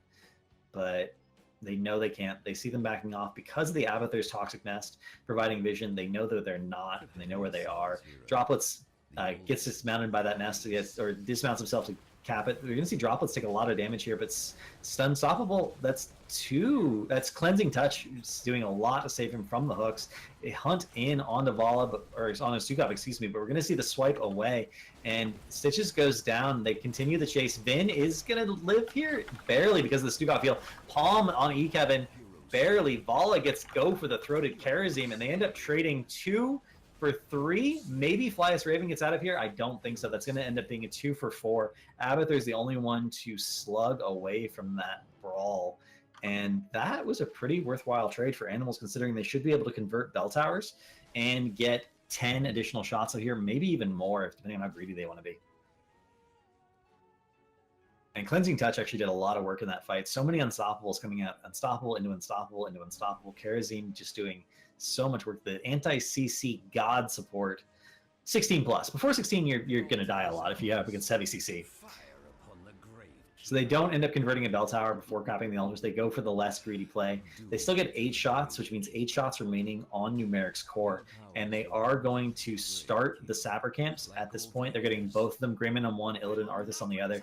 And they're potentially going to try and convert the bottom bell tower and then force the rest of those shots in. They can potentially get 3 shots off of this, putting them at 5. They could also rotate up to boss right now if they wanted to, putting them at 4 shots remaining, which would put them in a situation where any altar capped will be pretty much an auto win from them. That is what they're going to do. This is something you see when you can put your enemy on a situation where they have to fight for every altar and they're not going to be 20 and you are. Well, then they have to fight a talent tier down. They have to make a decision that's normally an auto lose. And Flying Raven comes in looking for potentially a barrel play, doesn't get there in time, gets force walled, and is 100% dead as well. Another reason to go Storm Within Fire. You can't make aggressive plays like that as Chen with barrel as your heroic. You need Storm Within Fire to potentially have that super escape. So 4 shots remaining. Any altar now will be a win for Animals. And they're going to be able to convert bottom bell tower here very easily. Sappers will be up again momentarily. They're 50 seconds away. Top Sappers already being taken by Droplets. That will allow them to convert the top of the bell tower. E-Kevin's actually forced to burn Army just to get away from the situation. Tassadar is here with the shield. 40 health. Palm actually triggers Palm off the Lurking Arm. Nice turnaround there by E-Kevin. And the hunt in. Van ends up going down to the hunt as Droplets comes in. And that's going to be able to turn the fight completely around. Stukov ends up going down. Chen was already dead, so this fight is now a 3 for none, and then Chen died earlier for free as well. So this is going to be 10 shots converted. They only need 4. That's going to be pretty much game. GG. Animals managed to take game 1. So Cav, it sounds like Animals have taken game 1. I am still trying to load back in, but GG if Animals have taken it there with their Illidan style composition. And again, I think it was either give him Sonya or give him Illidan. I'm not sure about that Chen build. That's all I'm saying. All auto attackers, you don't take Elusive Brawler. Chen's win rate actually dipped significantly after the Elusive Brawler nerf. And you gotta look at the stats. Elusive Brawler's win rate remained pretty much the same. His win rate dropped because people stopped picking Elusive Brawler because they're like, oh, it was nerfed. It's not a good talent anymore. Turns out, still just as good. People would pick it. His win rate would stabilize, but I don't know. Chen must be doing well somewhere, though, because Blizzard did change him a little bit again today, a little bit of a nerf. I'm expecting a more thorough rework for Chen at some point in the future. I think they're just trying to gather stats on how they can tweak his talents to make them all viable. But very good game from Animals. Just that's the level of play we've come to expect out of them. 20 kills to 6. They're really good at focus fire. They're really good at isolating kills and just getting them picked off. And it seems like they had the macro game down. After they recovered, you know, that early game, it looked like Abathur team had actually pushed down the bottom, got them ahead. And then all of a sudden you turned around and look, they ended up taking the top and the middle bell towers, and then they had 4 bell towers on their side.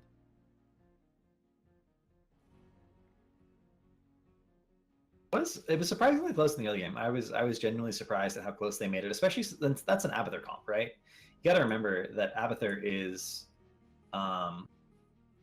really, really weak in the early game. Abathur comps tend to struggle until 10.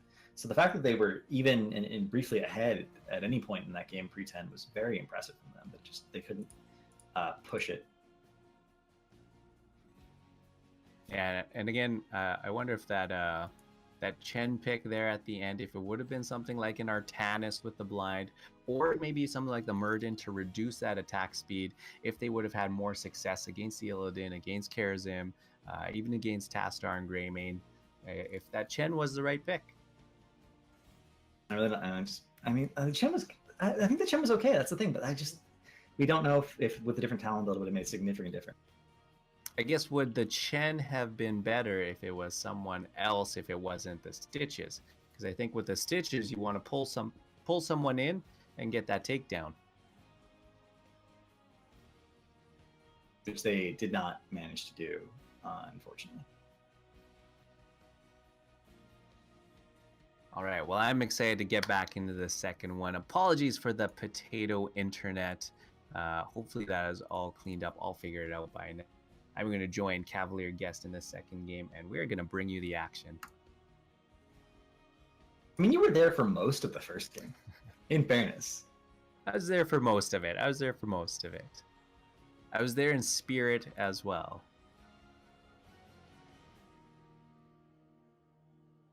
Ooh, going to Dragonshire. A second Dragonshire of the night. This is, of course, Animals map pick, which means that not Ascension, Numerics will have first pick, first ban. Hopefully they can get more of what they wanted. It seemed like they weren't entirely comfortable with the back end of their draft. And generally speaking, being second pick makes the back end of your draft a little bit rougher if you haven't planned it really, really well. So hopefully first pick, they'll be a little bit more comfortable. Yeah, and I'm wondering if we see some of those other picks coming out here. I've seen Zool played a few times. Usually when you pick up a Zool, maybe something like a Chromie. We hinted at a potential Nazebo last time we saw Dragonshire come out. I think those are all some of the picks that I'd maybe like to see switched up a little bit. I mean, if they're going to pick Rag again, I want them to have a late game hero.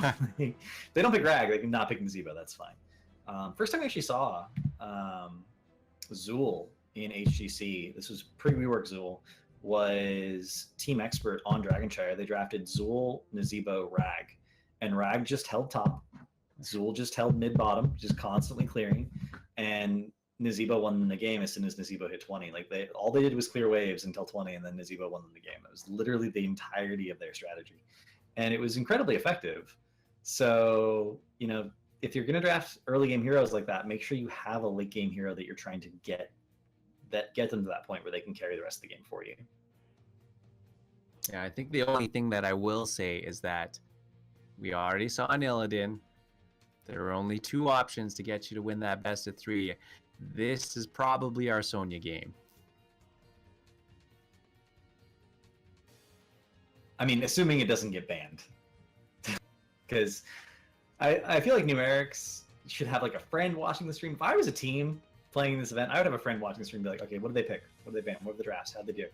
And I'd be like, okay, I'm going to ban Sonya. That's just straightforward. I'm not going to let them know Sonya on this map. Yeah, a couple ways to do it. You ban it, or you take it for yourself. Maybe the team with Sonya is just the team that wins. So maybe we're actually looking for Team Numerics to pick up the Sonya, get them to play the Poison Spear, throw it back in Droplet's face, and say, how do you like that? On the other hand, Droplets probably has a pretty good idea of what's good against Sonya since he plays so much Sonya. Like, what does Droplets lose to when he plays Sonya? We're going to pick that. It's always the risk about taking away a comfort pick because they're so familiar with all the matchups, they know what's really good against that hero. That's true. Looks like everybody's loaded into the lobby here now. The game number 2, I'm excited for this one. This is, of course, best of 3.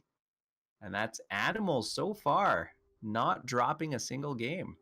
Now, this is match point for them. If they do win this, they will be undefeated for the evening. They'll be the HeroesHype champions for the week without having dropped a single game, which is very impressive. It's very hard to do that, especially when they're best of ones. It's impossible, technically, if you're only thinking about the best of ones. But normally our best of 3s are fairly competitive. We'll be getting into the draft here, though. Dragonshire, Animals versus Numerics. First pick, first ban, going over to Numerics. Dragonshire one more time. We'll see what the rotations end up being. We've seen 2-1-2s come out, and usually that's with double support. So hopefully in this pick ban phase, we start to see maybe a little bit of priority to pick them away from that. It's interesting too because one of the weaknesses that double support had classically was lack of wave clear. You could win team fights, but you couldn't manage the map, so you had to win team fights over the objective.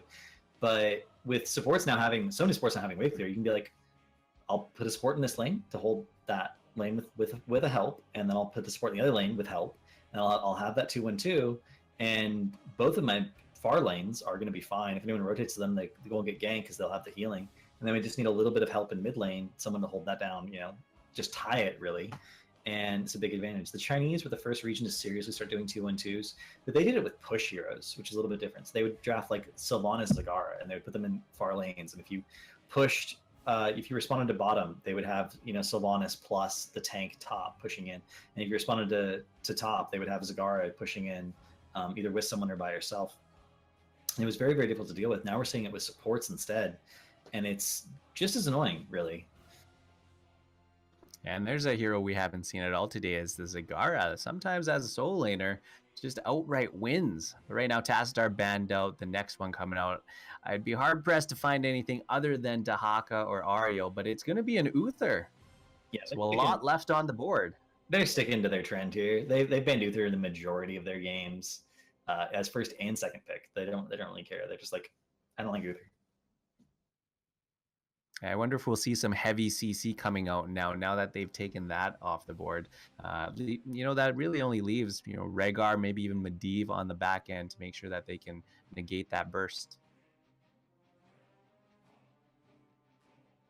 Are we going to see the first pick Dahaka? Like, are we finally going to have a game where Dahaka actually gets played? It seems pretty hard to pass up on a map like Shire, where we've seen really effective Dahakas stick around in that top lane, and then all of a sudden burrow down to the bottom, get a takedown, waddle his way back up to the top, and just keep doing it until you get a Dragon Knight. I spent a lot of time thinking about this. That always makes me worry, because that means they didn't have a plan going into the draft necessarily. Okay, they do end up picking up the Dahaka. Sometimes it means they're using their time to think about every potential ramification and really plan the draft out. They already had some ideas, but the immediate Malfurion lock in, and then Rhaegar, the double support. But those are the two supports with the best wave clear because of Lightning Bond and Moonburn. So they just drafted two supports, yes, but they also drafted two wave clear heroes, and I think we're going to see another 2-1-2.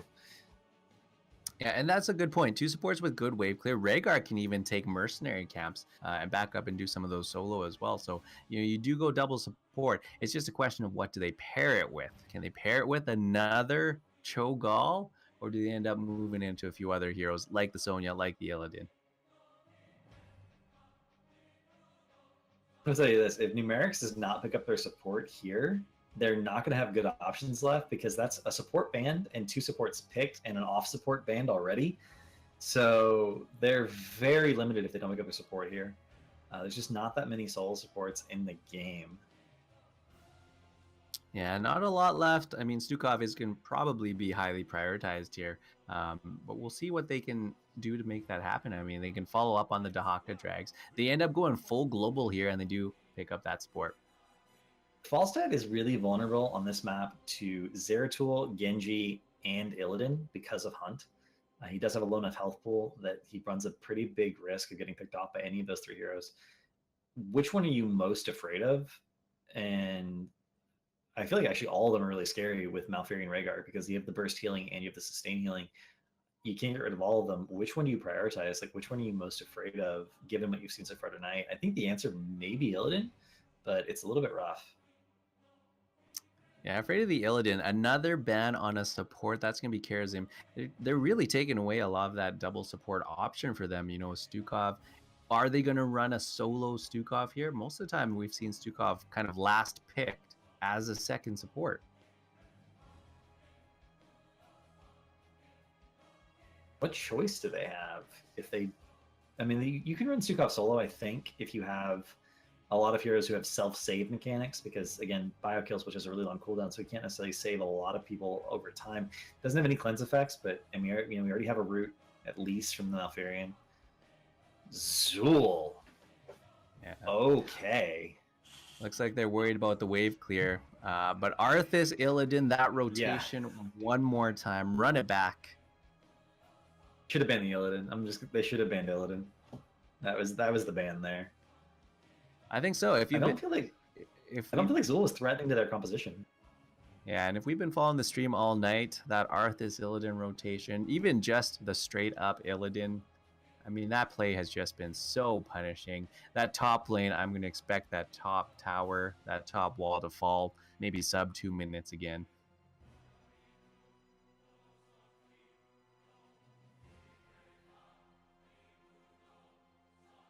I don't think we can write them off, though. Team Numerics, though, may have a good response this time around. They do just have the Stukov on the back. I think they need to supplement that with something. At the same time, they still want more frontline. They still want more damage. So it's hard. They've actually put themselves in a strange spot. They're actually playing that full macro game. They end up with the Cho'Gall.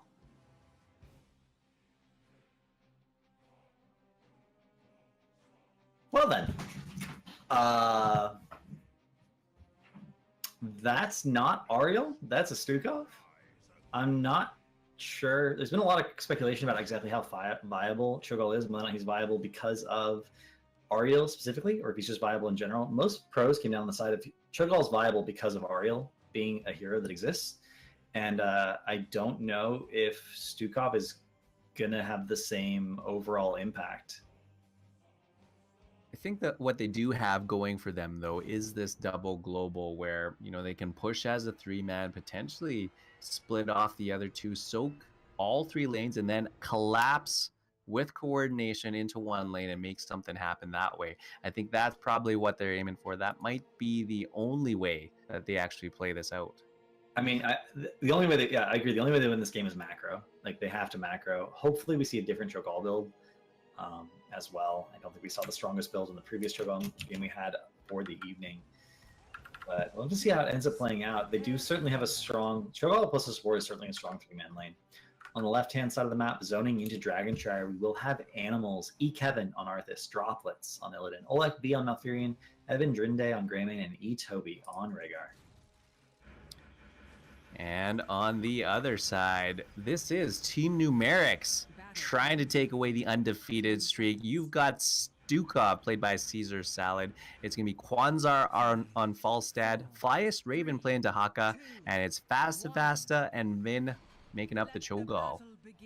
Small adaptation here from the Illidan going. We've seen Battered Assault and Immolation both tonight, but Immolation gives you more lane pressure, and that's what they're trying to maximize against the Cho'Gall. Also, 1 less body makes battered procs much less likely. We're actually see Fuel for the Flame picked up at level 1. This is a talent that is worse than Consuming Blaze until you get it stacked up a lot. It takes a lot of stacking to make this better. So it's a very, very late game talent. Taskmaster, Seasoned Marksman. So we're gonna like late game. Double global post 20 with something like Apex Predator and the upgrade for Falstad's Fly makes it nearly impossible to secure a Dragonite. If they can get there, they're going to manage it. And we're actually seeing Stukov solo bot right now while Cho'Gall's rotating to help Dahaka in the top lane. They don't have the tools to respond to this 2-1-2, and they're doing their best, but I don't think that the Greymane almost got that tower and is under 0 threat of dying. Cho'Gall does rotate down. We're going to see Dahaka do his best to hold this top lane. And maybe they can get some damage on the Olek B here. They do, but it's going to get healed up. And again, the silence, they actually get the pick on the Malfurion. Beautiful, beautiful focus there by Numerics. Caesar Salad's lurking arm getting that last bit of damage here. Flyest Raven doing his best to defend the top lane here. Actually getting a dragon, getting a little bit of damage onto E. Toby and Droplets as he runs away. Kwanzaa with that fly. Had he been just a little bit further up, might have been able to secure a takedown there. Yeah, if he'd actually been aggressive there and that had been post 7, that was almost a guaranteed kill. He just needed the boomerang, but it wasn't enough at this point in the game. But at least you put the fear of the bird into them, right? Now you're going to be like, oh yeah, he can do that. He can fly up here. We can't overextend too far when he has fly available. Flyest Raven actually burrowing out and looking for the help secure the kill on E-Kevin here. Didn't need to be there, but came in anyway. If he did need to be there, that would have been important. And now he can rotate back to top. He does pick up the essence from that kill to fuel his tissue regeneration quest, not seeing that enhanced agility that we're so used to. And this feels very chaotic. Team Numerics is all over the battleground, and there's no set rotation. Sometimes you see Cho'Gall up in the top lane, sometimes it's Falstad, now it's Dahaka and Falstad. You really don't know where they're going to show up. And I think that's exactly what they need to do, is keep animals guessing. Oh, a free drag lands on the Itobi, and he's gonna go down. He does get pushed down in the end. Kwanzaa may end up going down in the trade, and then Droplets manages to W away. Nicely done. 1-for-1 trade, and they were technically ahead in experience. That's actually favorable for Animals, and that puts a lot more pressure onto the Cho'Gall comp to make sure that they have someone guarding the top right now, or mid right now, so that they don't pick up the Dragon Knight. They do manage to finally convert top back over, but Greymane's picking up the Siege in the meanwhile. And so far, Animals, just with the additional bodies, has managed to put so much pressure everywhere on the map. Yeah, and with that extra macro option, with having either Droplets or Evan Drinde back up for one of those camps at any time, ends up putting a lot of pressure onto the lanes here. Caesar Salad making sure that his lurking arm gets the wave clear before he pulls it up, and he actually turns around and slaps Kevin and says, "I'm not afraid of you." See Vasvin go over onto the point. Cho'Gall looking for things. We actually see rollback picked up at level 4, which gives you more poke in chokes and also gives you a little bit more wave clear. It's not the most popular talent at this tier 4 Cho from what we've seen so far for competitive, but it has been picked up occasionally. And you know, it's funny. There's actually enough Cho'Galls games in HCC that we can make statements like that. That there's more than one build, and we've seen it. Yeah, and right now you get Illidan up in the top lane, capturing the Bruiser camp, but Fastvin and Caesar Salad trying to burn down the bottom wall. This is a pretty good trade for them if they can get something out of this, but Evan Drinde put on too much pressure. They're going to have to back it up.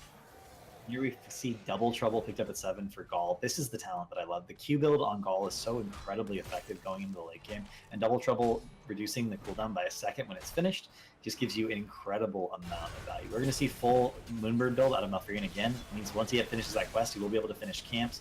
Kwanzaa taking a lot of free damage again, but does manage to get out this time, had barrel roll available. And did they get the kill? They do. Greymane ends up going down. Bear in mind, post 10, Greymane may well win that fight, but right now he's losing it so incredibly hard. Without that burst damage from first bullet, there's just not much you can do. The double root, Kwanzaa with the barrel roll, the burrow is enough to save Flyas Raven for a moment, but nope. That's going to be 2 kills to none, and with the camp pushing in, they should be able to secure a top 4.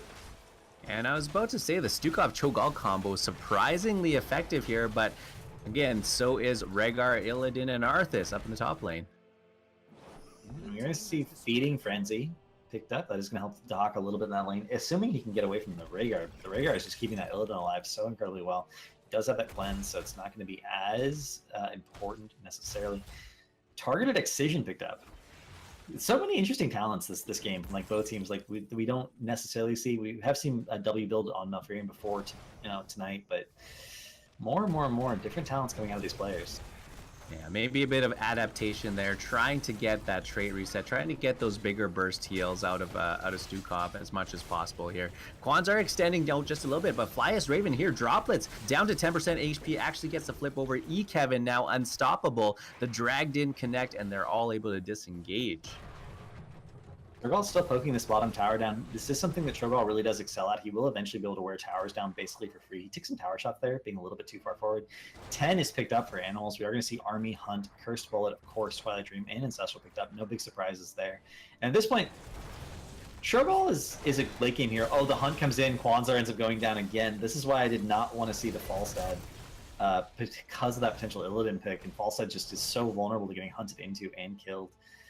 But Cho'Gall is a late game hero. This is a very late game composition in many ways. If they can get to 20 at the same ratio, like one level behind, 20 to 21, they'll be in really good shape, but they have to get there. And so far, they're barely managing to make it work, but I don't know if it's going to be enough. 10 is finally picked up. Army of the Dead is popped to save Kevin. Phosphine tries to knock him into the wall with that Hammer of Twilight. Falstad with the fly in for the fight. They're really safe now because they have Gust. They can force the disengage. Again, we're seeing Shadow Bolt Volley instead of that Twisting Nether. Fastvin gets rooted, but he smashes them to disengage. The Gust coming out as well. Flyas Raven came into Itobi, tries to get the channel, but he ends up getting dragged and taken down. The greed, the absolute greed. Being like, I'm just going to stand here and channel while my entire team backs up. I can get it. Stukov gets that drag off. Not how they wanted that to go. They needed to leave one person here to zone this while one person runs bottom caps to make sure that the Dragon Knight will not get picked up. Yeah, and I was going to say I was wrong. I thought the top 4 would go down sub 2 minutes. It actually went down at the 5-minute mark. But either way, I think Animals here is still winning out on this, about a full level lead here. And again, we're seeing the Hunt come in.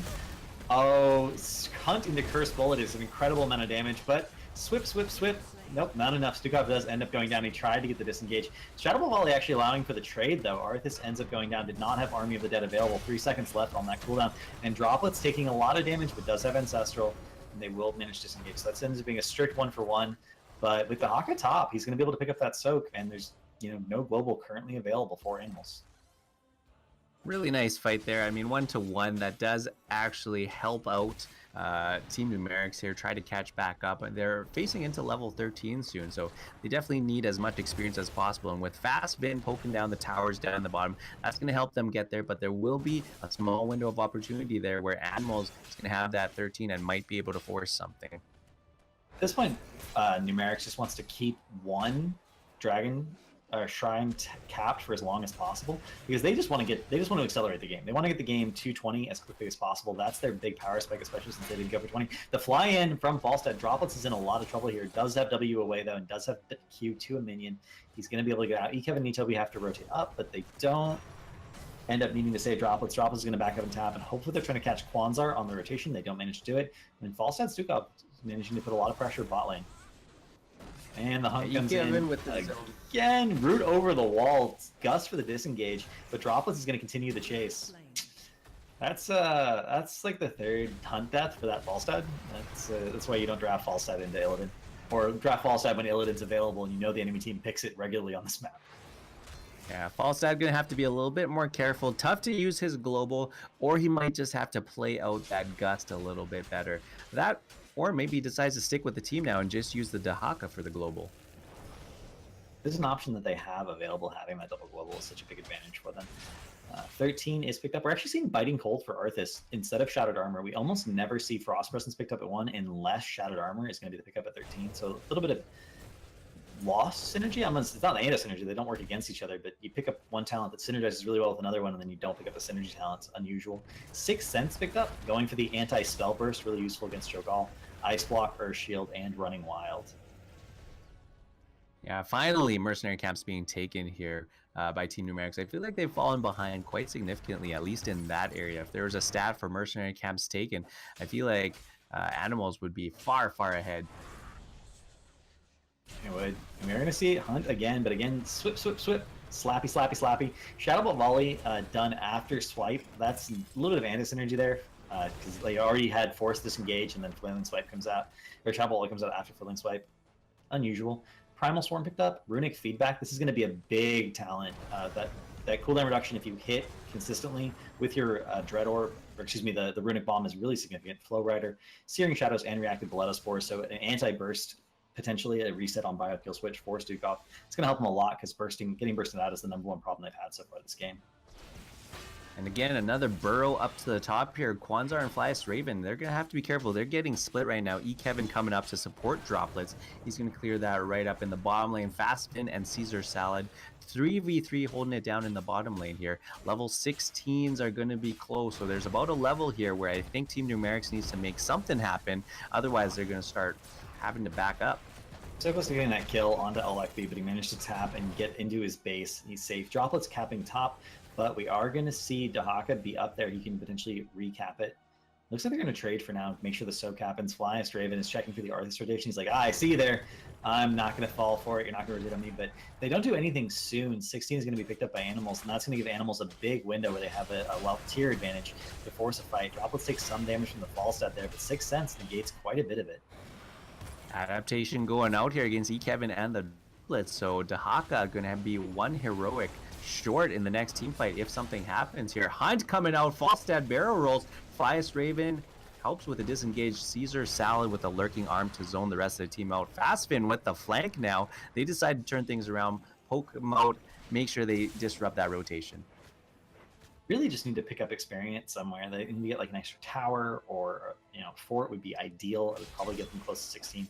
They're doing really good soaking all the lanes now. They finally figured out there was a little bit looked like a little bit of a struggle in the early game, but in the late game they managed to get the macro going on. But they're still just a little bit behind, and the disengaged Phosphine Curse Bullet comes out, but it's going to be okay because he is almost to his wall. Should have tap available, and then Hero Vizio has disseed from the game again. So I'm once again solo casting. You're going to have Flyest Raven on top trying to cap that while the bottom fight is real 4v3 Count Cho'Gall, and we're going to have Illidan, Falstad dueling in the mid lane. Falstad's going to back up, get that soak. 16 is picked up, and this is the biggest power spike really for Cho'Gall, assuming this Q talent is picked up, and it is. Surging Dash. Now he heals as he channels his Q, and he's unstoppable, so he's completely immune to all forms of CC when he wants to be. And we're going to see that deafening blast for the silence on the reset. It's going to do so much work to have this constant silence combined with that 13 talent from Runic feedback, as long as you're hitting the Runic bomb. So many signs, and the drag, the free drag, and Cecil comes out. Kevin is extremely low. And can they get the double kill? They can. Olek B, the dash is a real thing. And Kwanzar gets the channel. Droplets will not be able to rotate mid and steal it. And bottom fort should go down. And with the double global, they should be able to secure a Dragonite off of those kills. They turned it around. Even Blizzard didn't want me to miss this. They dropped me back in the game just in time to even see Greymane taken down here. Flyest Raven coming in. Kwanzar flew in with that gust as well. I caught that fight. That was Team Numerics bringing the game back into their control. And this is the risk, right? This is if you let a Cho'Gall comp get the late game even, they're actually ahead because Cho'Gall's late game is so incredibly beastly. And Stukov seems like he's also up there as well. And then having double globals on a map like Dragonshire just gives you so many advantages in terms of securing the objective and forcing uneven fights. And even if you're in an even fight, Cho'Gall is just so difficult to deal with. They finally are going to pick it up. They're putting their support in the Dragon Knight, though. I don't know about that one. Caesar Salad wants to wield the big axe. He goes ahead and takes it here. Looks like they might be trying to get value out of their two globals here and splitting them off. Hunt goes out onto Cho'Gall. He gets the unstoppable. He's going to make his way back here. The boot onto Illidan. He gets out of there. A little bit of poke going on to Kevin here, but right now not a lot of value as Dahaka has to clear up a mercenary camp up in the top lane. They get a healing fountain, but now maybe going to look into that mid fort. Look how incredible his talent is. Cho'Gall was at like 3/4 health, and he does one full Q channel, and he's back to nearly full. And it's one of the situations where I guess now with Cho'Gall being able to basically be his own support in many ways, in terms of sustained healing, you can afford to put your support in. I'm still think it's a little bit risky. They're clearly saving the Gust for disengage. That's the idea here, but they are going to be able to cap mid fort. Bottom's already down, and surprisingly enough, Numerics is now ahead in structures. Yeah, and with these bombs now silencing them, and with Hammer of Twilight, there's a lot more control in these team fights. A lot more ways to control the Illidan here. He's gonna have to be careful diving onto Fastbin. They do have some interruption on Dahaka in the top lane. Droplets finally goes up. The Dragon Knight does expire, and with almost a full level lead, Numerics can definitely pressure for 20 and then potentially just go secure a keep and force. They have enough sustain to actually siege into buildings pretty effectively. They're actually going to get 20 top here by securing this fort because they know the standard rotation after the Dragon Knight is to get those bottom merc camps first thing. And it looks like Falstad may have even seen that, so they know this is really safe for them to do. Yeah, level 20 is so close, and once level 20 is hit, I think this is just going to turn into another Dragon Knight. And now with the forts down in the middle and the bottom, this could mean the first keep going to Team Numerics, and whether or not they turn that into a win, we'll have to see, but this could definitely be the start for them. Now we're going to have controlled chaos, so 3 charges of the max range swipe. Oh, the Gust into the fly! They're going to get 3 isolations here. Falstad does a ton of damage to Kwanzaa. Or Talza takes one advantage, excuse me, from Greymane. Falstad actually flew to his death in this case. It's only when the risk of making that play. They do get the kill onto Rhaegar. Maybe they can get the kill onto Olek B as well. The Q out, Ice Block saves him for the moment. And Caesar Salad in the backline is taking a lot of pressure. Oh, the drag actually negates the knockaway. Anti-synergy is incredible there. Cho with the healing may end up being able to get away. He does. The root does not stick, but the chase from Droplets ends up going down. And wow. So much anti-synergy that fight from Numerics. They literally canceled multiple heroics from each of their individual team members. And if they hadn't done that, maybe that would have been a little bit different. I think going for the Falstad fly was maybe a little too aggressive considering they haven't won that style of fight this game. They've always won the long drawn-out fights. Yeah, they were able to get the fly and the gust, but Army of the Dead being popped by Arthas, he was fine to sustain through that. But the longer that fight went, the more damage Droplets was able to do, turning that into a 4-for-1, and now level 20 is virtually identical on the experience. 10 takedowns apiece. This game is all tied up. Yeah, it is, but double siege camp in the bottom is going to secure that keep wall, and once that's open, the Dragon Knight will be able to go directly for keep. And if they get any picks with this Dragon Knight push, that is going to result in the core. So they have to be extremely careful on the defense here. They come out, they feel safe knowing that the mid and top were just capped, so they can clear this double siege camp up relatively effectively, but the Dragon Knight's going to get this keep. I don't think that an 18-minute Dragon Knight can be denied when the wall is already so incredibly low. It feels like they have a lot of tools to defend at the core, though. They've got Flailing Swipe, they've got Mighty Gust, they got Hammer of Twilight, a lot of things to hit people and move them out of the way here. Dragon Knight already down to about 50% health, and it hasn't touched the keep yet. So damage being put out here. You might even see Twilight come out here. Kevin just walked that Dragon Knight into all that free damage, allowed it to be poked down. No one engaged or did anything at all. They didn't wait for the minion wave. That's a pretty big misuse of a Dragon Knight. I'm very surprised to see that out of animals, but as a result, they do manage to negate pretty much the entire value of the Dragon Knight. They got the keep wall, and that's it. Nothing else. Dragon Knight is now gone. Kevin is looking for a root, but keeps trying to root the Cho'Gall. Unfortunately, Cho'Gall does have that unstoppable on demand with Q. Falstad, meanwhile, or excuse me, Dahaka, meanwhile, in the top lane, getting that soaking Falstad in the mid. They're doing that global. The hunt in, Droplets is trying to make this happen with the Cursed Bullet follow-up, but flying over the wall, that Epic Mount doing so much work to save him there.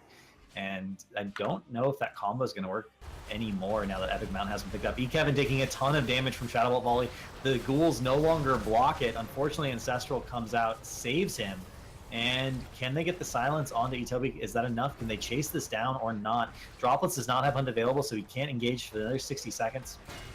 So this currently is a 5v4. That was some massive Shadow Fury value, but even bigger was the Ancestral Heal to make sure he got cleaned right up, topped full on, announced level 21 each. I was actually surprised Shadow Fury didn't come out at the bottom keep defense and to have them chase even further as that Dragon Knight was backing up. I think that might have been a time where they wanted to make that fly and gust back into the towers play. As we get later in this game, it is worth noting that Twisting Nether scales at 5%, and Shadow Bolt Volley does scale at 4%. So in the very, very late game, the Twisting Nether with its upgrade will do significantly more damage, even though Shadow Fury does have that Pierce. So hopefully they can use that to secure picks despite the Army of the Dead. And again, Twisting Nether is just one of those heroics that's a little underrated at the moment in comparison. Especially since Cho'Gall's already a late game hero, your objective is already to get to the late game and then win. But we are going to see, we're even seeing Gillian Roulette for Greymane, by the way. The 5-second cooldown per target hit, and now it pierces. So trying to go for that ultimate value. But if you can line some of if you can line some of those up, I mean, of course you want to hit fast spin on the Cho'Gall, but if you can hit Dahaka in there as well, maybe even the Falstad, that'll just make that blow up even quicker. I was actually warding here by himself into the 4-man with Hunt available from Illidan. He does have global Hunt range now, which means he can come down anytime he wants to. Siege Giants are picked up, and we're seeing the rotation backs now. The 3-man, or the 4-man, I should say, is back together. The 3-body, call it the 3-body. Dahaka is top, and the Bruiser Camp is pushing in. Illidan's guarding mid to make sure that the Dragon Knight cannot be capped. We're seeing Dahaka with the rotation, potentially looking for that. And a little bit of a skirmish down here in the alley near the Triangle of Death. Kevin not coming out favorably on the backside of that fault. Cho'Gall taking 0 damage while Kevin with us a significant portion. Top fort going down. If that camp ends up getting the keep wall and eventually they can get that top keep, the catapult pressure is going to be significant, especially with this double global. And Dahaka and Droplets are just playing chicken about who's going to reveal themselves from the bush first. And it feels like the animals are getting a little bit split now. Quanzar and Flash Raven pressure on Droplets with the delay. But Kevin now finds himself alone on the bottom shrine. Toby with that synergy, telepathically linked to his brother there. They're going to go ahead and help each other get out. Wow, the Gust and the Swipe both come out for the disengage off of the Hunt. Cho'Gall was already unstoppable, so it's not that big a deal. Meanwhile, Dahaka is waiting mid. I don't think he can do anything. There's nothing he can secure here. He should look to get some value elsewhere on the map, either top or bottom, and then come back in. Apex Predator reduces Brushstalker's cooldown by 25 seconds, which is almost nothing. It ends up reducing it to I think 25 or 30 seconds. It's extremely, extremely short. Yeah, and now this really comes down to who's going to make the first move. I don't think that Animals is going to be able to just straight up capture a Dragon Knight just based off rotation. I think they have to force some kind of action, force some kind of fight, force the globals to them, and then try to win that team fight, win the Dragon Knight. Kevin caught out a little bit again. Phosphine going for the kill. Doesn't quite manage to get it, but is going to be able to disengage. And Flashwave may actually pick up the Dragon Knight here. No, Droplets is going to get there just in time. Maybe he doesn't. He actually doesn't. He hesitates about going in and getting the interrupt and then diving back out. He had a minion wave to escape to if he'd gone in, but he hesitated. And the Dragon Knight is actually picked up by Dahaka. And this is a 23-minute Dragon Knight. They're going to be able to secure at a minimum the wall here. Bear in mind, Curse Bullet does not work against vehicles, so if they just wait for the minion wave, and they're doing exactly the opposite of what Animals did. They're waiting patiently for the minion wave. They're poking down the towers, and they're going to maximize their time here. Hunt comes in on the Falstad, again with the root, but disengaging with the Gust. Twilight Dream with the blink in. Falstad is going to be fine, though, and Arthas is going to be the first to fall in this all-out team fight. That is going to be Ancestral coming down to save Greymane, but Etobi coming out of Wolf form to get that Ancestral is himself going to go down. This is now a 5-man Dragon push into a 3-man defense. Illidan's clearing up top, making sure that that doesn't get too much value, but bottom keep is Sacrifice. And they're going to go straight for core. They've decided they're obviously going to call it. Shadow Bolt Volley is up in 23 seconds. Shadow Bolt Volley is one of the most aggressive core abilities in the game. It can do so much damage. They're not even going to need it, though. At this point, 37%. That's 5% per hit from this late-game Dragon Knight, 23 minutes in. And that'll be GG. We are going to Game 3, ladies and gentlemen, as Numerics take the first game, their first game of this series.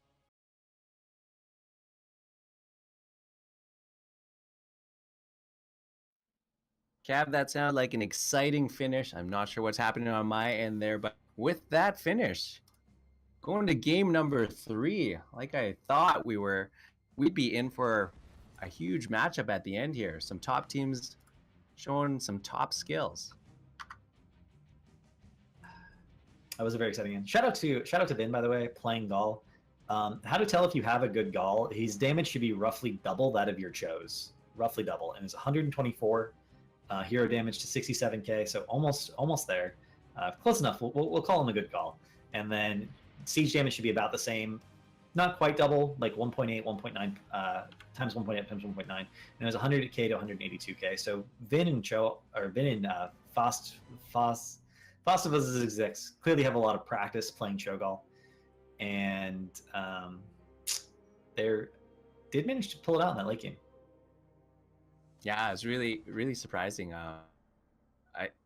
I'm actually surprised. I mean, they pulled it out into the late game. They did have the double globals. I think them drafting the Dahaka and the Falstad early on really helped them secure that late game and secure the control on the battleground, you know, really forcing Animals to respond to them. Shout out, by the way, to Droplets. He actually managed to match Dahaka in experience soaked. Both of them abusing their global for maximum impact there. Very nicely done. Actually, a lot of interesting stats from this game. That's one of those things where if you have the replay, you want to go back and do some significant analysis on it, just because it was such an interesting game. Yeah, and I'm finding that the amateur scene, whatever the game are, they just keep getting better and better. You know, this last one, when the stakes are on the line, when it's 1-to-1, I mean, teams usually step it up.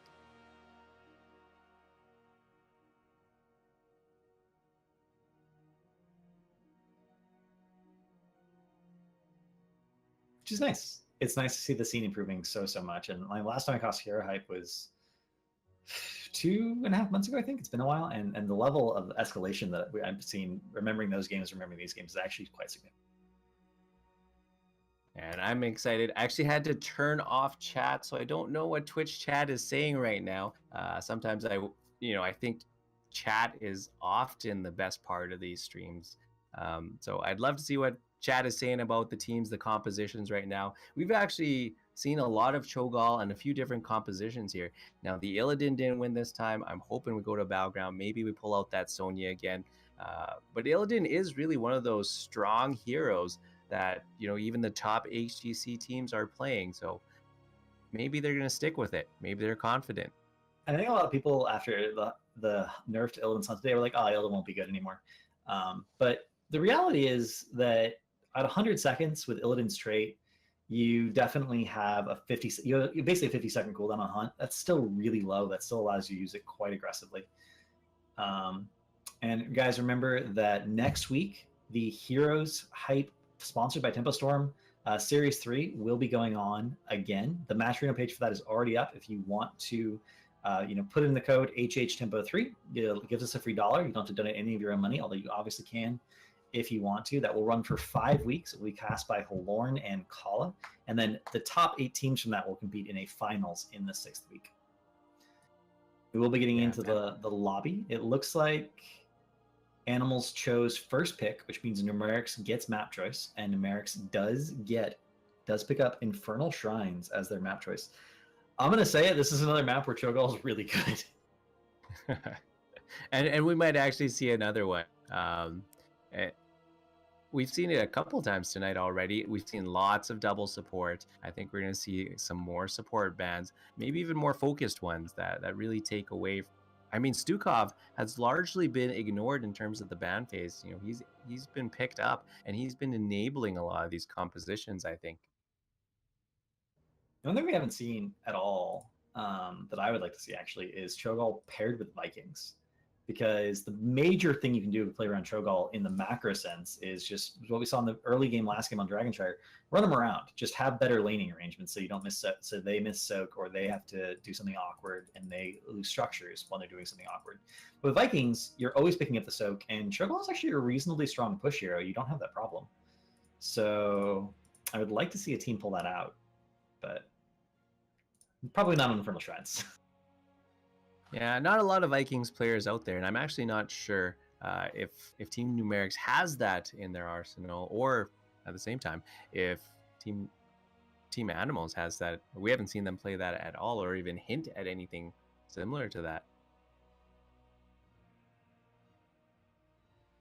No, that's the beauty, right? It's you never necessarily know what these amateur teams are going to pick up that they think is good and has worked for them, because none of these comps are theoretical as far as these teams are concerned. Most of these comps, by and large, are teams have actually run in practices. They practice it quick match, they practice it in team league, practice it in the script. Feel confident that this is something that's good. Maybe not hero for hero, because some heroes fill the same roles. Obviously, maybe they would have preferred Ariel instead of Stukov, but maybe they found that drafting Stukov doesn't give away the Cho'Gall pick as much. So, if you see them draft something, no matter how awkward it may look, they have confidence in it because they probably practiced it quite a bit. So basically, everything tips you off to Cho'Gall now. Everything's a Cho'Gall setup. Once you're a Cho'Gall team, then that's nice. Then we talked about this earlier in the cast. If you have a team that's like they do this all the time, or they have a really good player on this, so we have to ban it. That means that you get another hero of your choice. Maybe it's not that hero that you really like as a team, but you still get another hero for free because they have to ban or pick that hero away from you, or they can't deal with it. Yeah, and I think if there's anybody out there in the chat who thinks they can outdraft these teams, well, you got to put it together a team, get to HeroesHype, sign up for that next one. Yeah, how's that? It's pretty good. Yeah, sure. Unfortunately, the game's not just about drafting. You then have to execute the comp that you draft, and sometimes executing is harder than drafting. Although sometimes it's not. I still remember Splendor's rant about how Heroes of the Storm was like chess boxing. You play an intense game of chess, and then you have to go actually physically execute something for a while, and then you have to come back and play another game of chess. And in his mind, that's what drafting is like, because drafting is so incredibly intellectual and complicated and hard to do, and it's getting harder as the game goes on with the niche counters and the different strategies and synergies that are starting to develop. Even some individual talents, like you would never take this talent, well, unless you have this comp with this hero on this map, then you would take that talent. And then having that comp practiced and knowing you can do that is so difficult. So even if you have that down, even if you can win the draft, executing the 5-man nonsense can still be quite difficult. And you've got to be in top form too. Some of these tournaments, I mean, we've been here for hours. You got to be in top shape throughout every single match, and even more so at the end of the night, at the end of the day after you've played it all. So here we are at the very end, the last and final game. We got Animals and Team Numerics.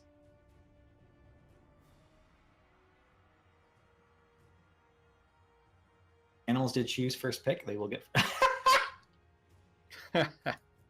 Amazing. They're done. They're done with Uther bans. They're like, okay, you know what? We're not going to play against Shogal.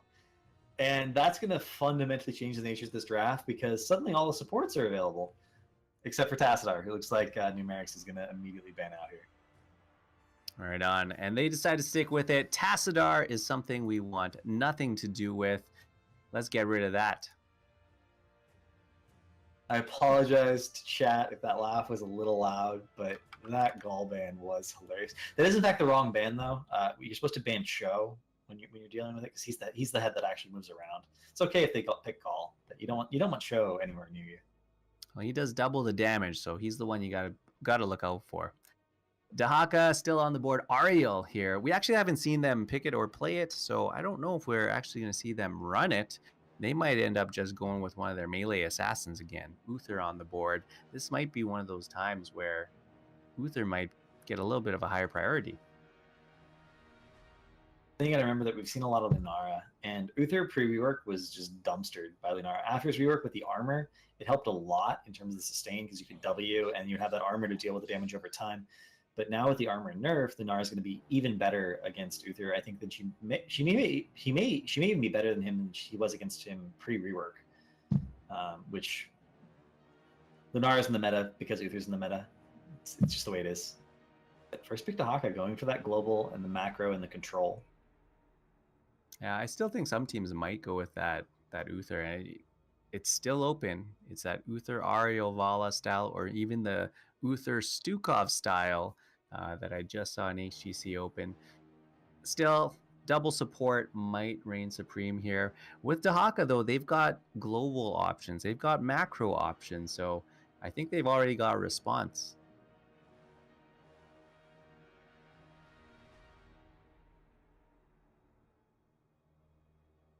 We have been seeing Malf with the W build. Malf with W build has a significant amount of wave.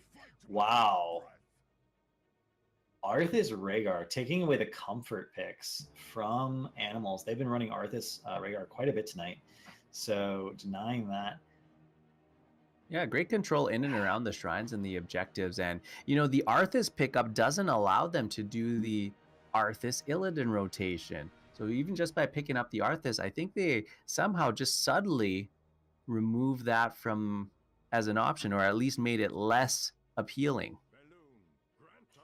So double support again in Mafia. I was going to say I wouldn't mind seeing a Greymane picked up, but I guess they don't want the double support to be real. So they pick up the wave clear support in the form of Malfurion. Also going to be really good on the objective. We saw that earlier tonight. Once Moonburn is finished and you have the damage and you have full Moonfire, it's literally 2 Moonfires to clear a Shrine minion. It's a big area and it's 1.5 second cast once that Lunar Shower is stacked up. Yeah, he might have a tougher time here going into the Arthas and the Rhaegar. They've got equally as good Shrine Clear. You know what I'd like to see from Team Numerics here is a heavier front line, more engaged, maybe even busting out something like the Diablo here. So you get like a Diablo Arthas, you know, heavy engaged. They have double support already. They're going to be split. They're going to be fleeing. That might help out with your team fights. Definitely could. I actually would be curious. Okay, they banned the Greymane. I was actually going to say that I wouldn't mind seeing animals pick up the Greymane for the Curse Bullet into Arthas, but it looks like they're going to ban it instead, reducing that possibility of the flash damage on the shrine itself, which is such a big consideration on this map.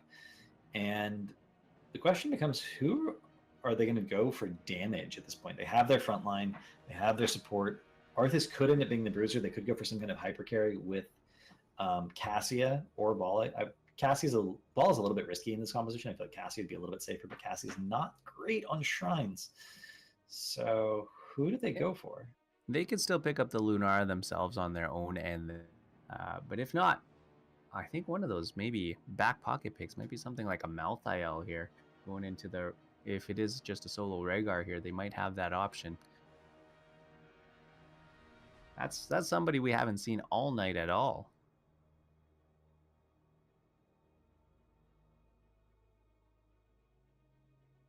I feel like they need a global to deal with the Haka. I feel like they also need a certain amount of burst to deal with the double support, but they end up going Medivh Malthael.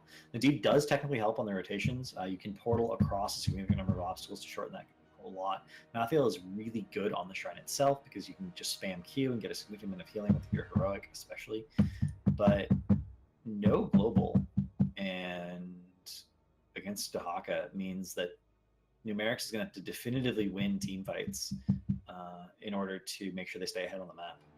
Yeah, I love the Medivh paired up with the Malthael. I mean, that's Tormented Souls uninterrupted on your back line. That's going to force them to split off. So the last pick on the side of Numerics, there might be something that can pick off some of those stragglers here.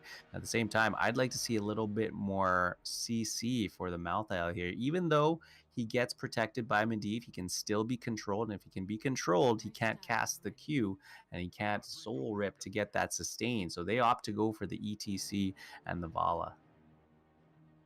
One of the hyper carries was coming out. With double support, you just need to have one of those heroes, Vala, Gul'dan, Lunara, or Cassia. Vala seems like the strongest choice just because it is Infernal Shrines.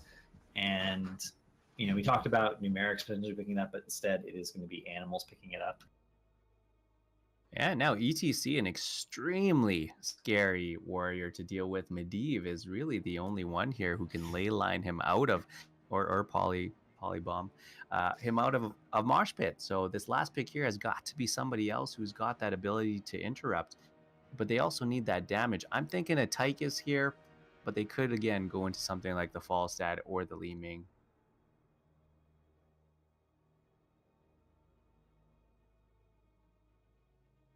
Outside of the deep portal, this comp has very low mobility. I don't know. Something you can't draft a low mobility comp. It requires such high execution. Ooh, Gul'dan. They go with Gul'dan. They've got Horrify there one time, so get some of those. Horrify one person into your team and the rest away. They might be able to secure some takedowns there. But looking at the damage, that slow AoE on Gul'dan, that slower AoE on Malthael, we gotta look for some kill potential. Yeah, they have a comp that spikes post 16 on Infernal Shrines with no global into a global. I don't think they can tie the early game enough to win, but you know, they surprised us last game. They had a very similar problem. They had a very late game composition that did not have a lot of early game tools, and they managed to make it work, but they had globals, and globals really help you macro, and they don't have that this time around. Yeah, interesting to see how this will play out. It looks like Animals has the superior shrine control, but I'll let you bring us into the game. And here we are in the game on Infernal Shrines. It's summer. No, it's not. Left on the left hand side of the map, we do have Animals, eCavit on ETC, eToby on Uther, Droplets on Dahaka, Olek B on Malfurion, and Evan Drinda. I don't know how he wants his name pronounced. I'm going to be honest, on Vala. Best of 3 going to game 3. This is your red team. This is Team Numerics. We've got Caesar Salad playing Rhaegar, Kwanzar on the Medivh, Flyest Raven, Malthael, Fasta on Arthas, and Vin playing Gul'dan. We're going to see that Moonburn build again, and we're also seeing Lightning Bond from Rhaegar, so really going for this aggressive area clear. We're seeing Prog Rock out of ETC. That's essentially going to be triple support. Once that's finished, it heals for literally 2/3 of what a Brightwing heals for. Passively, like it's an insane amount of area healing, and it does even more for ETC himself. Tons and tons and tons of the same. Literally everyone except Vala now has significant self-healing, and 3 have area healing. Yeah, please buff Brightwing. Vin getting some stacks on his Fellflame quest here, and this is going to be the 1-4 Malthael up in the top lane. He's going to be soloing against Dahaka. 4-man rotation to the bottom here. They're going to do their best to get ETC those globes.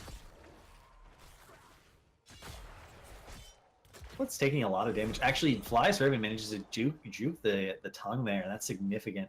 Actually manages to zone, maybe have a little bit of experience there. And Mathael versus Dahaka is a pretty difficult solo lane. It has a lot of technical aspects. Mathael can win it, but it has to be played nearly perfectly, and so far he's doing a really good job. Meanwhile, 4-man rotation. Despite having Gul'dan, Numerics is behind on the rotation. A lot of good movement by Animals to deny, but Kwanzar is making sure they don't actually miss any soak. They're just behind on the rotation a little bit. Yeah, and it feels like Kevin can play really aggressively here. He's got double support. Evan Drinde is just free to rain down the damage here. Top lane, Flyest Raven winning out on these trades here, but Droplets will be able to tap the healing fountain. He'll also be able to Hearth back and Burrow back in if he needs to, so I don't think he'll lose that one too badly here.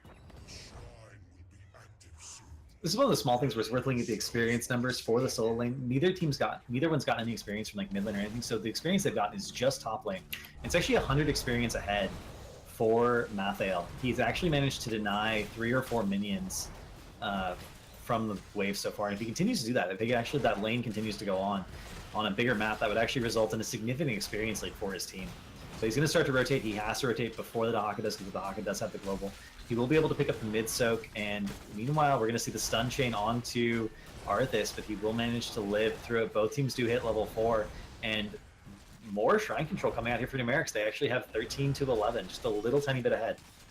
Yeah, very close race here, and this is an Arcane to start things off here. 21 now for Team Numerics, and they're still holding control. Dahaka not even making a rotation. You actually see him walking back up to the top here. 5-on-4 in the bottom.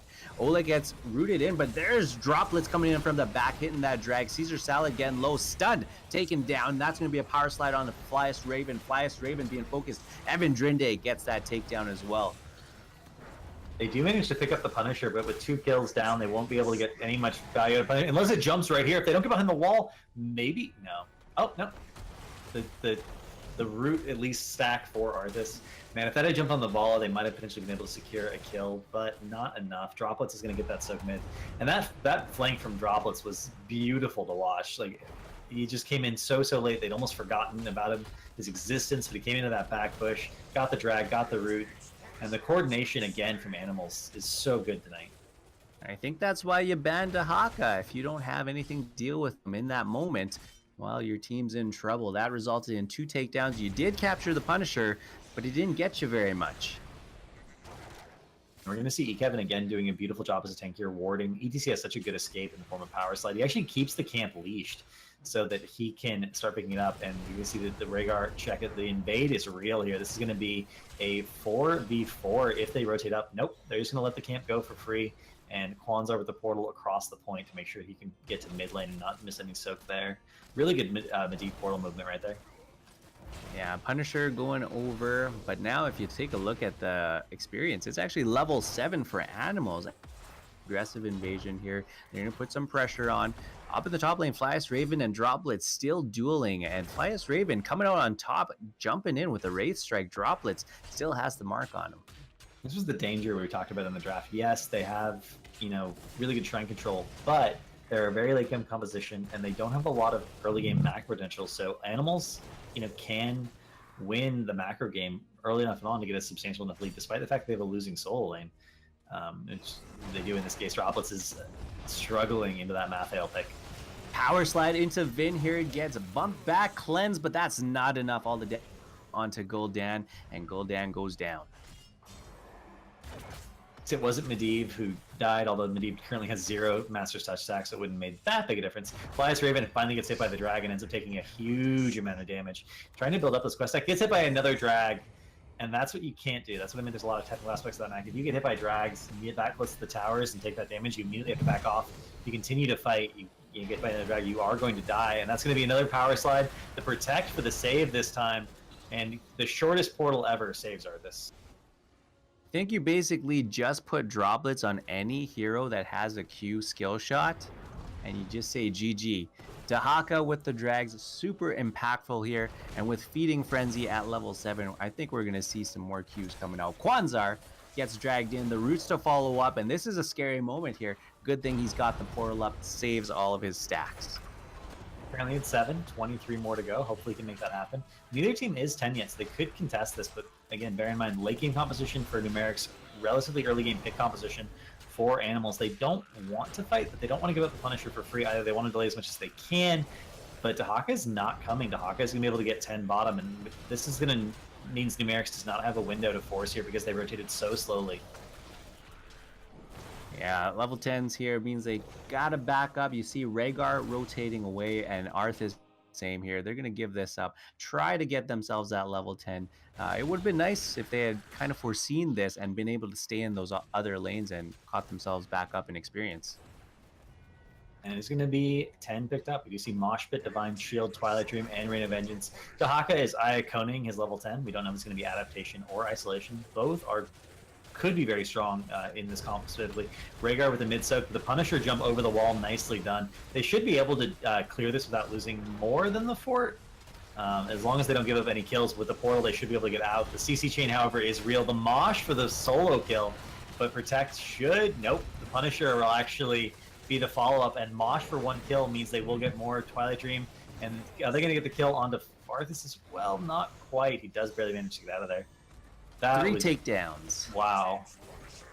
3 takedowns on the tail end there. They thought they were safe. The solo Mosh to Protect actually saved him, but once that all ended, it was the John Cena Punisher jump. He takes him down. That's three takedowns, and I do believe that is 0 stacks on the Medivh. Is indeed. 10 is finally picked up. We do see Ancestral, Army, Leyline Seal, Horrify, and Tormented Souls. They now have the first pieces of their big team fight composition. They still need that reabsorption spike at 16. Kwanzaa still need to finish Master Set. If they don't get that, they're going to be missing a significant portion of the damage this comp is going to rely on. Slide misses there, but Arthas gets knocked back in. Pop's Army of the Dead, I don't know what they're trying to do forcing this fight off the shrine. They built a shrine built a comp that's incredibly good at shrine fights. So I guess they're trying to force without the heroics available. Divine Shield comes out though, was still available. Kevin taking so much damage. Mathael's Tremendous Souls is gone. This 3-man slide into the root. Ancestral does not land. That's 2 kills, and Medivh goes down as well. 4 kills. Min does not get out of the situation. I don't understand why they forced.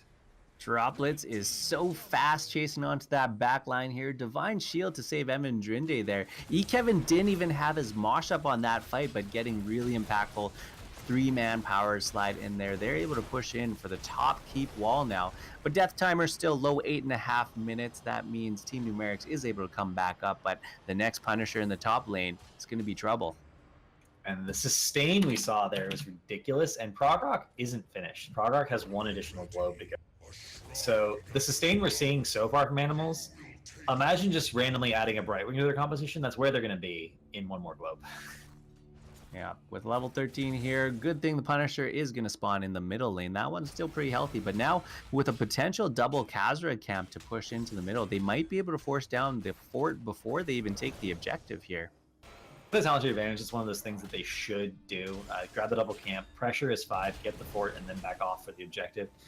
There's no possibility really that Numerics is able to contest this. 13 is a pretty big talent here for these heroes in particular. Ice Block from Malfurion increases his safety significantly. Primal Swarm going for that extra damage. Well Met going for that slow, even more control. Face Melt more slow, and then Gloom allowing Volatile to live through a significant amount of Gul'dan's burst. Yeah, Droplets holding it down in the bottom lane here, going to clean up these minions and mercenaries. Malthael on the opposite side of the map here. Evan Drinde, Oleg, and Kevin, they're going to be clearing up the shrine, starting that early, still with the level 13s, and you got to remember, Droplets can come on in anytime. And Bias Ravens looks like he's going to rotate down and look for some poke to eventually get more stacks. He's currently at 108 of 150 seconds that he needs to finish that Black Harvest. Again, very quest dependent, very late game kind of talent composition. And Punisher is picked up.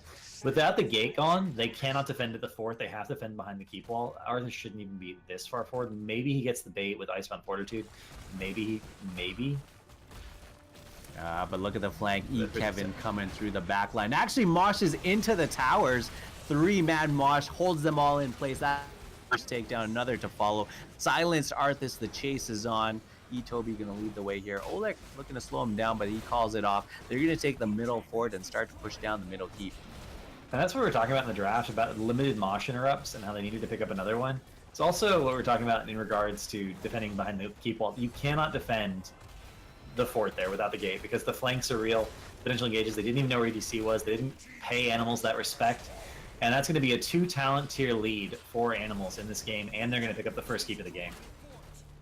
And now the first keep in the middle. Those power slides from Kevin, that was actually another reset onto the Medivh stacks. Flyest Raven pops the Tormented Souls. He's in the back line, but so is Droplets on the other side here. They decide to back it on up here. 5-on-5 still. Everybody's still healthy. Leyline still up. We're to see if Medivh decides to engage with that. Flyest Raven putting the hurt onto Droplets. He burrows down. Portal ahead here. Kevin getting low as well. Evan Drinde pops the strafe. And now the drag back onto Flyest Raven. The bump. There's the Leyline. The Ancestral, the fight keeps going. Nobody down yet. Toby, Kevin, low Droplets as well. Flyest Raven isn't done. He's still looking for those engages. Evan Drinde looks for Caesar Salad, but it's Arthas that falls first. The Protect. They're going to start backing it up. Another stun onto Flyest Raven, and he's caught in the back. Should be able to get his way out of here with the portal and the cleanse. Nice Protect, saving him right there. Arthas is down. And this might seem like a desperate fight, but when you're 3 levels down, you actually cannot catch up just by soaking. You can't do it anymore. So forcing the fight was a risk, but one they felt comfortable taking because they didn't think they had any other way of catching up. And they shouldn't be able to get 16 before animals get 20. It's going to be very, very close regardless, but 20 to 16 is not any more favorable. It's even less favorable, really, than 16 to 13. So they took the opportunity that they had. They couldn't secure a kill. There was just too much self-healing, too much sustain. And I don't see a way that Numerics comes back in this game at this point unless Animals makes a big mistake. Yeah, Numerics here is going to have to find something like a bush gank or maybe a gank on a Dahaka and Snowball and maybe start trickling in some kills here. Maybe ignoring this objective completely and pushing down the top lane, at least trying to open something up. But it's a very tough position. 12 minutes in, you're 3 levels down. The question is, do they give up this objective and try and soak? But you can't soak into a Diablo or into a Dahaka, excuse me, because they're going to continually do that. And they've done it all game long, had these macro tools. They desperately need 16, but they can't get it. And if they, with this fork going down, if they give up another Punisher, they will lose another keep. So can you give up a keep for the chance of getting 16, knowing it won't actually put you ahead because the Dahaka is also doing the split soak? Yeah, and the 1v1 still going on in the top lane. Flyest Raven trying his best to put the pressure on to Droplets, force him out here, but he actually gets the isolation off, and he's going to keep going here. Flyest Raven with one juke, but another drag Droplets, the 1v1 master in the top lane. Talked about it earlier on, you can't get hit by the drag. Oh, the rotation, maybe they can make something happen here. Droplets does pop his essence. Jukes the corruption. Now he's going to be totally fine. Actually turns around, looks for the drag onto Kwanzaa. Droplets isn't afraid of anything. Yeah, with that elongated ton, he was maybe looking for that turnaround drag, pull him back under the tower, maybe throw a little B-step in there as well. Kevin, Toby, Evan Drinde made the rotation down to the bottom. They've actually taken the wall down here while everybody was up in the top lane, and now the Punisher finally arrives. They're able to move in with it. Absolutely crazy amount of pressure at this point. Punisher's coming out. There's a wave with it. Tower's already going to be down. Medivh portal, just in case Arthas needs to get out quickly. Does get the protected status, is rooted. So much focus fire. Stun into stun into stun. The knockback, he does barely manage to get out there. But Arthas is down to nothing in terms of health. Needs to go back and heal up. They need to sacrifice this keep at this point. There's no possibility that they can save it. And this is going to be Punisher on core. They may be able to defend here with a good Horrify and Leyline Seal especially. We're going to see the Ancestral come out. Anna synergy with the Heroics. Tormented Souls pop during Leyline Seal means that they won't have the lot of healing from it that they're expecting, a lot of the damage. That's going to be game. So many takedowns from Animals, just nothing they can do. Toby with the Twilight Dream to seal the deal at the end there. That's going to do it. GG. Animals.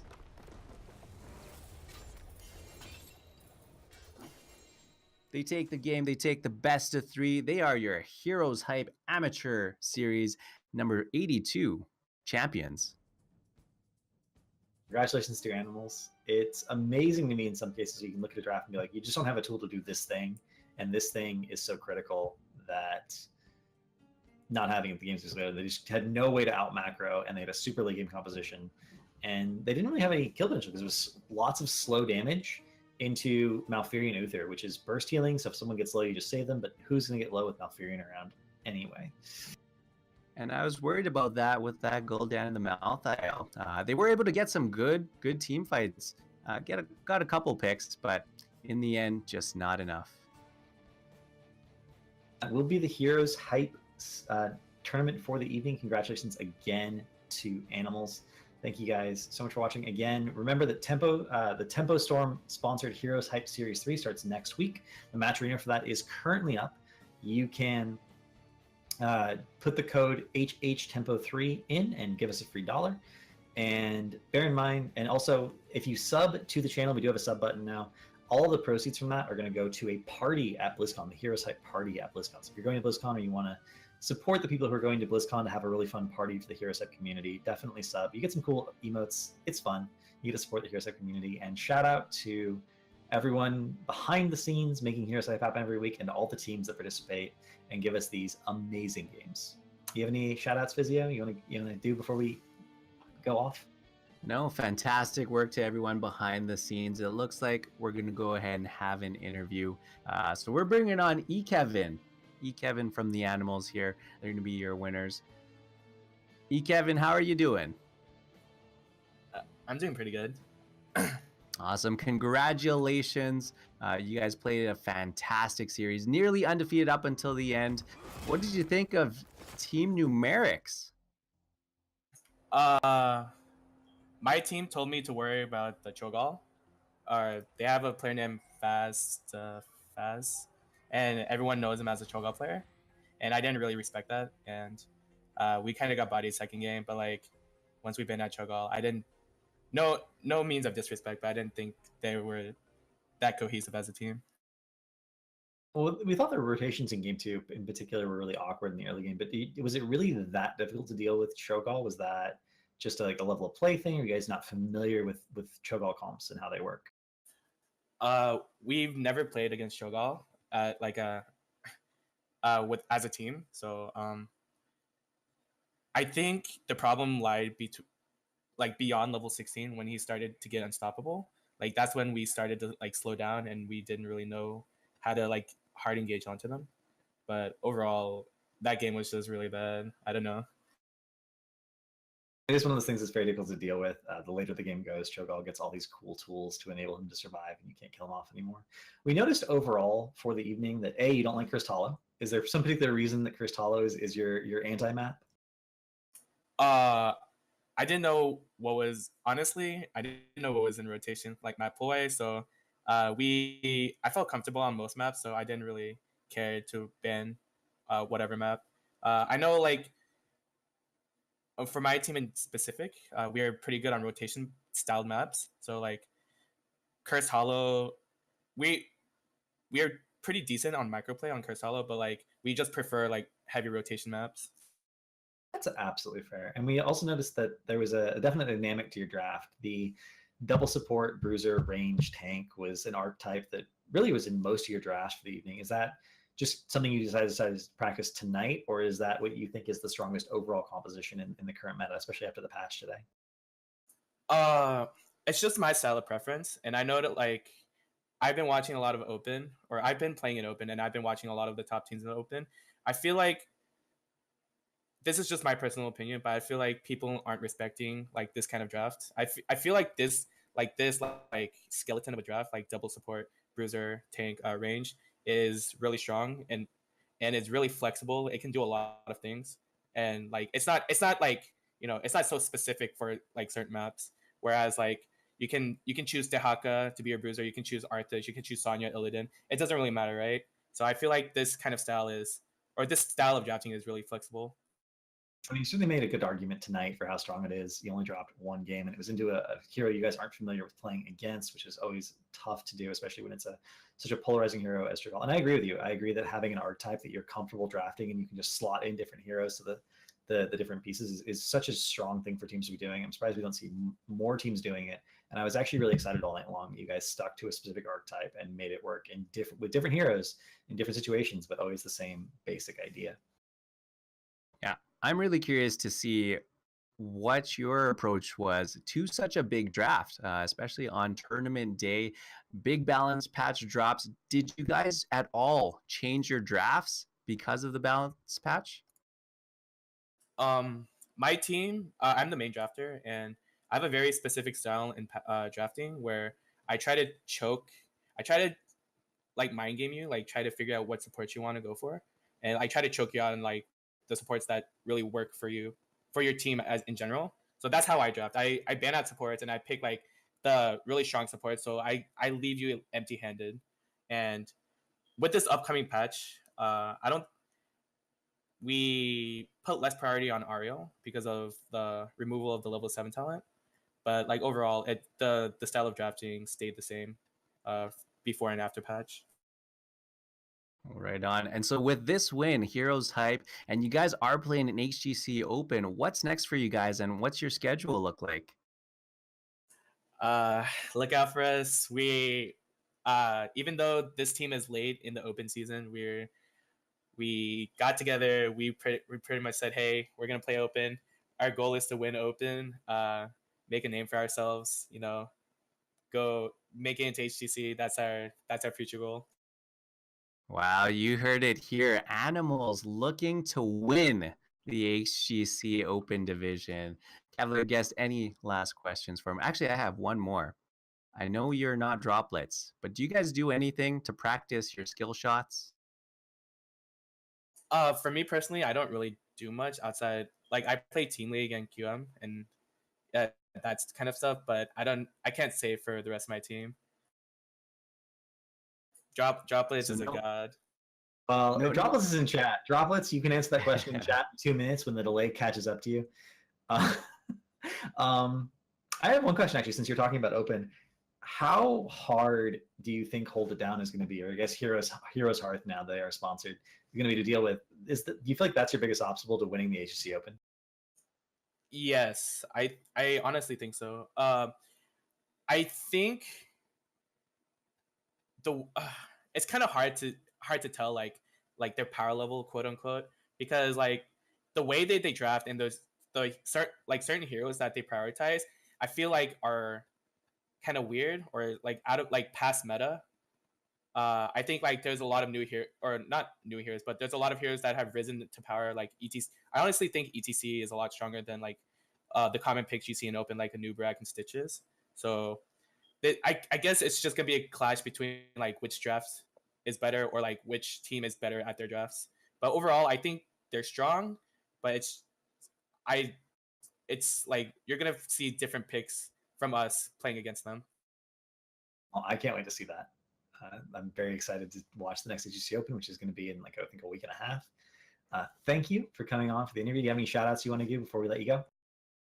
Shout outs to my team. I'm really happy that like they decided to play with me, and like even though I go hard on them or harsh and hard on them, like they stick around with me and they just like listen to me. I'm really grateful for having a team like that. And shout outs to Ether. He's always been a friend that cheered me on, and I really appreciate it. Thanks. Thank Awesome. you. One more time. Congratulations. Well played tonight. You are the Heroes Hype Amateur Series Week 82 champions. Thanks, guys. That was Kevin from Animals. The rest of his team is Toby, Droplets, Oleg B, and Evan Drinde. They are in chat. You can give a shout out to them if you want to support them. A personal shout out for me for Droplets. I have not seen Sonya play that good in a while, and I'm going to be honest. The last time I saw Sonya play that good, it was an EU pro player doing it. So that was really good Sonya play. Hopefully Droplets respects that.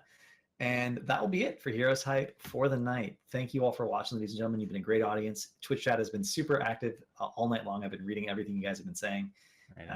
Hero Physio, do you have any shout outs? We got the interview mid shout outs from you. Yeah. Final shout outs, of course, to Heroes Hype for making all of this possible and bringing me along. I'm always excited to do my part here. GG's to all the teams who come sign up and play. Of course, to the viewers for coming by, for supporting Heroes Hype, the players, the casters, everybody involved. And to you, Cavalier guest, the master of the meta and the math, the best bow tie in all the battlefields. Thanks for bringing me along. Thanks for carrying me through the potato internet. I had a fun time tonight. Thank you all.